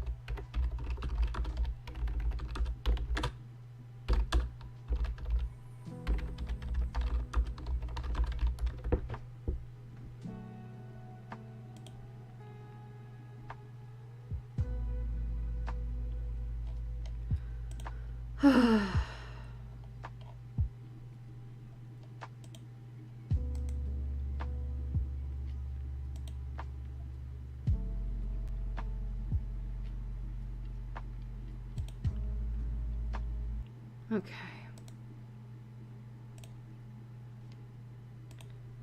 Okay, let me get this up.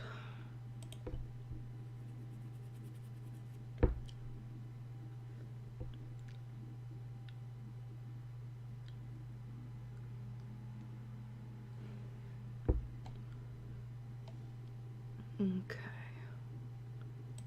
Alright, say goodbye to Firefox. We'll see it in probably 2 more hours.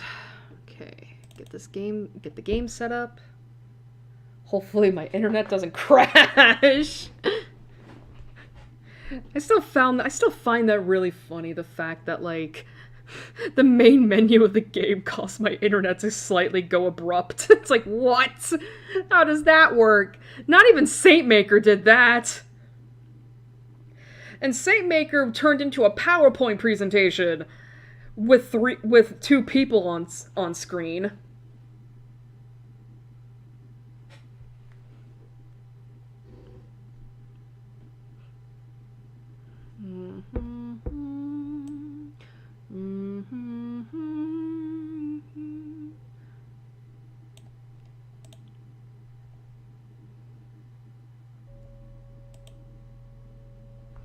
Get it before my encode.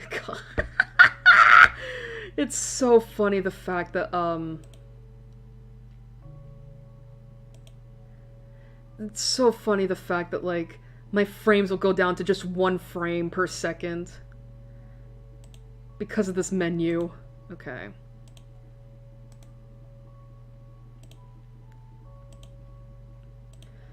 All right.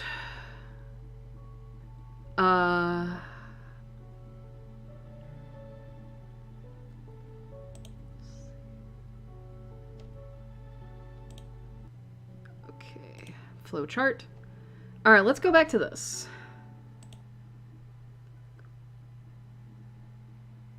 All right, skip all this.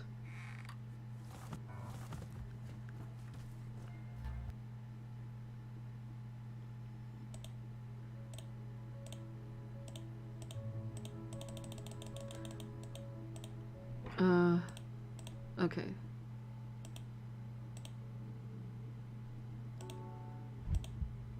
Okay.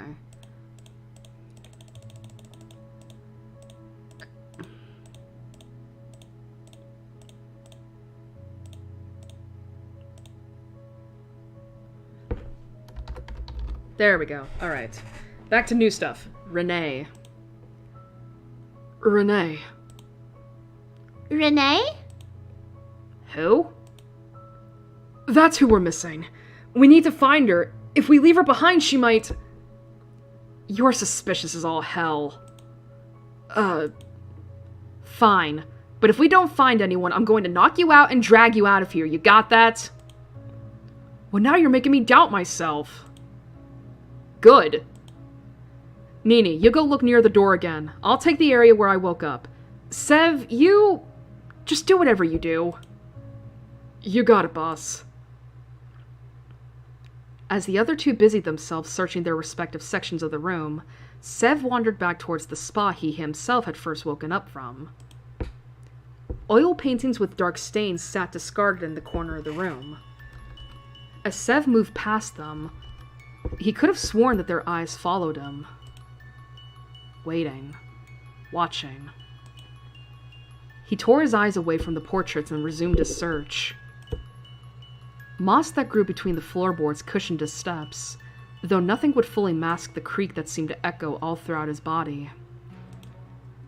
Nini and Mikhail were like a thing of the past as Sev moved further and further into the shadows. Where are you?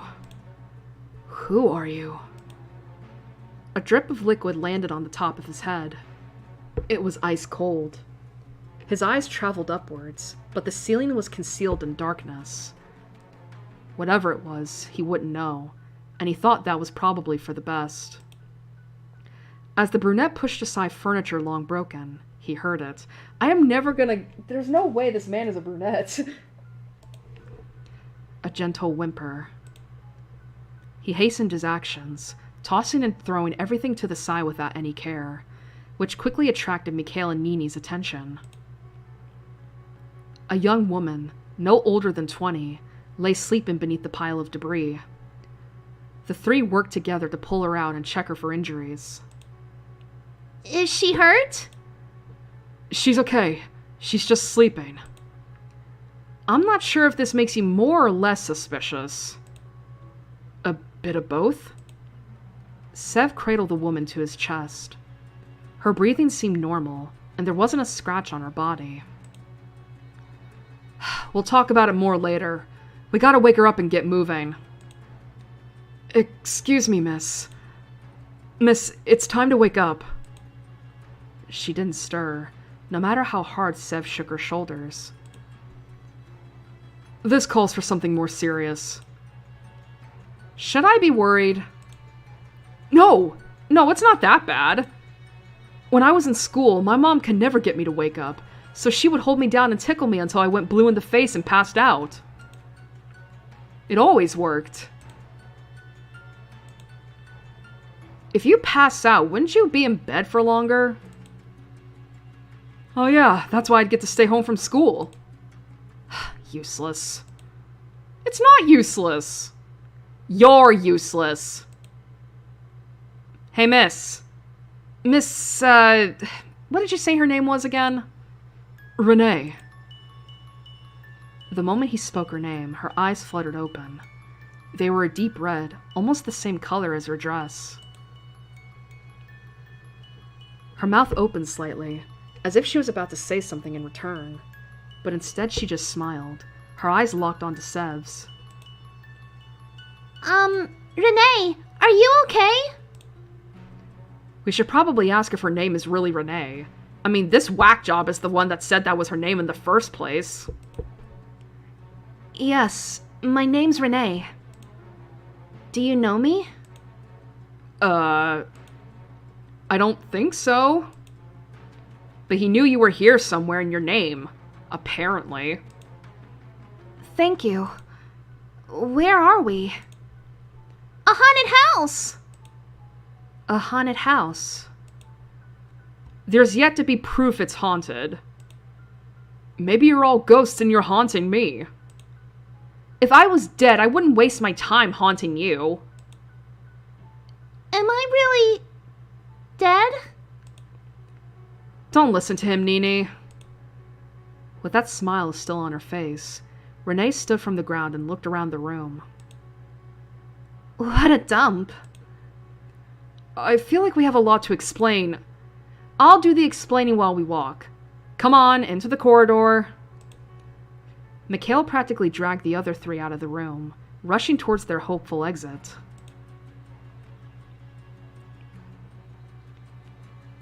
Again, Fatamoru. The room beyond was even more starved for light than the entrance hall. Darkness crept in every corner, waiting for someone to become separated from the group so they could be devoured completely. Gonna save.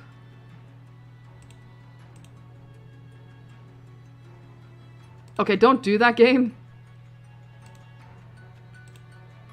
Let's make this quick. We were probably kidnapped, we all woke up separately in that room, and we're stuck in some death game with 2 hours, well, less than 2 hours now, to escape. Got it? That's a little... I understand. Do you know who brought us here? No. And we have a little over an hour and a half left. Excuse me. This isn't good. That's putting it mildly. We need to go as quickly as possible and not waste any more time. Do you understand, Sebastian? I like when you call me Sev more. So, we have Sev. Mikhail. I'm Nini. Well, this isn't the nicest way to meet, but it's nice to meet you all regardless. It's so dark. I don't suppose any of you saw a light switch? If this house even has lights, it looks old. There didn't used to be lights? Not before I invented electricity. Seb... You invented electricity? No, he didn't. I did. Wow. You're such an asshole. The further the group traveled, the more gloomy the lighting became, until it was almost pitch black. And finally, the hallway ended in a staircase. Beside it was some kind of plaque, though it was unreadable through the darkness. Mikhail ascended a single step of the staircase. Wait! This might be important. If it was important, they wouldn't leave it somewhere we couldn't read it. I agree. I don't think we should move on before we read it. Yeah. You're all as bad as each other. Fine, what's your solution then? Because we can't take it with us unless any of you are carrying a screwdriver. That's not a bad idea. What? Check your pockets for anything. A lighter, a torch, some matches. Who carries around any of those things? And even if we did, do you think whoever put us in here would let us keep them? Despite saying that, he too began checking his various pockets. Nothing, I'm afraid. I don't have anything either. Slowly, Mikhail produced something from his pocket.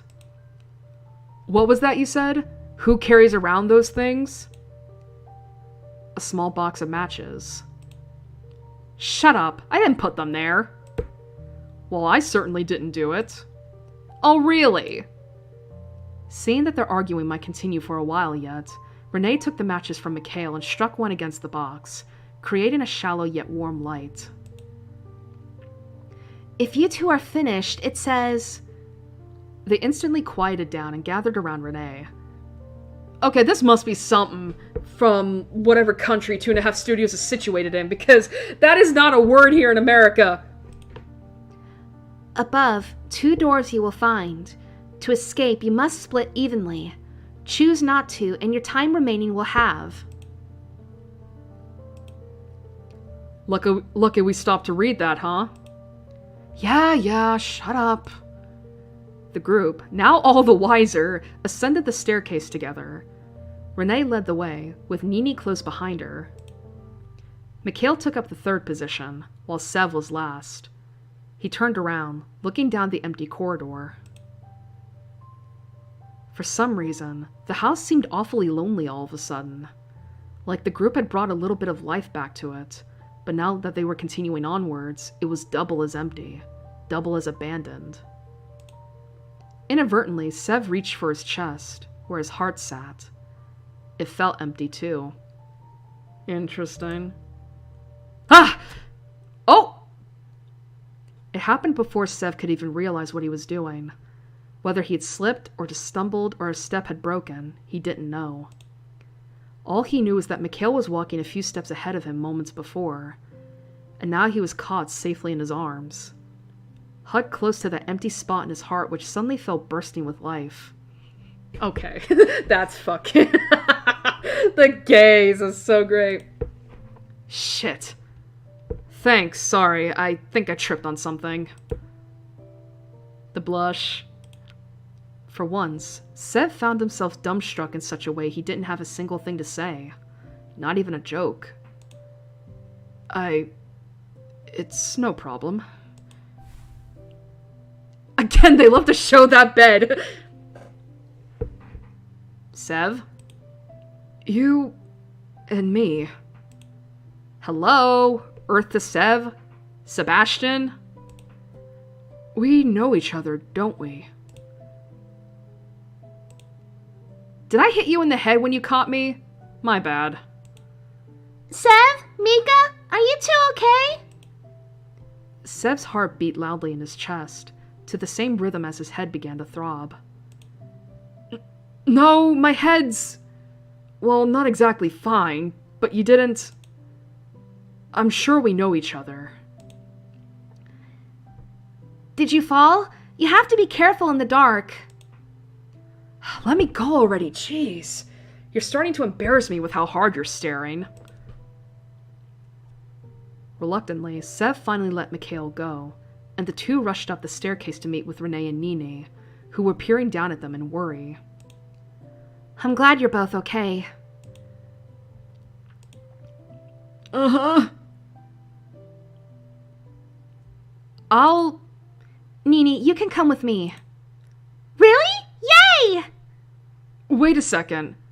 Is there a problem? Well, I guess not. Good, then we're all sorted. I'm sure we'll be back together soon enough. Make sure you two behave. Yes, ma'am. No need to worry, I'm always on my best behavior. The two girls took the door to the right.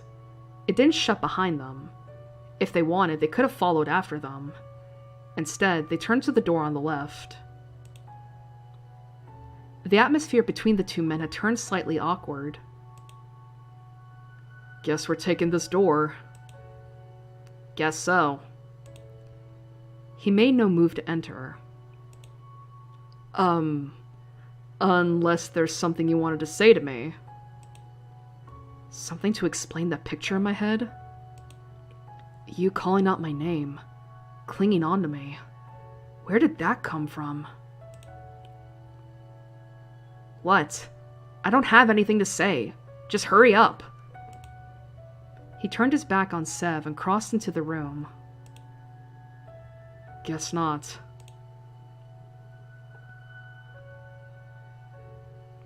They shielded their eyes as they walked into the room. Although it couldn't be described as bright exactly, some light was finally present. Enough so that Sev found himself feeling overly self-conscious, which was particularly unlike him. Some kind of dining room. There's even still food out on the table. Covered in a layer of dust so thick that you couldn't truly see the food beneath it. Ugh! I mean, hey, at least it's not the Resi 7 house where, it's covered in mold. God, that shit was disgusting. Want a bite? I'll feed it to you. Feed it to yourself. Why would I want to eat that? I just realized something.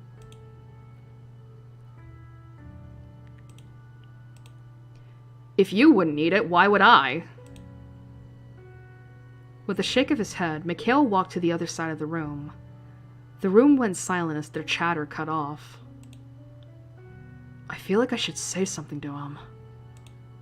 Sev's eyes scanned over the room. A tall window, which seemed to lead to nowhere, two chairs left discarded in the corner of the room, huddled around a heater, and wallpaper that was torn from the wall, revealing the inner workings of the house for all to see. and through a doorway, another shut door with a panel beside it. We need a password to open the door. Whether Mikhail heard his words or not, he didn't respond. He was knelt in the corner of the room, looking down at something. Quietly, Sev walked up behind him and peered over his shoulder. In his hands, a purple stuffed animal, in about the same condition as the rest of the house. He gazed at it with an expression filled with loneliness. How do I know you? What do I say to make you open up to me? Sev knelt down beside Mikhail. The black and white-haired man's eyes flickered up to greet him briefly. That's a typo right there! Before he went back to staring at the toy in his hands. Your favorite color, isn't it? Oh yeah, because it's purple. It is. This time, Mikhail's gaze held fast to Sev. Sev. Mika. We do know each other, don't we? I think so. How? I've never met you. I'm sure of that. I don't know. But the moment I saw you, I knew. That somehow I knew you. It doesn't make any sense. Nope. It's like I have these memories hidden inside of me, but whenever I try to think about them, my head starts to pound. We need to keep this between us, okay? Why? I don't know who I can trust yet. If there really is some history between us, we might be at an advantage if we know about it. Does that mean you trust me? As much as I trust anyone else in a death game filled with strangers.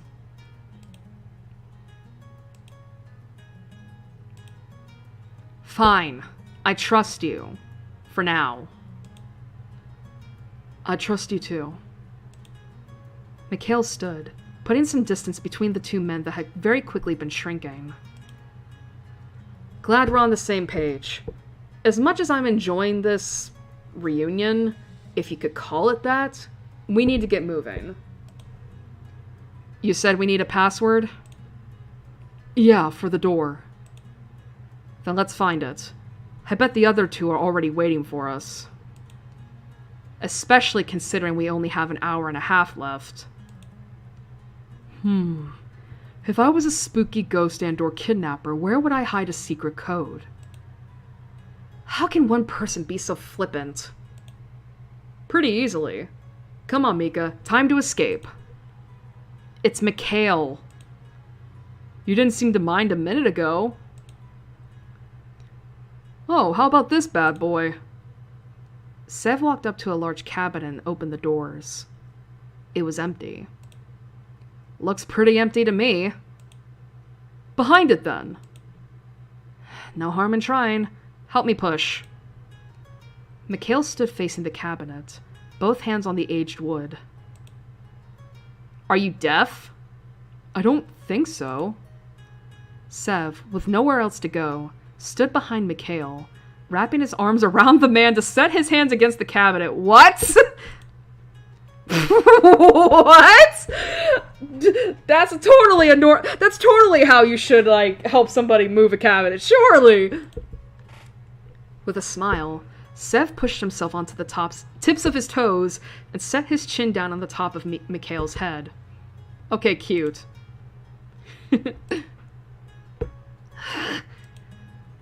Look here, maybe we know each other, but you know we're also complete strangers, right? Do you do this to everyone?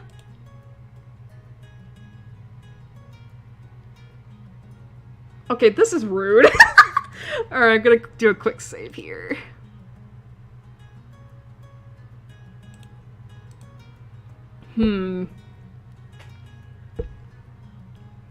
I think that's the wrong answer. I think it's this. Only with you. I don't want to do it with anyone else. Do you even understand what you're saying? Yeah, I do. Just start pushing already. With a creak, the cupboard was pushed to the side, revealing what was hidden behind it. Another scream that seemed to match the one beside the locked door. I think we found what we're looking for. How does this thing have power anyway? The house is in ruins. I don't know. Do I look like an electrician to you? Are you an electrician? No. Huh. Well, you definitely have the look going for you. I'm just going to ignore you. Sev took a step closer to the screen. On it was a simple question. What is Renee afraid of? What? What is this question? How are we meant to know?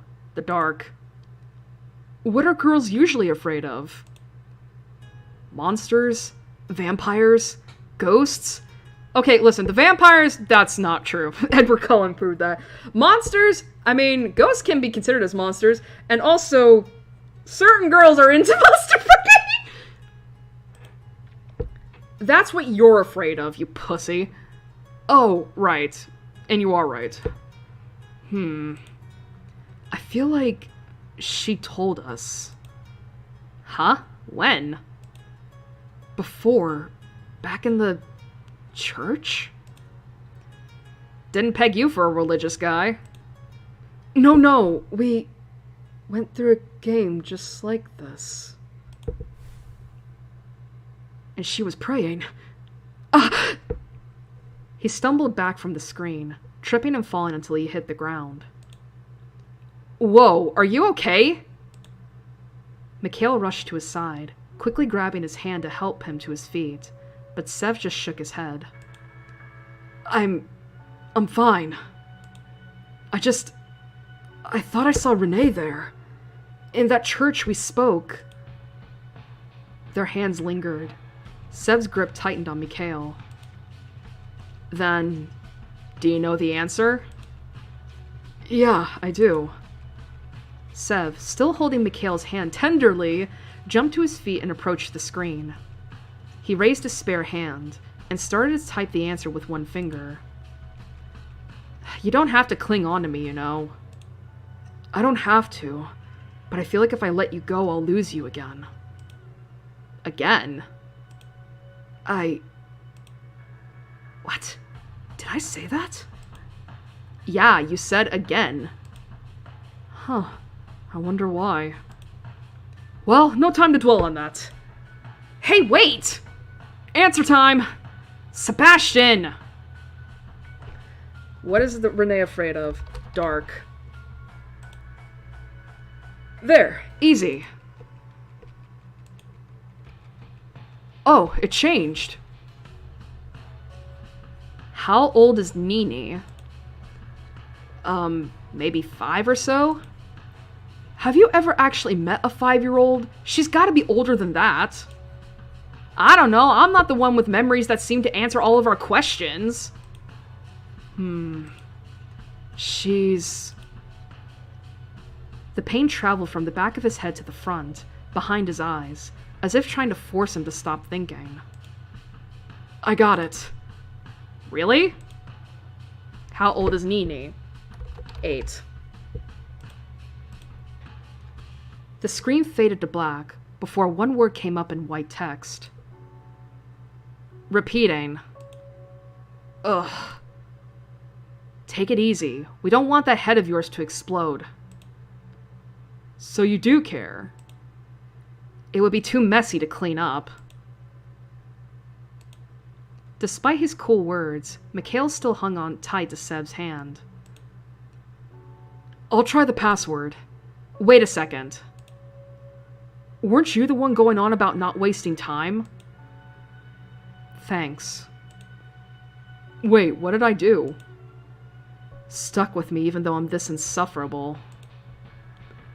Out of the two of us, I'm definitely the more insufferable one. Guess we're a good pair then. Guess so. The two approached the door that would hopefully lead them closer to the exit to the nightmare they had found themselves in. Beside it, a screen similar to the last, although smaller, awaited the passcode.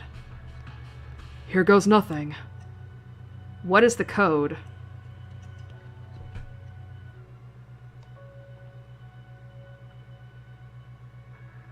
Is it repeating? Am I stupid? Please tell me I'm... Okay. My brain just had a fart there. And I was like, wait a minute, did I just not fucking remember what the code was? Like, it probably says it there, too. Yeah, I'm so stupid. With a small click, the door unlocked. I suppose I'm a genius. Yeah, sure. Hey, what's that supposed to mean? They passed through the door to the room beyond, bickering back and forth like a married couple. Wow, just spelling it out right there, huh? The hallway beyond was much like the last. We need to find out if anyone else has any weird memories or things they're not telling us. How do we do that? Just walk up and ask? No, stupid. You need to be more tactful than that. Tactful is my middle name. No, your middle name is tactless. Ouch. Anyway, I'll try to talk to Nini, so you should stick to Renee. Yes, sir. Do you think it was one of them? One of them that what? Knocked us out and dragged us here? Mikhail shrugged. It's a possibility. But you trust me. Like I said, for now. As the timer ticked down to a little over 1 hour remaining, the two rounded a corner in the corridor and came face to face with the other pair. Sevi! Mika! Nini! Oh, I'm so happy to see you. You wouldn't believe what I've been through. Mikhail's been so mean to me, you know? Hey! The girl gasped. Really? Yes! If it's okay, you'll have to keep an eye on him for me. Okay, Sevi. I knew I could depend on you. So brave. Ugh. Good job in there. You too. At least they gave us some easy questions, huh? Oh, I didn't mean that. Renee nodded down to their interlocked hands. You two seem to have grown quite close in our absence.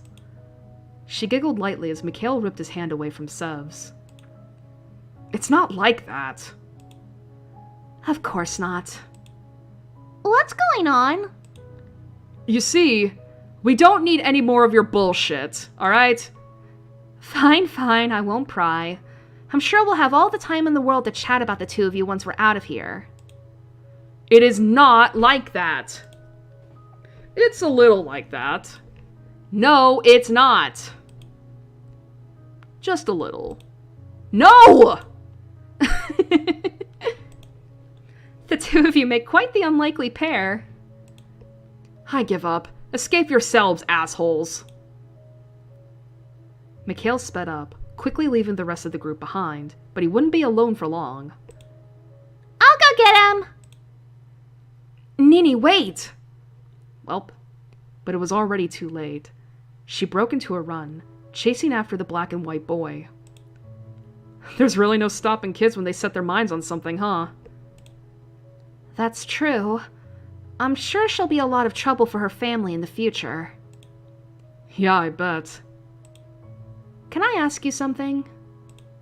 She beat me to it. Go for it.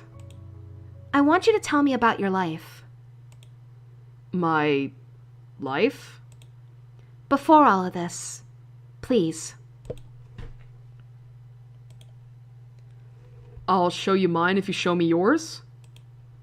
Deal. It's not exciting or anything. I grew up in a little house in a small town. No brothers or sisters. My parents divorced when I was 10. I went to local schools all the way up until university. Then I left home. I think I had a neighbor. We were always together. Sorry, things are kind of fuzzy right now. So, you've had your fair share of struggles along the way, right? Of course. Who hasn't? It's all been worthwhile, right? Yeah, all of it. Every moment. Your turn now. Well, I was adopted when I was 8. My father and I lived in a big house, in a field, pretty much in the middle of nowhere. Just the two of us. He would drive me to school every morning and come pick me up, even though it took hours out of his day and I could have caught the bus. He would bake for me, even though he couldn't cook. Every year he would hand make my birthday cake, you know? And it was always terrible. And I loved it so much. He sounds like a great dad. I couldn't have asked for better. I only wish I could have done more for him to make him happier. Because I could tell he was always so full of sorrow in the moments where the dew would cling to the grass. In those hours as the sun rose, he would brighten up just for me, but I could still tell. I'm sure you did enough. She shook her head. When I asked him if it was all worthwhile, do you know what he said? Yeah, all of it. Every moment. That's interesting, considering Sev just said that. Similar people, I guess. I mean, because Renee did say that, like, Sev reminds her a lot of her dad. Before Sev could think of how to respond, they finally reached an open doorway at the end of the hallway. Beyond, faint voices could be heard. Guess we found them. Renee sniffed, wiped out her eyes with her dark sleeves, then smiled at Sev. Yeah, looks like it. Come on, we better hurry up. The room was large and spacious, and would have once been a ballroom that would rival that of royalty, yet now had fallen into disrepair just like the rest of the house. First of all, what fucking house has a ballroom? Like what, a Victorian mansion? The walls and ceilings seemed like they could collapse at any moment, and were adorned with graffiti boasting all kinds of colorful language. Further into the room, Nini was hanging off of Mikhail's arm as if he was a set of monkey bars. I'm going to take a look around, okay? Got it. I'll go bother Mikhail. Alone, Sev bounded up to the man and pulled on his long sleeve. Can I take the other arm? No, you cannot! Aw, don't be so cold. Didn't you miss me? Not one bit. If you have the time to play around, then you have the time to search for the next door code. And what you're doing isn't playing around? I don't play around. Sure you don't. The sound initially seemed to come from the stage, as if a phantom band was playing a tune for their arrival. But soon after the sound moved, as if it came from the very air they were breathing it. Okay, there should be a comma there, but soon after the sound moved, as if it came from the very air they were breathing it. I think that's supposed to be in. It was all around them. That gentle tune. See? I told you. Ghosts. I'm sure there's a perfectly reasonable explanation. Ghosts! That's not reasonable. Anyway, we're busy, so maybe you should go look somewhere else. Guess he's not done interrogating her. Yes, sir. You got it, sir. He rolled his eyes and turned back to Nini, purposely putting his back to Sev. Renee was knelt to the ground, inspecting something that Sev couldn't see closely. A dance, my lady? Renee jumped to her feet, her eyes filled with surprise. You surprised me. Any other time I'd take you up on your offer. Rejected, my poor heart. Shouldn't you be asking Mika anyway? Why him? It's not like we know each other that well. Maybe that will change in the future. Who knows? You seem awfully invested in trying to get us together, huh, Renee? That's interesting.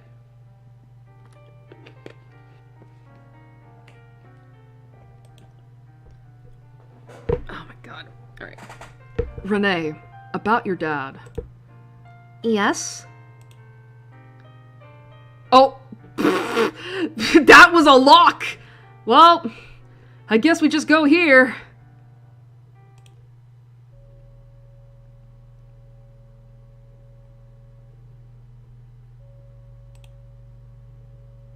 The matches. Mikhail, why don't you light one of those matches? Did you hit your head? I don't have any matches. You do, in your pocket. No, I don't. The sound of his hands wandering from pocket to pocket stopped, as if he had found something. What the hell? I didn't put those there. Why would I carry matches? Maybe you just don't remember. I remember. He struck the match against the box. A moment later, and a small light illuminated their faces. Oh my lord! No, I hate that! Oh my god, that's crazy though. Hey, give me one too. Whatever, fine. Mikhail struck another match and handed it over reluctantly.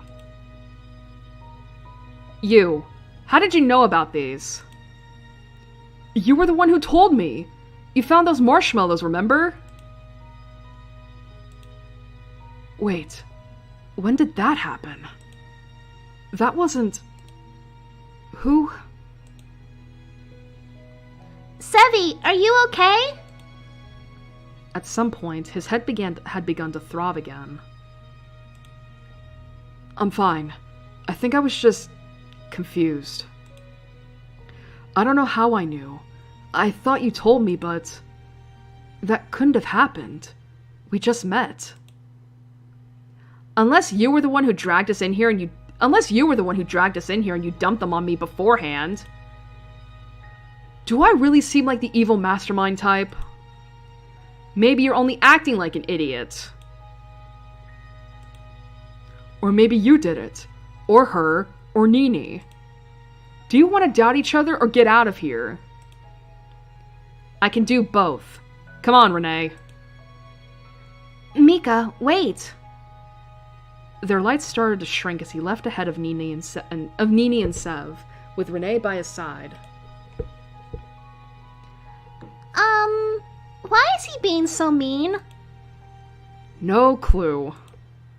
But I guess he's just scared and worried for his sister. We better hurry before we lose them. Sevi!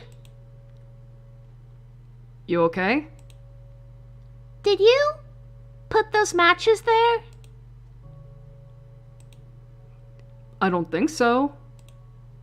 But it's not impossible, I guess. If I've forgotten. I trust you. Sev smiled at the little girl. She held the front of her dress carefully, as if it didn't belong to her. Thanks, Nini. I trust you too. It's weird. It's like, I remembered him telling me about them. Do you think I'm going crazy? Maybe you can see the future. Wouldn't it be helpful if that were possible? Maybe I would have avoided getting stuck in here.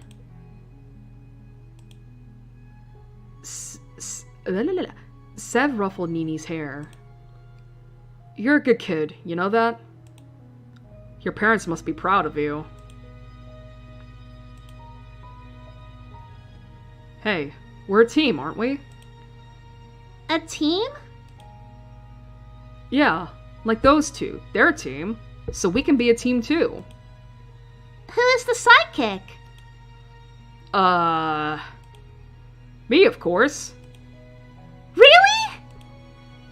That's right. So, that girl... Sev pointed down the dark corridor to where they could see Renee, her arm linked in with her brother's. She hasn't said much except Mika, Mika stop, Mika no, right?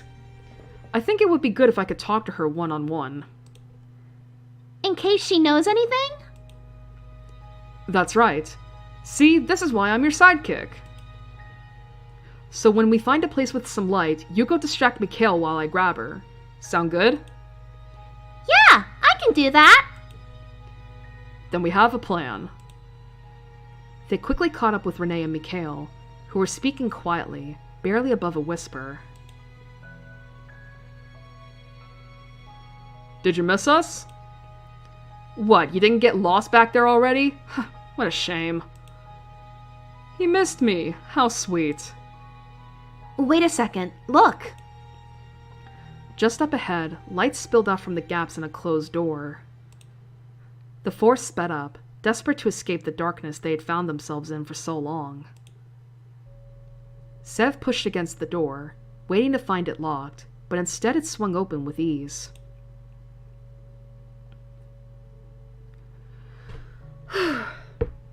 Despite not being particularly bright, what little light that was inside the room burned their eyes. The room was made of cement, significantly smaller than the last, and covered in graffiti. In it sat a couple of chairs, haphazardly thrown around. The lights seemed to be natural. Far up near the ceiling were small dark windows, far out of reach. Even if they wanted to try smashing these ones, there was no way to get up that high. At least, none that Sev could see. Ready, Nini? She nodded as if she was given a mission of grave importance. Mika! What do you want? And don't call me... Mika, come with me! Hey, wait! Nini grabbed him by the arm and pulled him to the other side of the room, a wide smile on her face. Phase 1 complete. Good job, Nini. I won't let your sacrifice be in vain. I wonder what that was about. Poor Mikhail. He isn't very good with kids. Are you worried about something happening to Nini? Oh, absolutely not. He wouldn't hurt her or anything. I'm more worried for him. She seems very excited. Nini jumped up and down in place, holding on tight to Mikhail. He looked around desperately, as if waiting for someone to come save him. So, since we're alone... I'm sorry, but I don't feel that way about you. What? No, ew, I'm gay. And we only just... He really cared for you, you know that? Earlier, he made me promise that if anything happened to him, I would help you escape. We haven't met before, have we? No. I mean, I don't think so. Are you sure? How did you know about those matches? You wouldn't believe me if I told you. What if I said I would? What if instead you pass everything I say on to your brother? She looked back to Mikhail. He was still getting almost tortured by Nini, who was now running circles around him. I don't tell him everything. I had a memory of him telling me about them. I don't know where or when, but he pulled them out and showed me. That's how I knew. So you think you've met before? I have no clue. Okay, I believe you, and I trust that you're not the one who put us here. That easily? What if I'm a very good liar? I also trust my brother's judgment of you, you know. A little bit of an airhead. You're a smart woman. My voice is beginning to crack because I've been at this for so long. I'm so sorry. Since we're both so trusting of each other now, will you tell me anything you know? It's not much. But it's something? Mikhail and I woke up in that closet. There's a joke to be made there. Renee shook her head and continued her story. It's like, I see. You say he came out of the closet. I mean, he did come barreling out, so maybe he is gay. Truthfully, I was the one who woke up first. I rushed over to Mikhail. I didn't even know if he was alive. But I found him sleeping. I was relieved, so I sat with him for a while. In his sleep, he whispered Sev. Well, there's nobody else with that name. I didn't know what it meant until you introduced yourself. He knows me? I don't know. That's all he said. I gotta talk to him. Wait. Let me talk to him first. Right now, well, he's probably not in a great mood. Ugh! Child, go annoy someone else! Anyone else! Wait, Mika! Sebastian, take your thing! It's kind of weird when you say my full name. I feel like I'm in trouble. You are! Behind his back, Sev gave Nini a thumbs up. She repeated the motions, a large smile on her face. Mika, why don't we start searching for the way to continue? What, everyone's finished wasting time now? He didn't harass you, did he? Not at all. Good. As the two left to look around the room together, Sev's eyes drifted back to the timer. 1 hour, 20 minutes. Nice job. I tried to keep him distracted for longer, but he came back. That was perfect.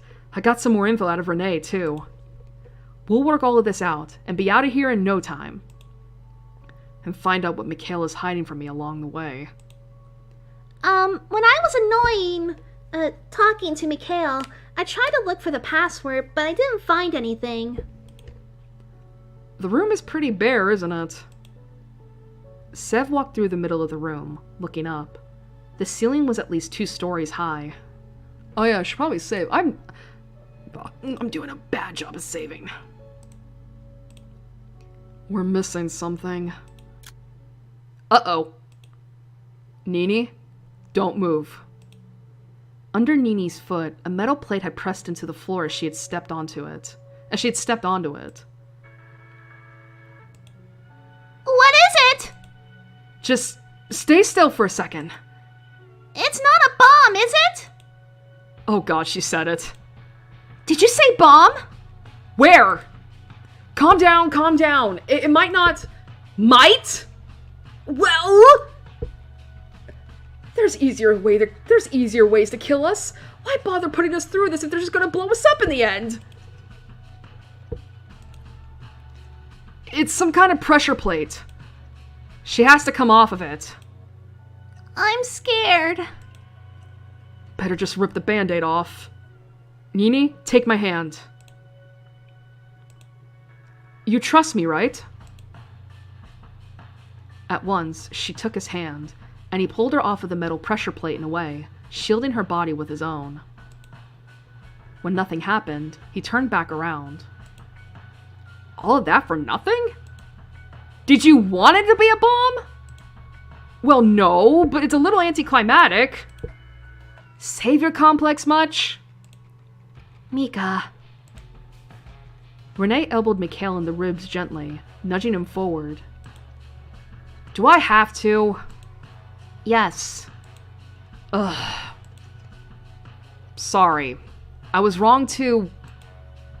Yes, to... accuse you of bringing us here. No need to force yourself. See, I didn't need to apologize. Yes, he did. Another loud metal click came from the plate as it split in half, revealing something hidden. A letter, and 3 unmarked envelopes. To receive the password, you must play 2 truths, 1 lie.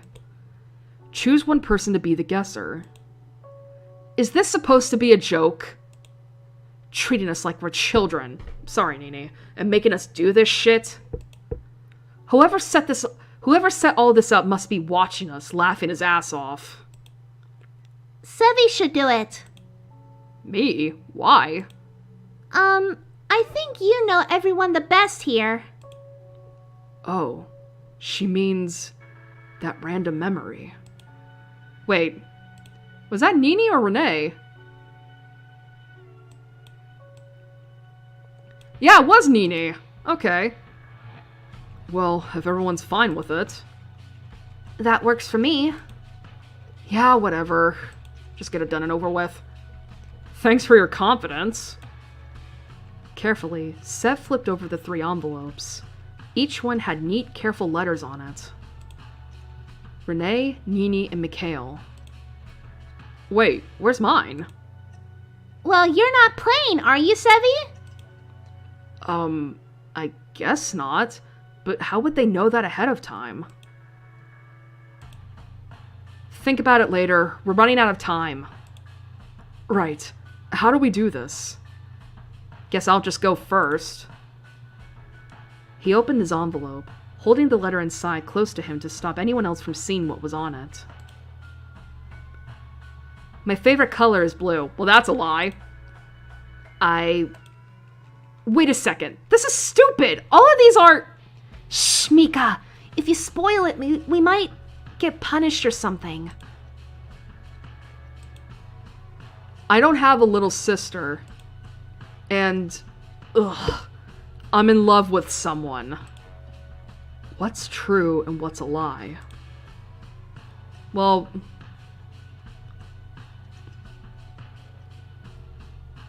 Well, if we're picking out the lie, it's this. My favorite color is blue. My favorite color is purple. Your favorite color. It's not blue. Looks like I'm right. That's not right. Huh? This is bullshit! I do have a little sister! She's standing right there! And in love? Bullshit! I don't love anyone! I don't know, the game says you're wrong. The game is wrong! I'll go next. Ahem. Someone related to me is here. I'm afraid of the dark, and I don't know how to use a computer. Which is it? The lie is... Well, that's a truth right there.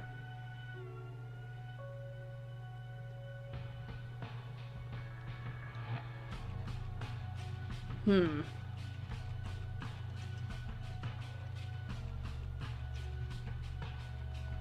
actually trying to remember... Because again, at the very least, we know this is the truth. She is afraid of the dark. But I don't know how to use a computer, or someone here is related to me. I mean, knowing the twist in mind. Well,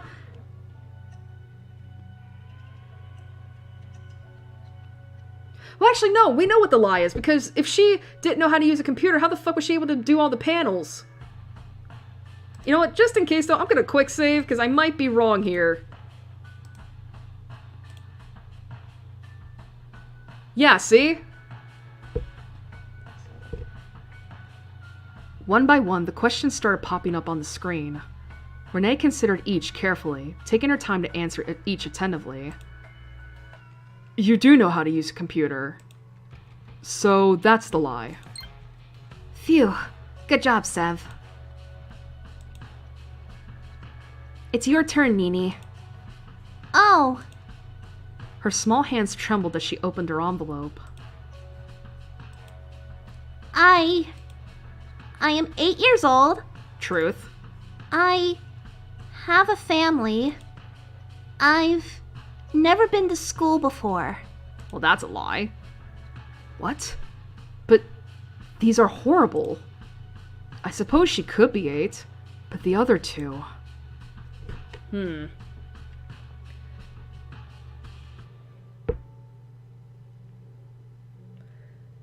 Well, we know she has a family. It has to be this, right? Gonna quick save again. Oh, right, there's only... there's only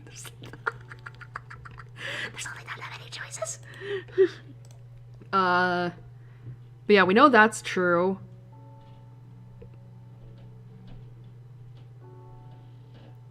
Maybe? Oh, maybe it's not. Is that really right? Am I sure? Oh! But she did say she had a family. Interesting. I don't have any family. Okay, maybe that was in the beginning of one of these paths, and listen, it's been almost 6 hours. I don't want to say it. You don't have a family? So, that's the lie. She's never been to school? Why? Nini looked away. The ding that Sev was correct seemed to weigh very heavily on his soul. Nini. This is bullshit! Seriously, all of mine were fake! The proof is right there! He pointed to Renee, who seemed to be mirroring Nini at that moment. Her gaze seemed lonely. Renee? Tell them! Tell them it's wrong! Mika, there must have been some mistake. You're my brother. Are you, though? Because in the other timelines, you two don't know each other! See? Does it really matter? If we're one step closer to escaping, then I don't care what lies I have to listen to. A click came from the spot on the floor where the envelopes and letter had appeared. When the group looked towards the noise, a single scrap of paper had appeared. But before Sev can kneel down to pick it up, Nini had already taken it into her hands. Sorry. Girl, what? She bolted towards the door, inserted the code, and squeezed through the door as it opened before Sev could even move to react. Ah, shit. I'm going to go find her. Sev, let us... We'll catch up soon. Whoa, that's not good. Oh look, more fucking hallways.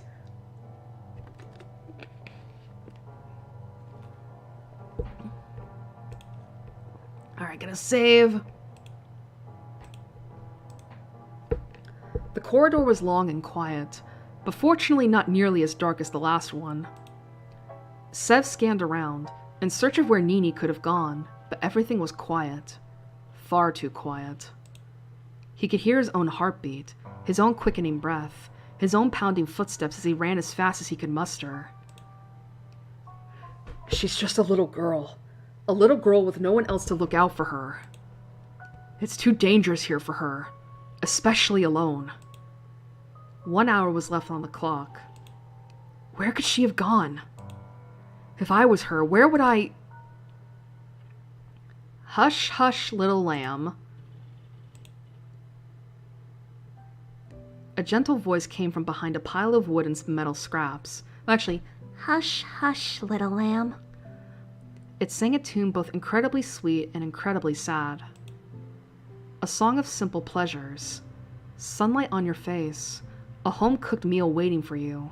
Walking by yourself surrounded by nature. A song of sadness. Of loneliness. Of a lifetime of regret. A song for someone so very lonely. Aww, baby girl. Sev approached quietly, then ducked down to crawl into the space she was hidden in. Her song came to an end, and all that remained was a soft whimper and wet cheeks. Nini sat huddled into the corner in a ball. Her eyes rose to greet Sev as he sat down beside her, but she made no move to say anything. That was a pretty song. It's my secret song. Only I know it. Well, now we both know it. I won't tell anyone. It can be your secret song. I want to share it. With you. Okay, our secret song. Do you want to tell me where you learned it? I made it up. Really? Yeah. When I was all alone, I wrote it to keep myself company. Sevi, actually, my family didn't love me. I'm sure... They would leave me for weeks in an attic. My grandma's attic. She would only come up to leave me food. I cried and told her I wanted to see my parents, but she said they didn't want me anymore. They hated me. But then one day they came and picked me up. I got in the car with them. I was so happy. But they didn't say anything. They wouldn't even look at me. We kept driving until it got dark. I was so sleepy. I closed my eyes. Then when I opened them again, my mom pulled me out of my seat and left me there. They left you there? It was somewhere I'd never been before. Shit. Then I was taken to an orphanage. The police tried to find my parents, but they already left the country.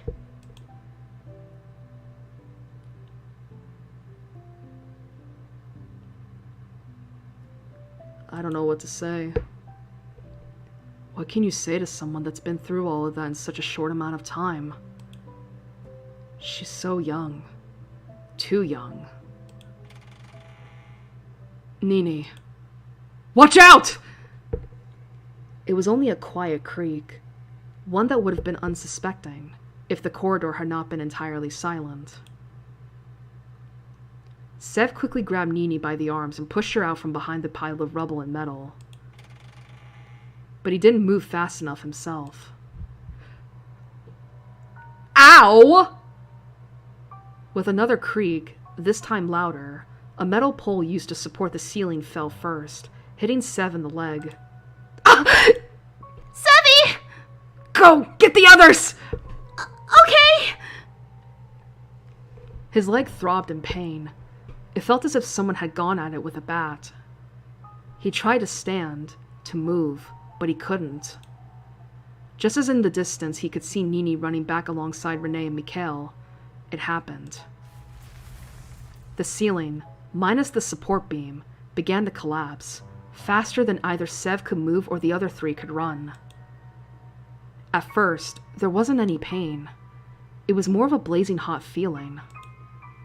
But as that faded, the color began to drain from his face, and the heated feeling became agony. Sevy! He was pinned to the ground. He couldn't feel anything below his waist. He tried to move, to escape, but the weight was too much. Shit! What remained of the ceiling was now pinning Sev to the ground. His vision was hazy, with spots of red. Whatever the other three were shouting to him, he couldn't hear anymore. Booming, thundering, his heart beating so fast it might explode was all he could hear now. Go! Keep going. Nini shook her head violently. Her cheeks were damp with tears as she tried desperately to pull away the debris, to free Sev. They all tried, but there was too much. It was too heavy. And Sev was losing blood too fast. His head fell to the ground. Before his eyes closed, the last thing he saw was Nini, thrashing desperately, as Mikhail and Renee scooped her into their arms and continued down the corridor. Oh, that's interesting.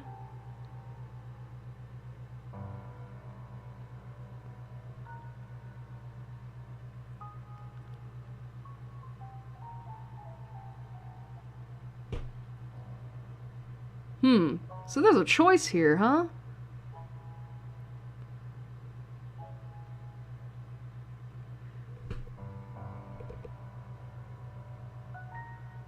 It's interesting that there's two choices here. What's here?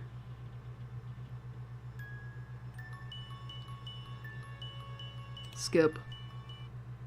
I mean, I know there was a bad ending. I guess we have to pick that, maybe? Alright, well, we know... Alright.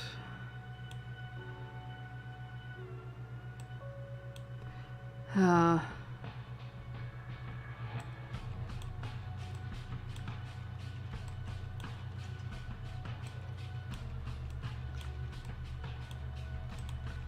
we go. Oh, shit.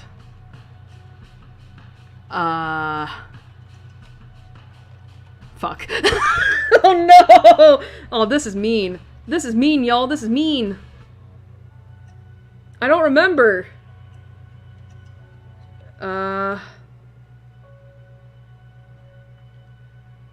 No, fuck. Am I gonna have to redo this again just to make sure? God damn it.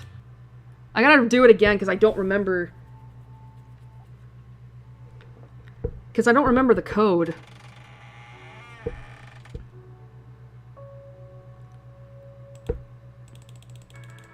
Yeah, we just can't skip shit. All right. It's fine.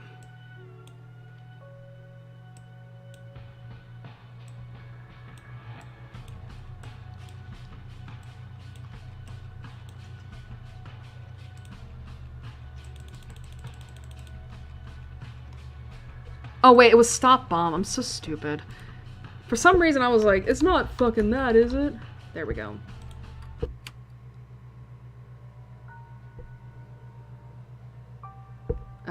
Stay here, I guess. Alright, this is new. Sev dropped his hands to his side and looked away from Renee. That was all the answer she needed.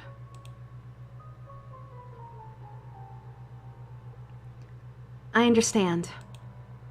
This is it then. Sev nodded silently.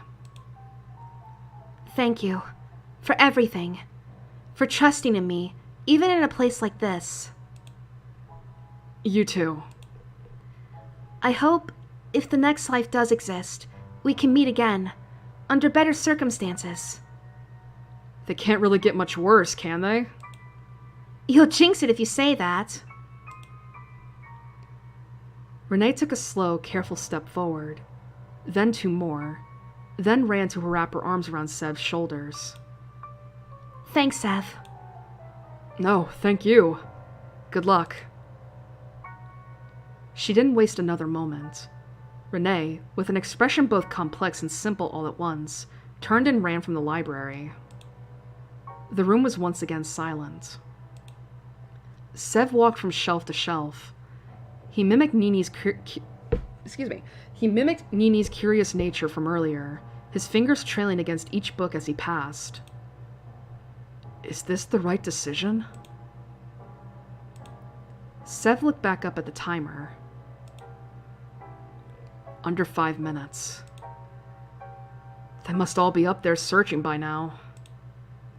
Wonder if they found anything. 2 minutes. That's when he heard a faint ticking sound. Huh? Where? Tick, tick, tick. Where is that coming from? Quickly, he threw books from their shelves, searching for the cause of the sound and disregarding his own safety completely. If I'm going to die anyway. No matter where he searched, no matter where he went, it seemed as if the sound wasn't getting any closer. It's coming from me? Is it in my clothes? Warning, 10 seconds remain. So this really is it. 5 seconds. Guess it's a good thing I didn't go with them. 2 seconds. Hope you guys make it. Choose to stay in the library alone.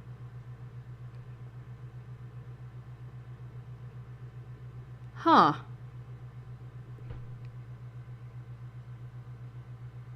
I mean, those make sense. Why is it saying I still haven't done this?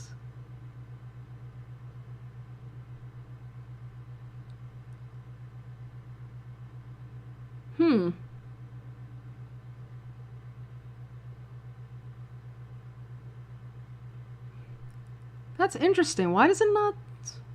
Chotto? Wonder why it's not completed there.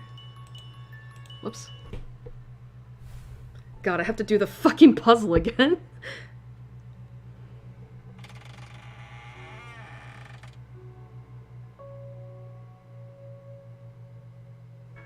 Okay. This is getting so rough.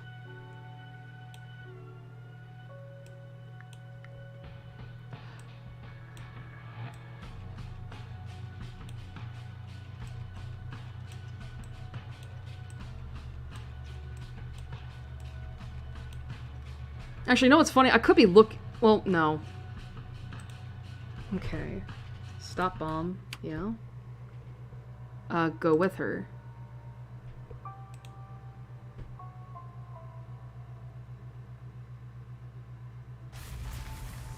There we go. Why did that not? Okay. That's weird. Alright. Well, looks like we're gonna have to... Alright. Well, God, we're gonna do all the bad endings. Don't press it. I can't do it. Sev turned away from both the monitor and Mikhail's judging eyes. He'll leave us here if I press it. Then we wait. I don't think he's very happy.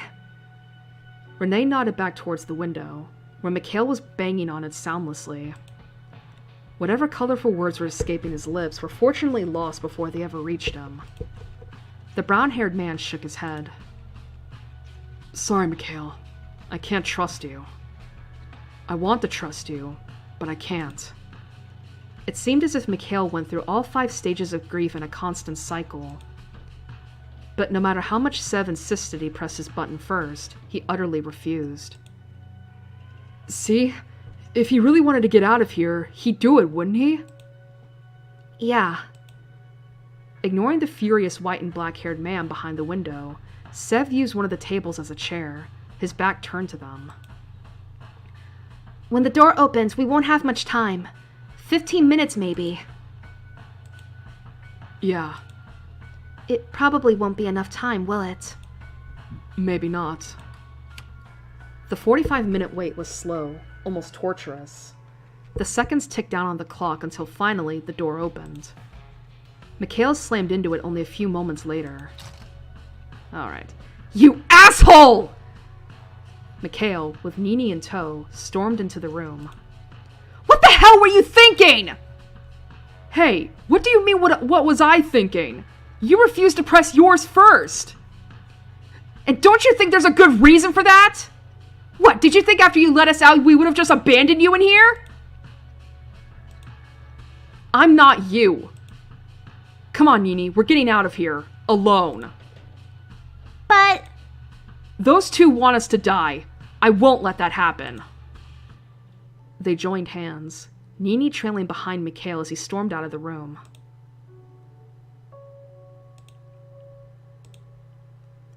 Let's go check their room. Okay, good idea. Outside of the newly opened door was another long, wide tunnel that stretched into the darkness. Mikhail and Nini were already long gone. This must be their room. Directly next to the door they had just left was another one, exactly the same as the last. Feeling like a knot was already forming in his stomach, Sev led the way into the room. The room was exactly the same as theirs, which came at no surprise, seeing as they could see the majority of it from the window. A light bolted to the wall, a row of tables, the window, and lastly, the monitor. Renee approached it first, and the timer ticked down below 5 minutes. Her eyebrow twitched, a frown forming as she continued reading. Oh no. What is it? The doors will automatically open in 45 minutes. If you convince the other team to press their button, your door will open, and you will be able to open their door from the other side. If you press your button, the doors will open in 1 hour. What? The knot in Sev's stomach twisted and turned in regret. Then... Shit. There was no way to know. If he had just explained instead of only writing press your button, it might have helped. I should have trusted him. I messed up. I really messed up. Come sit next to me. Sitting on a table, she scooted over to make room for him. But the timer... There's not enough time. So let's sit together while we still have the chance. He couldn't think of any words to say, so instead he just sat.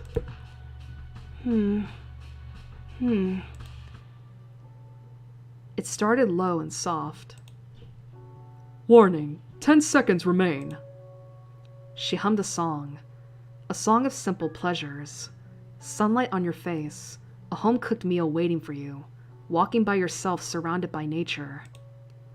A song of sadness, of loneliness, of a lifetime of regret. A song of the past and the future. What is that song? It's pretty. Renee smiled. Behind that smile was a sense of loss that only came from forgetting what was once important to you. It's my secret song. Now it's both of ours. Oh!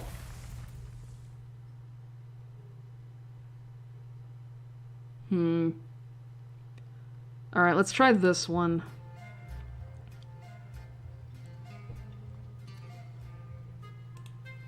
I don't know it. And you already checked everywhere? The unnamed girl nodded. There's nothing anywhere. Nothing I can find anyway. Sev stared at the lock screen. It was almost like somewhere, on the edge of his consciousness, he knew it. Those 4 simple numbers. But no matter how hard he stared at it, no matter how much he racked his brain, he didn't know the code. We must be missing something. Come on, let's check around again. I thought you didn't want to get it open. I don't, but I want to die even less than that. And that timer is already going down fast. Already the timer was below 1 hour, 30 minutes. What was once a respectable but somewhat dusty church became what could be almost described as a bomb zone. Furniture had been upturned, pushed aside, flipped on their sides, searching for something, searching for anything that would give them a clue how to proceed. Seconds became minutes. Minutes snowballed into an hour, and soon the timer ticked down under 10 minutes. It's no good, is it? We can't give up now! The girl shook her head. It's okay. You're tired, aren't you? Sev's clothes were already darkened with dust and dirt, and his face was covered in a layer of sweat. In the past hour, he had truly torn this place apart. He was left panting and gasping for air as he collapsed onto the one pew that was left standing. The young woman, with hair and skin so fine, sat down next to him. I suppose this is the end. Don't say that. It's okay. I know when to give up. It's a shame because I feel like the future had more in store for us. I don't know why. No funny jokes? I'm sorry. I've missed something. This is my fault. She shook her head. Maybe this is for the best. How do you come to that conclusion? Maybe there really is a zombie in there, and by not letting it out, we're saving the whole world. You think so? No, but it makes me feel a little better. Maybe we're not even on Earth anymore. Maybe we're on some alien planet. Or maybe we're test subjects in a lab somewhere. Maybe this is all a TV show and people with cameras will come out any second now. Sev? Sorry, I'm rambling. No, thank you. For sticking with me. It was the least I could do. Maybe we'll meet in the next life. Maybe we will. Warning, 10 seconds remain. The time ticked down under 10 seconds, and the girl closed her eyes, awaiting whatever was coming to them. Goodbye, Sev. Goodbye, The building collapsed in on itself. All that remained was a pile of rubble. In his last moments, Sev thought of one name in particular. Renee. Okay, I'm curious. Can we now do something here?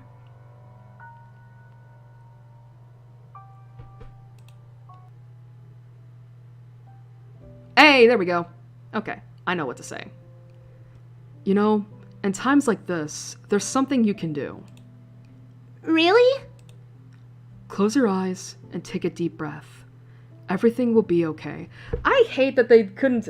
I already went through that ending once, and I had to go through it again just to get a... Okay, it's fine. It's fine. It's fine.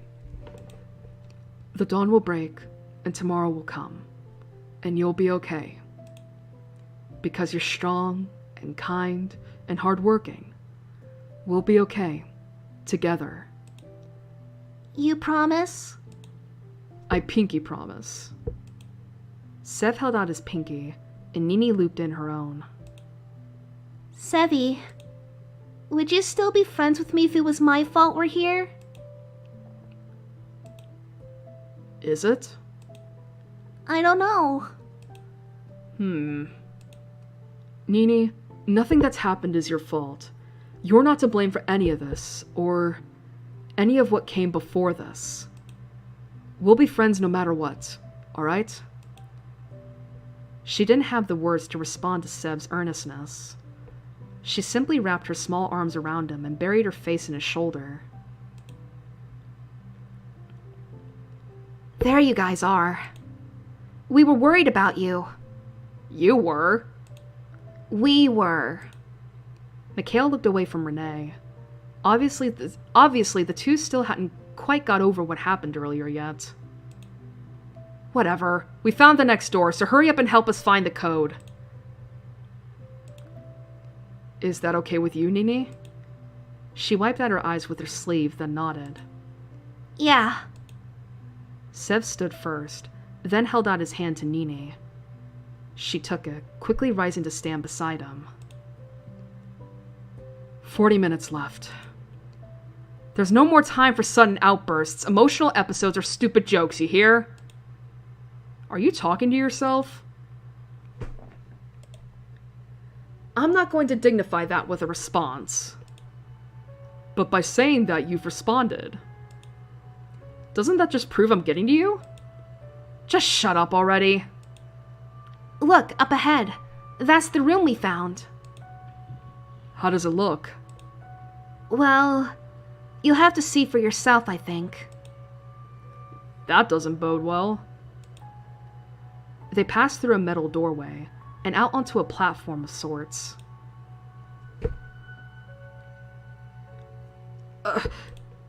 It's over there, see? On the other side. Right. Over the gap, which would make you fall a couple of stories and then break your legs. Cool. Of course it is.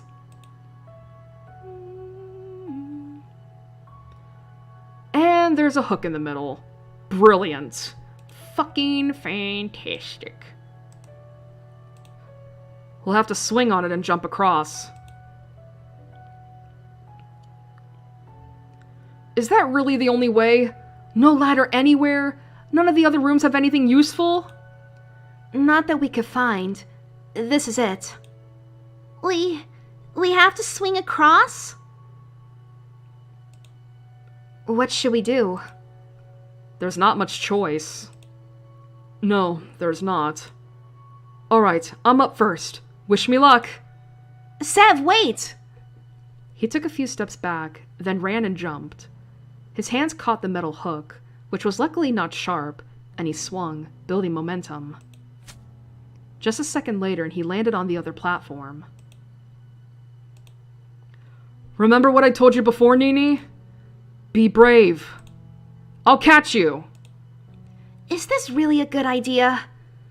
Renee, it's the only option! Mikhail's face twisted in surprise. Even he himself was not expecting an outburst directed at his own sister. Sorry. Nini closed her eyes, took a deep breath, and Sev could have sworn he saw her mouth, "Everything will be okay." And then she jumped. Sev's heart fell into his stomach.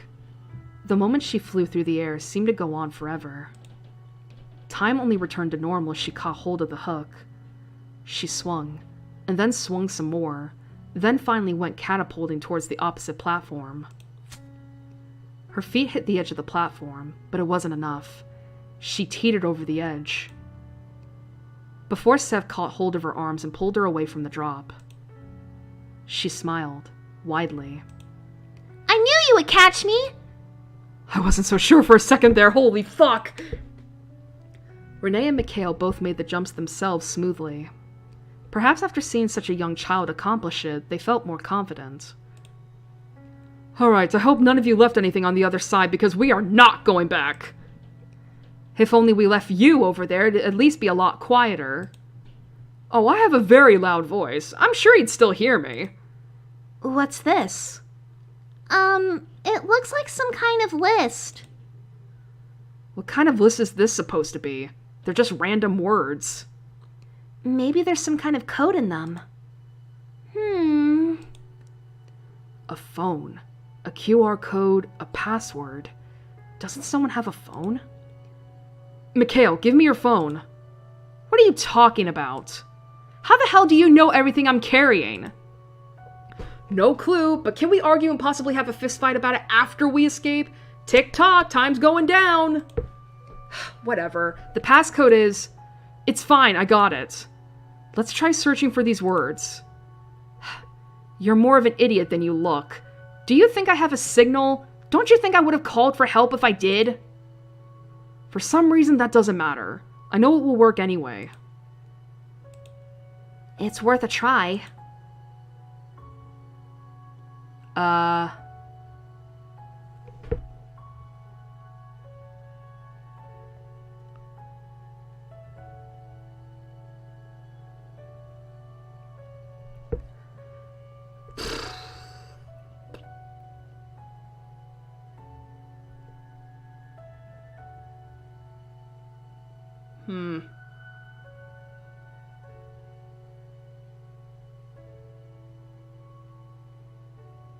Oh, wait a minute. This is for the QR code, isn't it? Bro, I don't have a QR code scanner. Bro, I don't have that. Oh, no. I did not scan the QR code. Because the thing is, my phone doesn't have a scanner. My phone doesn't have a scanner. Uh-oh. Uh-oh, spaghetti. Well...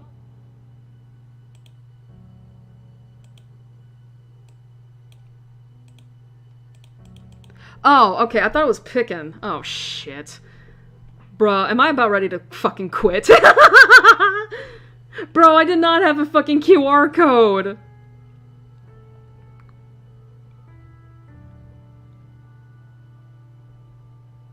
This is so mean. Oh my god.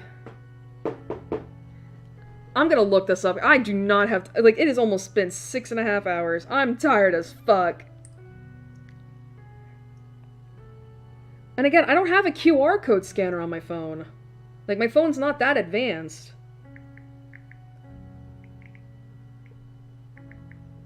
Let's see.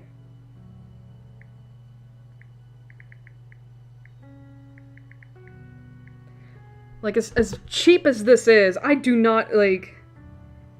Here we go. Give me the Steam community, please.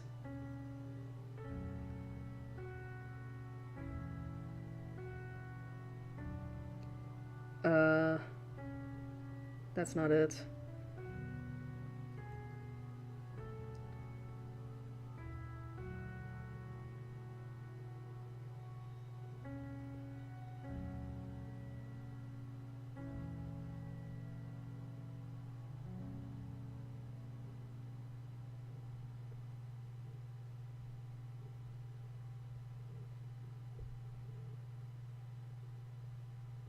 Is that it? Okay.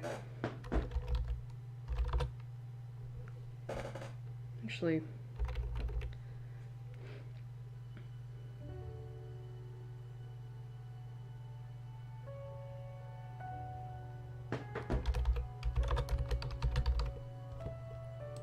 There.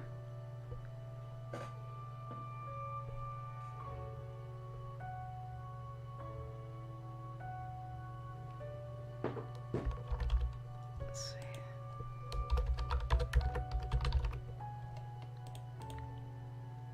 There. The answer is... Wait, seriously? Again, I did not know that was needing a QR code. I don't... Again, my phone does not have a QR code scanner. Open sesame.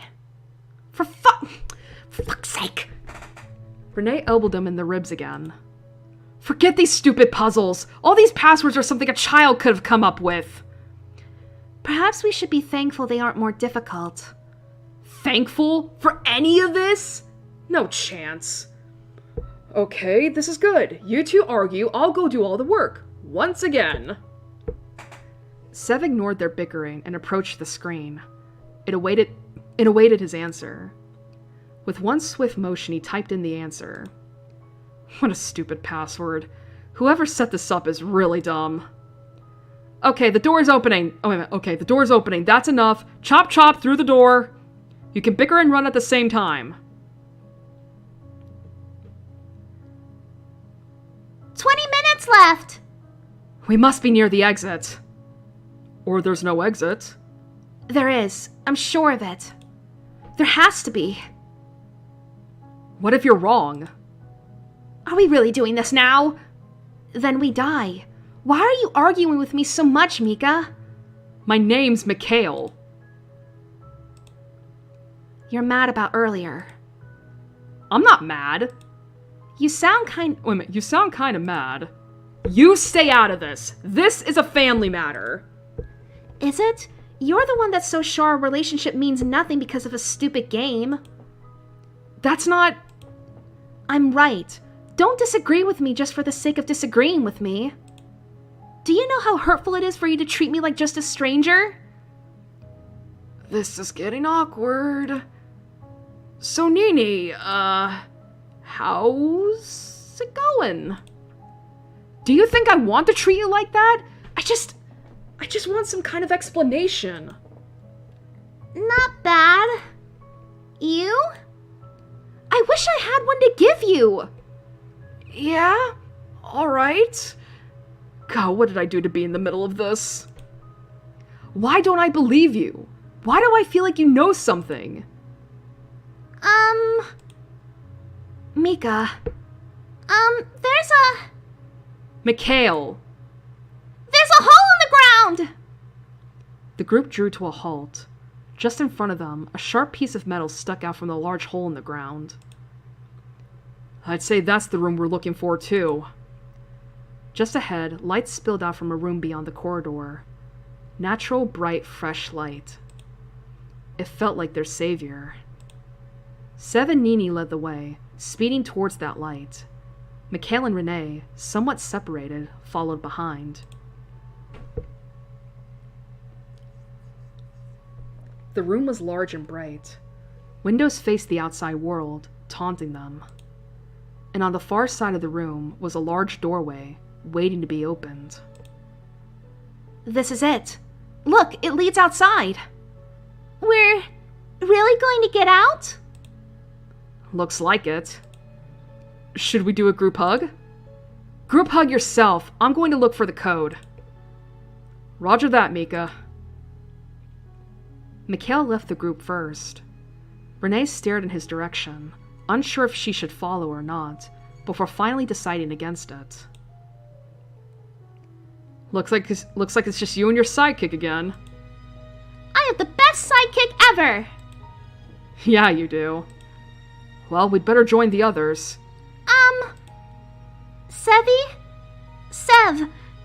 Sebastian! Yes? We're about to leave and, go back into the real world, so when we get out there, will you be my new dad? I'll always be a good girl, I promise! I know. You're a very good girl, and I would be lucky to be there for you. But we have to do it properly. We'll go back to your orphanage and sort out all the papers. How does that sound? Really? Yeah, really. I found it! Where? Come on, we can work it out after we're out there. Let's leave. Together. Look, it's just a jumble of words. What if we unjumble them? Good idea, Nini. 10 minutes. Everyone get thinking, now! For once, Sev couldn't argue or make a joke. 10 minutes remained, and everything rode on this singular word. You're such a bitch for this. Okay. Let me see here.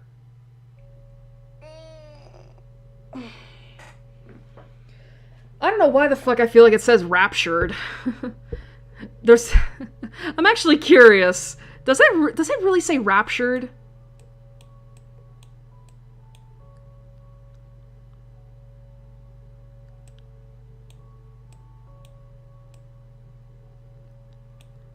No, it doesn't. Imagine if it did. Oh, it's departure. I see. Wow. I really thought it said rapture. It's departure, isn't it?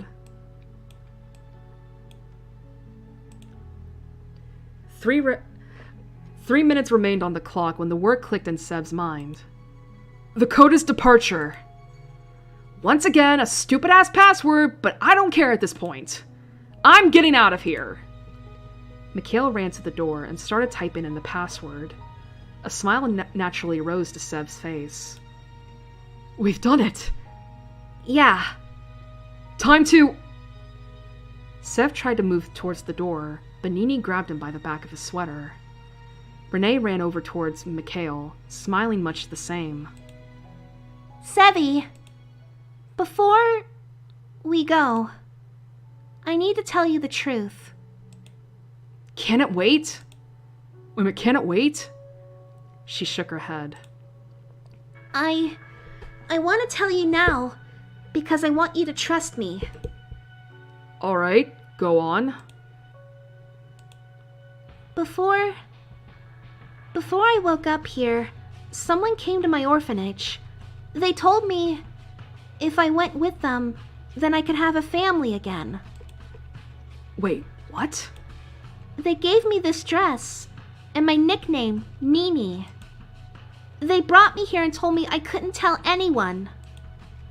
So it might really be my fault we all came here. Nini, who brought you here? This is important. Well...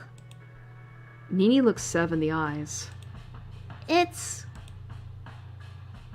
Someone's screaming. A scream pierced the air, interrupting anything Nini was going to say. What's wrong? Mika! Mika, oh my god, stay still! What? Sev rushed over to their side. Mikhail was on the ground, and through his shoulder, a rusted pole. Damn, he got fucking Edward Elric. Sev looked up. It came from the ceiling. Why were we put here? In a place falling apart?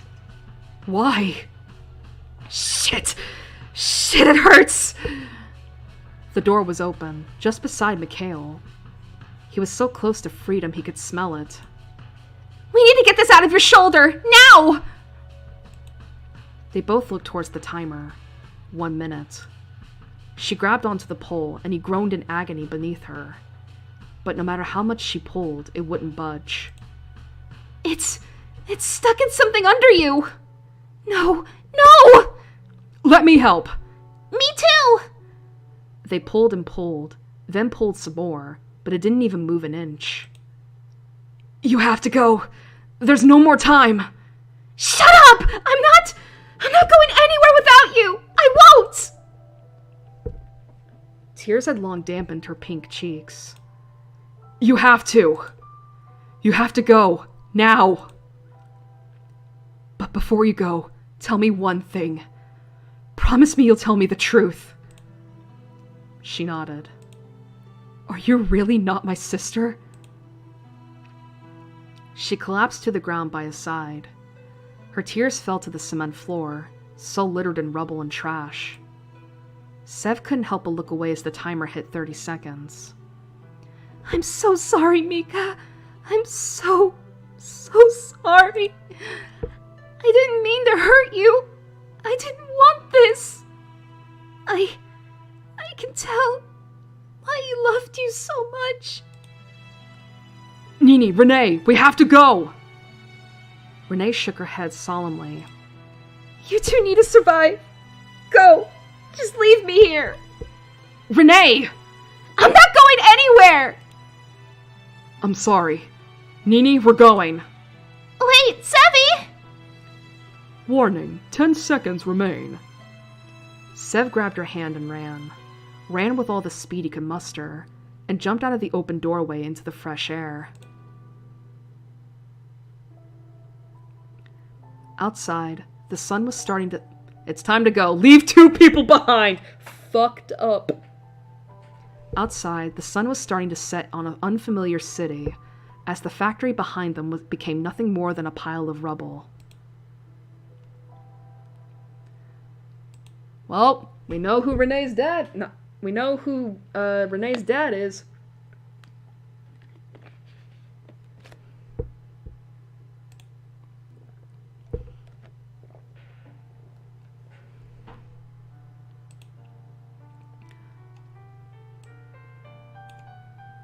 Renee, about your dad. Yes? He died, right? Yeah, not long ago. I'm gonna probably save.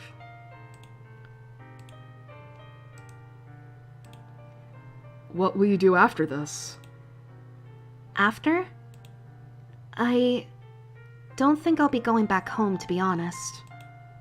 My home may not even still be there. But that's okay. As long as the rest of you are okay. Why would it be gone? I think what's happened here may change everything. Really, it's okay. I'll be fine. Why not come with me then? I don't think it's that easy. But I do appreciate the sentiment. Renee! Sevi! Mika found something! Mikhail crossed his arms, as if he had given up on insisting his name was Mikhail. It's some kind of math game thing. I don't know, I've never been good at math. He held up what looked like a tablet, covered in dust. Sev took it from him and blew off the screen. Huh, looks like we need to add up to 25 and 50. There should be a piece of cake. Are you good at math, Sevi? Not the player created me, no. Nope. Give me a break. Maybe I should... No, now I feel like I need to prove myself. Come on, Sebastian, you got this. Are you fucking kidding me, my guy?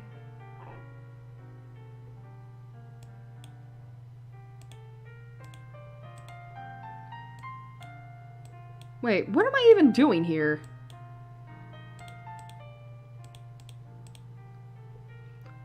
Okay, what am I doing here?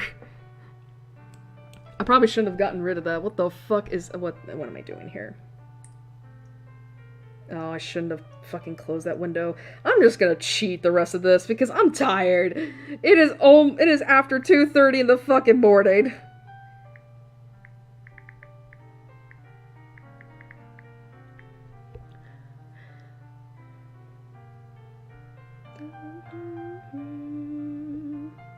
Oh, what is this song reminding me of?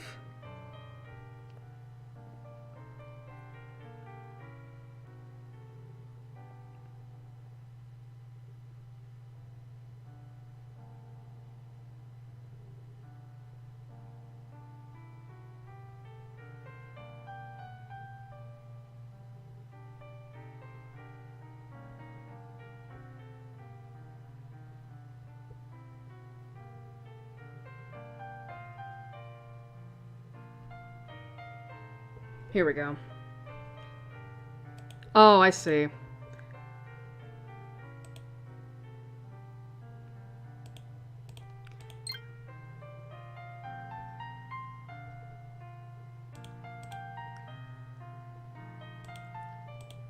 Simple maths, my ass.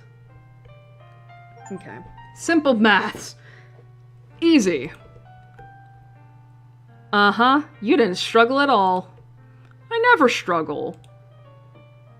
The code is... time. Ah, yes, something we're running out of. Let me try it on the door.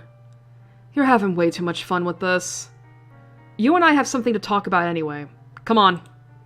Whoa, hey!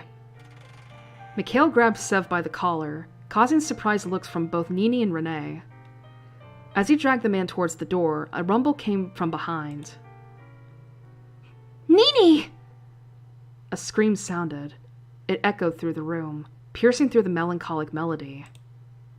Sev and Mikhail's heads whipped around, in search of what had caused the scream. Uh-oh! A section of the ceiling, which was at least 2 stories high, had pulled away from the rest and begun to fall. Sev broke away from Mikhail and ran, but he wasn't fast enough. When was he ever fast enough? When could he ever save anyone? But the rubble never hit its target. Instead, it floated 5 feet above her head, her arms raised to shield herself. Uh-oh. Then it floated back upwards until it reattached itself to the ceiling.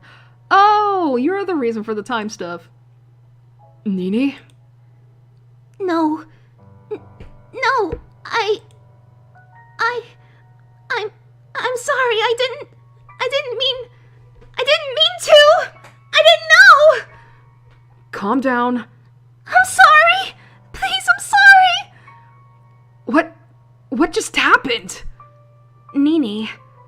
No, don't call me that! I'm sorry!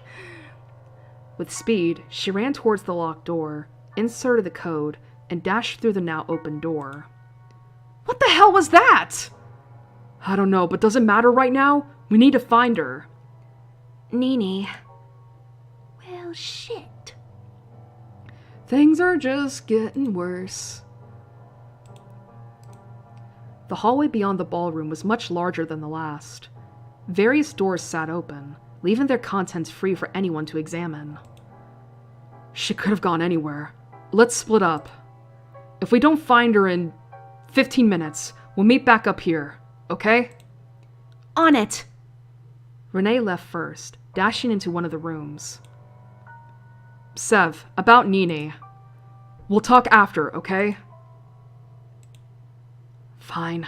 Just be careful, okay? They call me Careful Sebastian for a reason. Shut up, no one calls you that. With a laugh, Mikhail ran in the other direction to Renee. Alright, where would you be hiding, Nini? This happened before, didn't it? You ran away, and I found you. And you were singing. Hush, hush, little lamb. Sev hummed a song. A song of simple pleasures. Sunlight on your face. A home-cooked meal waiting for you. Walking by yourself surrounded by nature. A song of sadness. Of loneliness. Of a lifetime of regret. A song of the past. And the future. And in response, a small voice sung back towards him. It was tiny. Fragile. The voice of someone broken, from years of being hated and shunned. But today, she would be none of those things. Sev made his way down the corridor and turned a corner. And there she was, huddled into the darkness, trying to make herself as small as possible.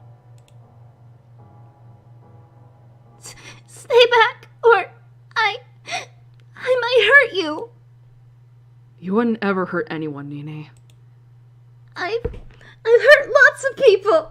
My mommy, my daddy, my grandma. That's not true. They're the ones who hurt you. Sev slowly approached, keeping his hands up where she could see them, before he knelt down next to her. Quietly, he wrapped his arms around the young girl. In turn, she repeated the motion, her head buried in his shoulder. I'm not scared of you. Are you sure? You promise? I pinky promise. Do you want to tell me what happened back there? Sometimes things like that just happen, but I can't control it. You can turn back time. She shrugged and pulled away. Don't know. It's why Mommy and Daddy didn't like me. They didn't deserve a good daughter like you. That I'm sure of. You grew up in an orphanage? How did you know? It's hard to explain. But I have a feeling that you and I were destined to meet, Nini. Sev's eyes went to the time remaining. 40 minutes. How about this? Once this is all over, why don't we live together? No more orphanage. If you want, that is. I can't promise I'm the most dependable person. Her eyes lit up as if the words that escaped his lips were magic. Really? Really? Yes! Sev stood from his place and held out his hand to the young girl, who instantly took it and sprung to her feet. Renee was right after all. About what? There you are! Oh, thank God you found her. What happened to meeting up in 15 minutes, asshole? You made me, us, worried. I said if we didn't find her, we meet up in 15 minutes. I found her. Don't get particular with me. Sorry, Renee. Renee smiled at her. It's okay. Are you alright? Nini nodded furiously. Sev is going to be my new daddy. What? How lovely. Renee, can you take Nini with you and keep going? I need to talk to Sev. Renee looked towards Sev, who nodded. She seemed reluctant, but eventually she sighed and nodded herself. Okay. Nini, why don't we have a chat? Okay. Don't take too long, okay? The two left, rounding the corner and heading towards the next room. You're keeping something from me. What? I'm not. You are. Before, you said you didn't want to lose me again. Why? There's nothing... Oh! Hello! It happened so suddenly, Sev didn't even have the chance to register what was even happening. One moment they were a foot apart, and the next, Mikhail's lips were against his. Mikhail's eyes were shut tightly, his eyelashes quivering against his skin. He held on tight to Sev's collar, refusing to let him go. And he's kissing back, let's go! And so Sev sunk into the embrace. He closed his eyes, giving himself over to the feeling that was washing over his chest. Mikhail's lips were soft against his, warm like a summer's morning, comfortable like they simply belonged there. Mikhail's hands trembled as he clutched tighter, as if afraid that if he let go of Sev, he would disappear. The fluttering of Sev's stomach hadn't subsided as Mikhail finally pulled away, gasping for breath.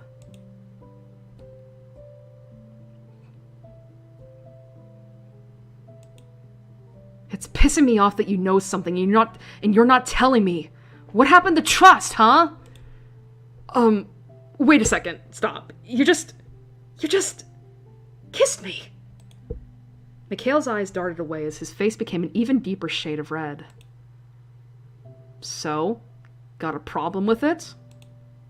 No problem. Then don't complain or I won't do it again. But, why in the first place? You were just yelling at me. That's how I express my feelings, Baka. Because I felt like I had to. In case I lost you again. Look, I don't know if I'm crazy, or if my memories are all fake, or... I saw you die, over and over again. In a train where you and I were best friends. We were on a bed and you hugged me. And then you died. I died? You sacrificed yourself to save the rest of us. And that's not the only time. We were in a church, and you hated me for some reason. And then you died. Well, we all died. But we're alive. Was there more times?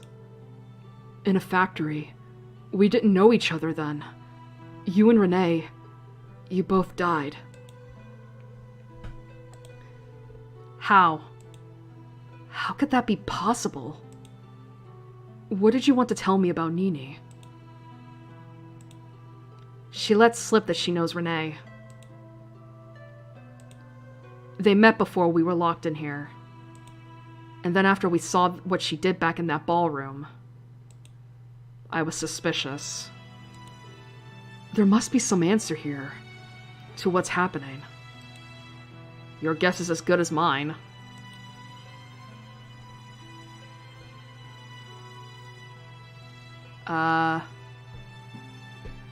What am I doing here?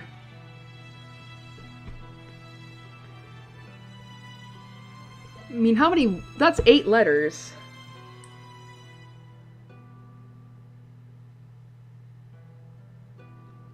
Oh, I see. Okay, I'm so Alright, where's a T? Alright, T. I. M. E. L. O.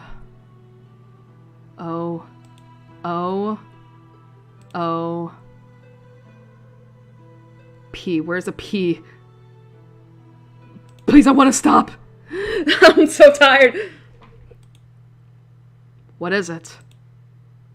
You saw what Nini did. We all did. We're stuck in some kind of time loop. Time's just been repeating.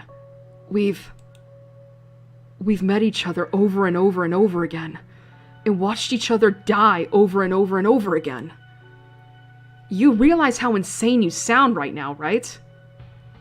More insane than usual, that is. But then everything makes sense.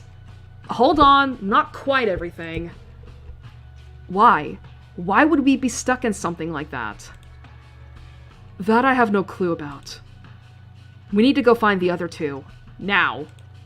Wait. Wait for what? You see, I'm afraid I might trip over in this dark house if we're going to run, so I think for safety reasons we may need to hold hands.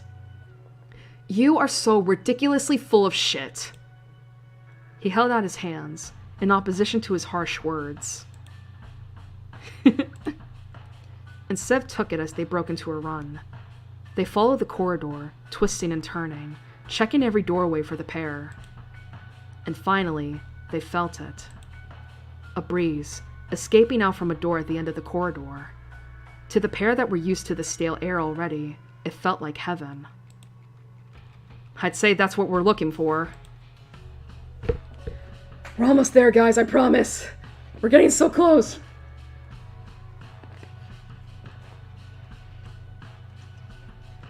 There you two are. Sevi! Mika! You won't believe this. We did it! The door is open so we can go! We can finally leave! Nini, I need to ask you something important, okay? Please, can we leave first? We can talk about it later, after. It has to be now. Nini, that's not your real name, is it?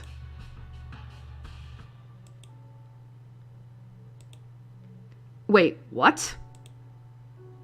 Yes, it is. You can tell me the truth. My name is Nini. So if you guys haven't been catching up onto all the hints right now, this is a twist. Her real name is Renee. Your name is Renee, isn't it? Hell, you can even tell, like, they look so alike. Sev, what are you... Nini clutched the front of her dress, her lips tightly sealed.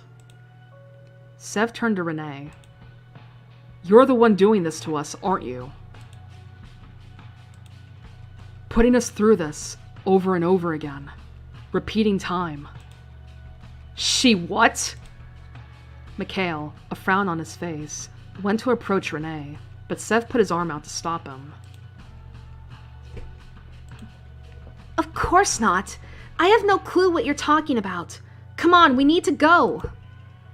Nini, Renee gave you that dress, didn't she? And she told you if you came with her, you would be adopted by someone you met. No. And Renee, you were adopted yourself, weren't you? Sebastian, I don't know what you're trying to insinuate, but it's not possible. Unless you have power over time itself, as Nini demonstrated. You're the same person, aren't you? At his words, even Nini looked towards Renee with surprise. Please, please, we're so close to escaping. You don't even want us to escape! All I want is for you to escape! Renee yelled out her response, tears in her eyes. Then explain it to us. Please. Renee's eyes met the ground. You've always been far too clever for my tricks. Don't blame Nini. She didn't know. I didn't tell her. I won't. Nini finally let go of the front of her dress and ran towards Sev, latching onto him. Where to begin? The start would help.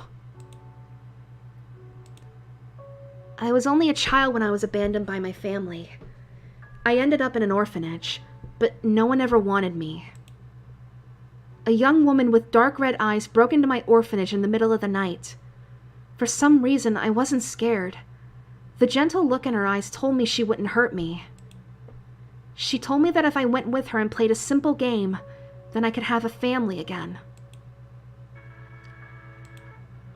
And so I went, and I played that game, and I met my adoptive father.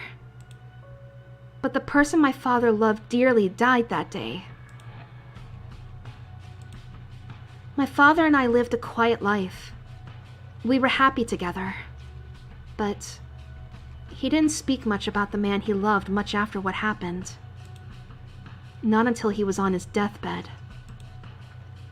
And that's... You, Dad.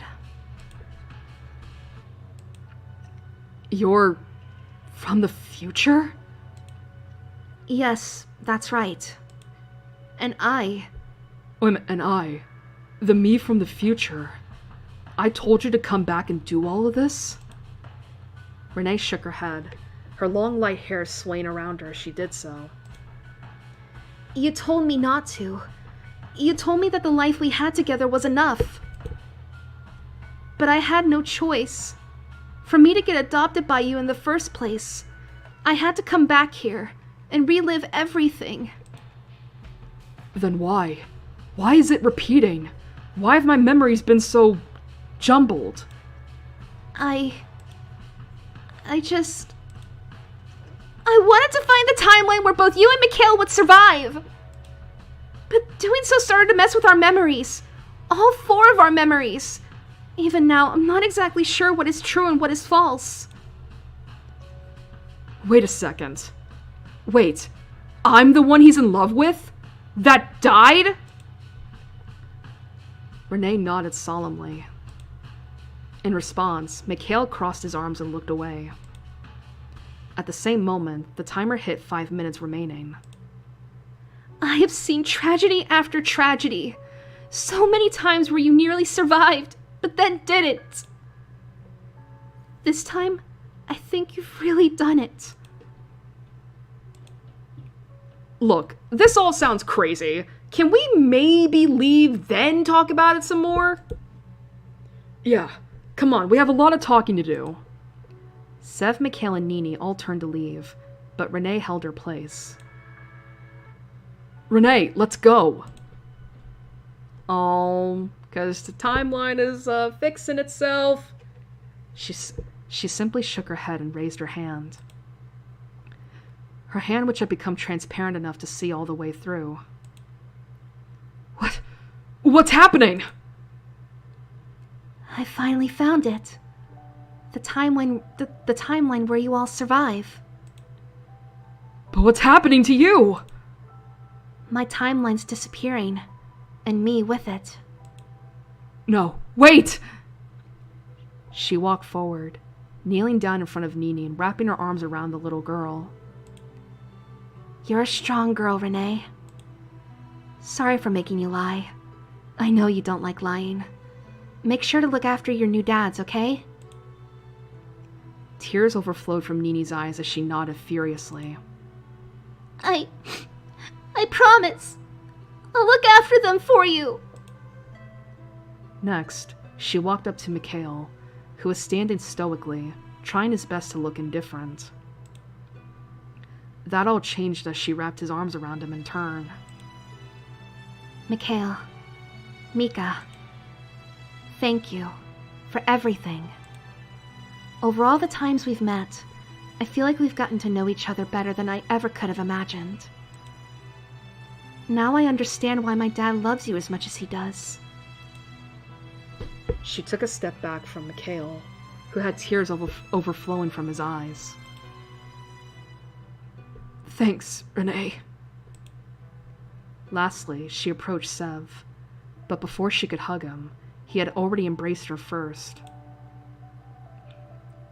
Thank you, Dad, for the things you haven't done yet, but will, for everything you gave me.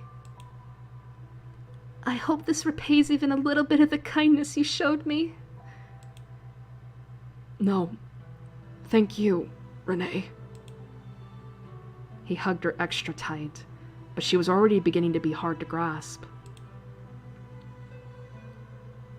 I'm scared, Dad. I'm scared of dying, and I don't want to go. Close your eyes and take a deep breath. Everything will be okay. The dawn will break and tomorrow will come, and you'll be okay.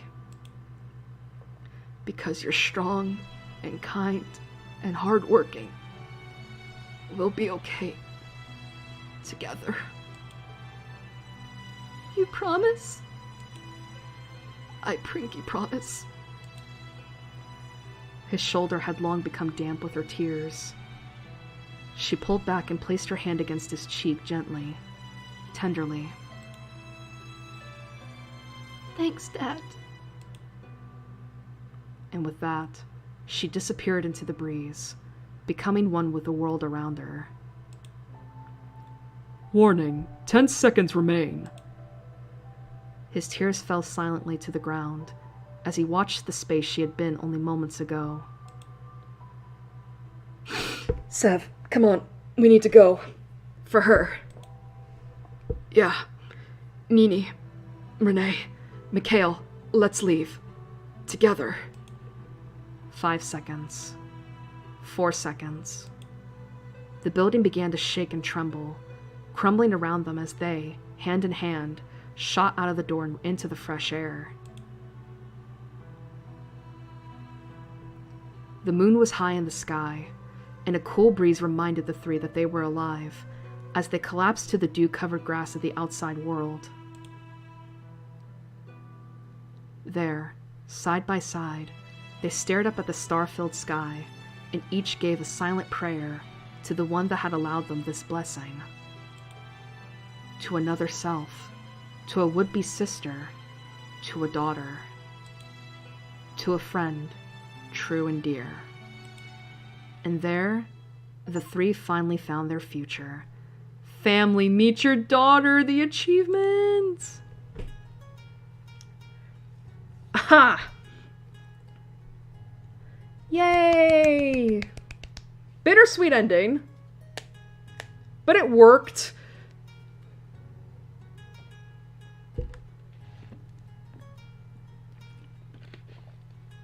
Every part of me hurts, by the way.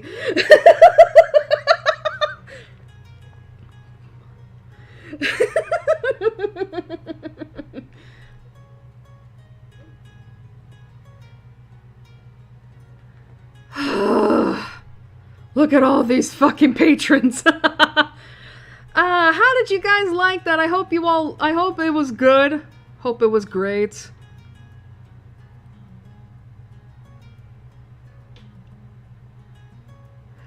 God, that is crazy to think that this whole game was made in 1 month. you know you've wasted. I was gonna say, please save here if you would like to go back to your flowchart. Sure. Fuck. Thank you for playing start again. I'll save here. No. Get to the settings before the internet drops.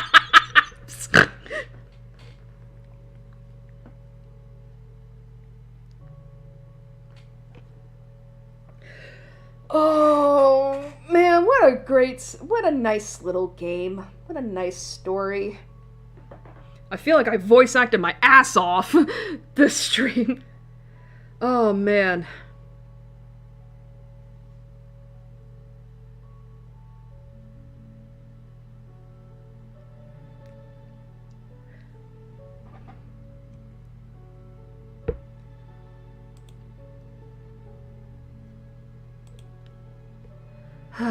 Alright. I'm actually curious to know if I, like, got all the achievements. But I can't check Steam now, because, that'll, cause the stream to crash. Alright. Excuse me. Man, let me stand up a little bit here, because my back is aching. Oh man, my back. Alright, so even though it did end up being longer, a bit of a longer stream, at the very least, we finished it. We didn't have to split it into 2 or whatnot. Oh, my back. Oh, my back. Oh, my back. Now I understand why Fuchon split that up into 2 streams. It's like, damn. I understand now. I get it. Oh, jeez.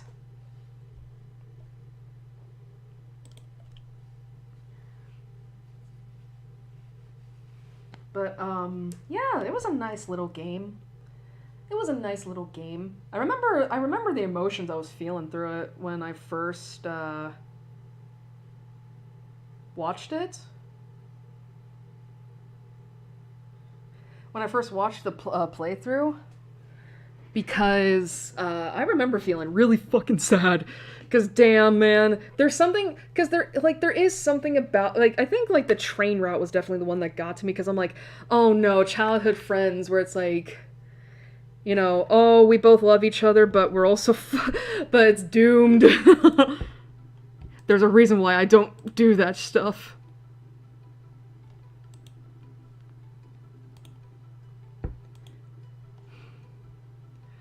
But yeah, there's a reason why I don't do that sort of thing. Man, I don't, like, you know what's funny is that it's like, oh, that was something I should have talked about.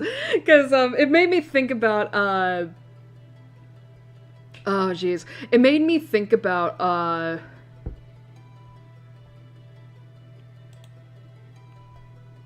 because I recently started, looking up a lot more fics on AO3, because I'm like, you know, I'm trying to look for shit, right? And I obviously take good, what's the word? I take good, use, I make good use, that's it, of the search function on AO3. And I think I've talked before about how painfully vanilla I am when it comes to, like, my stuff, like, when it comes to my reading material. Like, it's one thing if I'm reading, like, literature, like, you know, published literature and such, you know, because, like, I don't know what to expect there, right? And that's fine. But when it comes to fanfics, I'm way more picky. And, if y'all have ever been on AO3, when you're looking up stuff, and you're using the search function, the filter function, I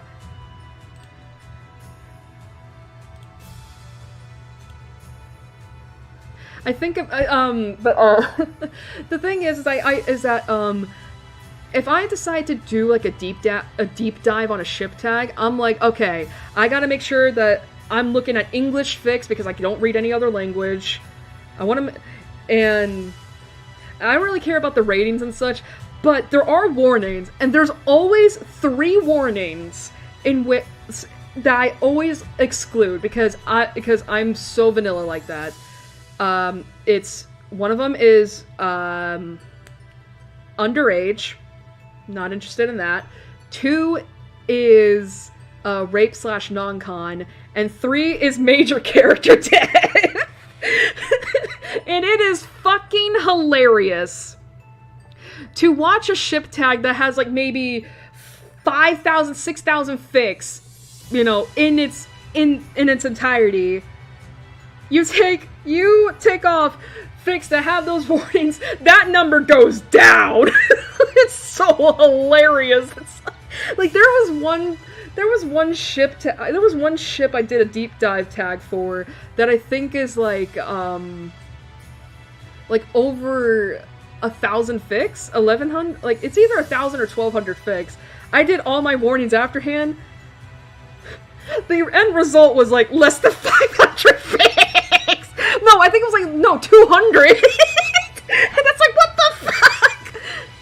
Like, this tells you how painfully vanilla I am.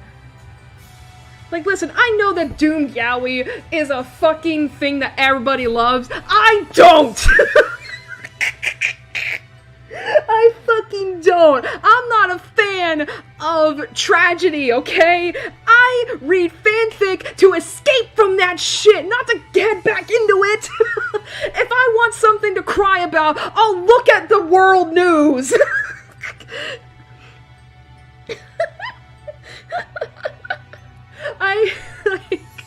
Like, again, it's different for published literature because it's like, I think it's because, I mean, again, I love the ambiguity, right? Because, again, the Everlasting and the House of Fata Morgana, both of those ended way better than I thought they were. The ambiguity helps. The ambiguity is delicious to me. But when it comes to fanfics, I'm so fucking picky. The very idea. But yeah, it's like, listen, but yeah, it's like, I love romance games where the ending is not bittersweet, or at least, like, it doesn't end with the main couple being torn apart. You know?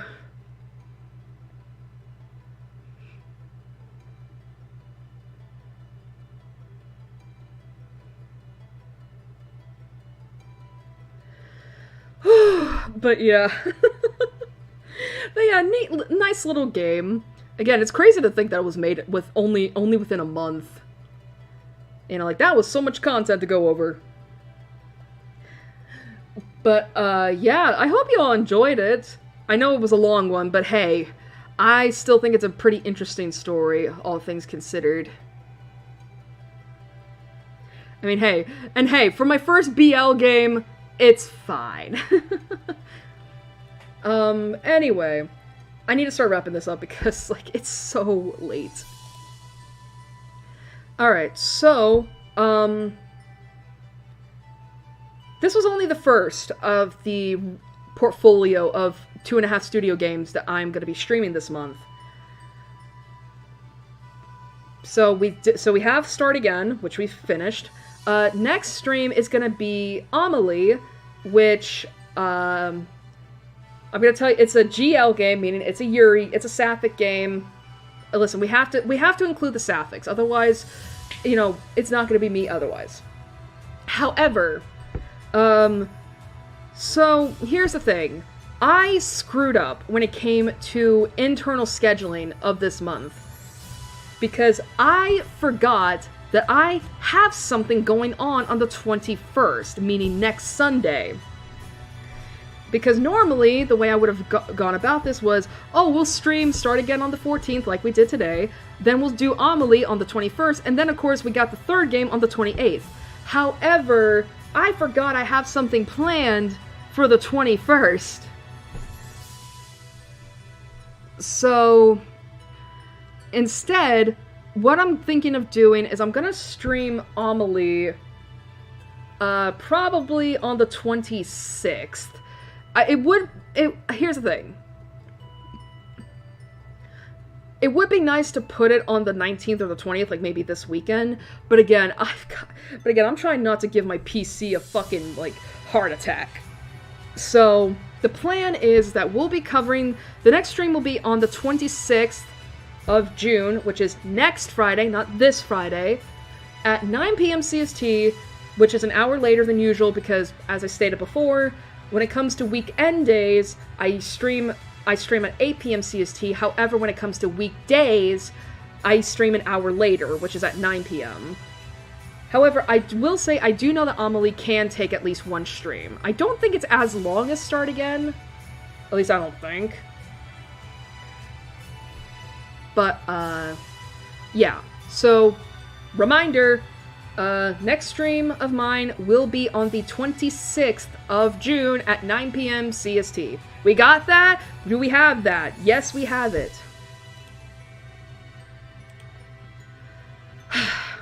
Anyway.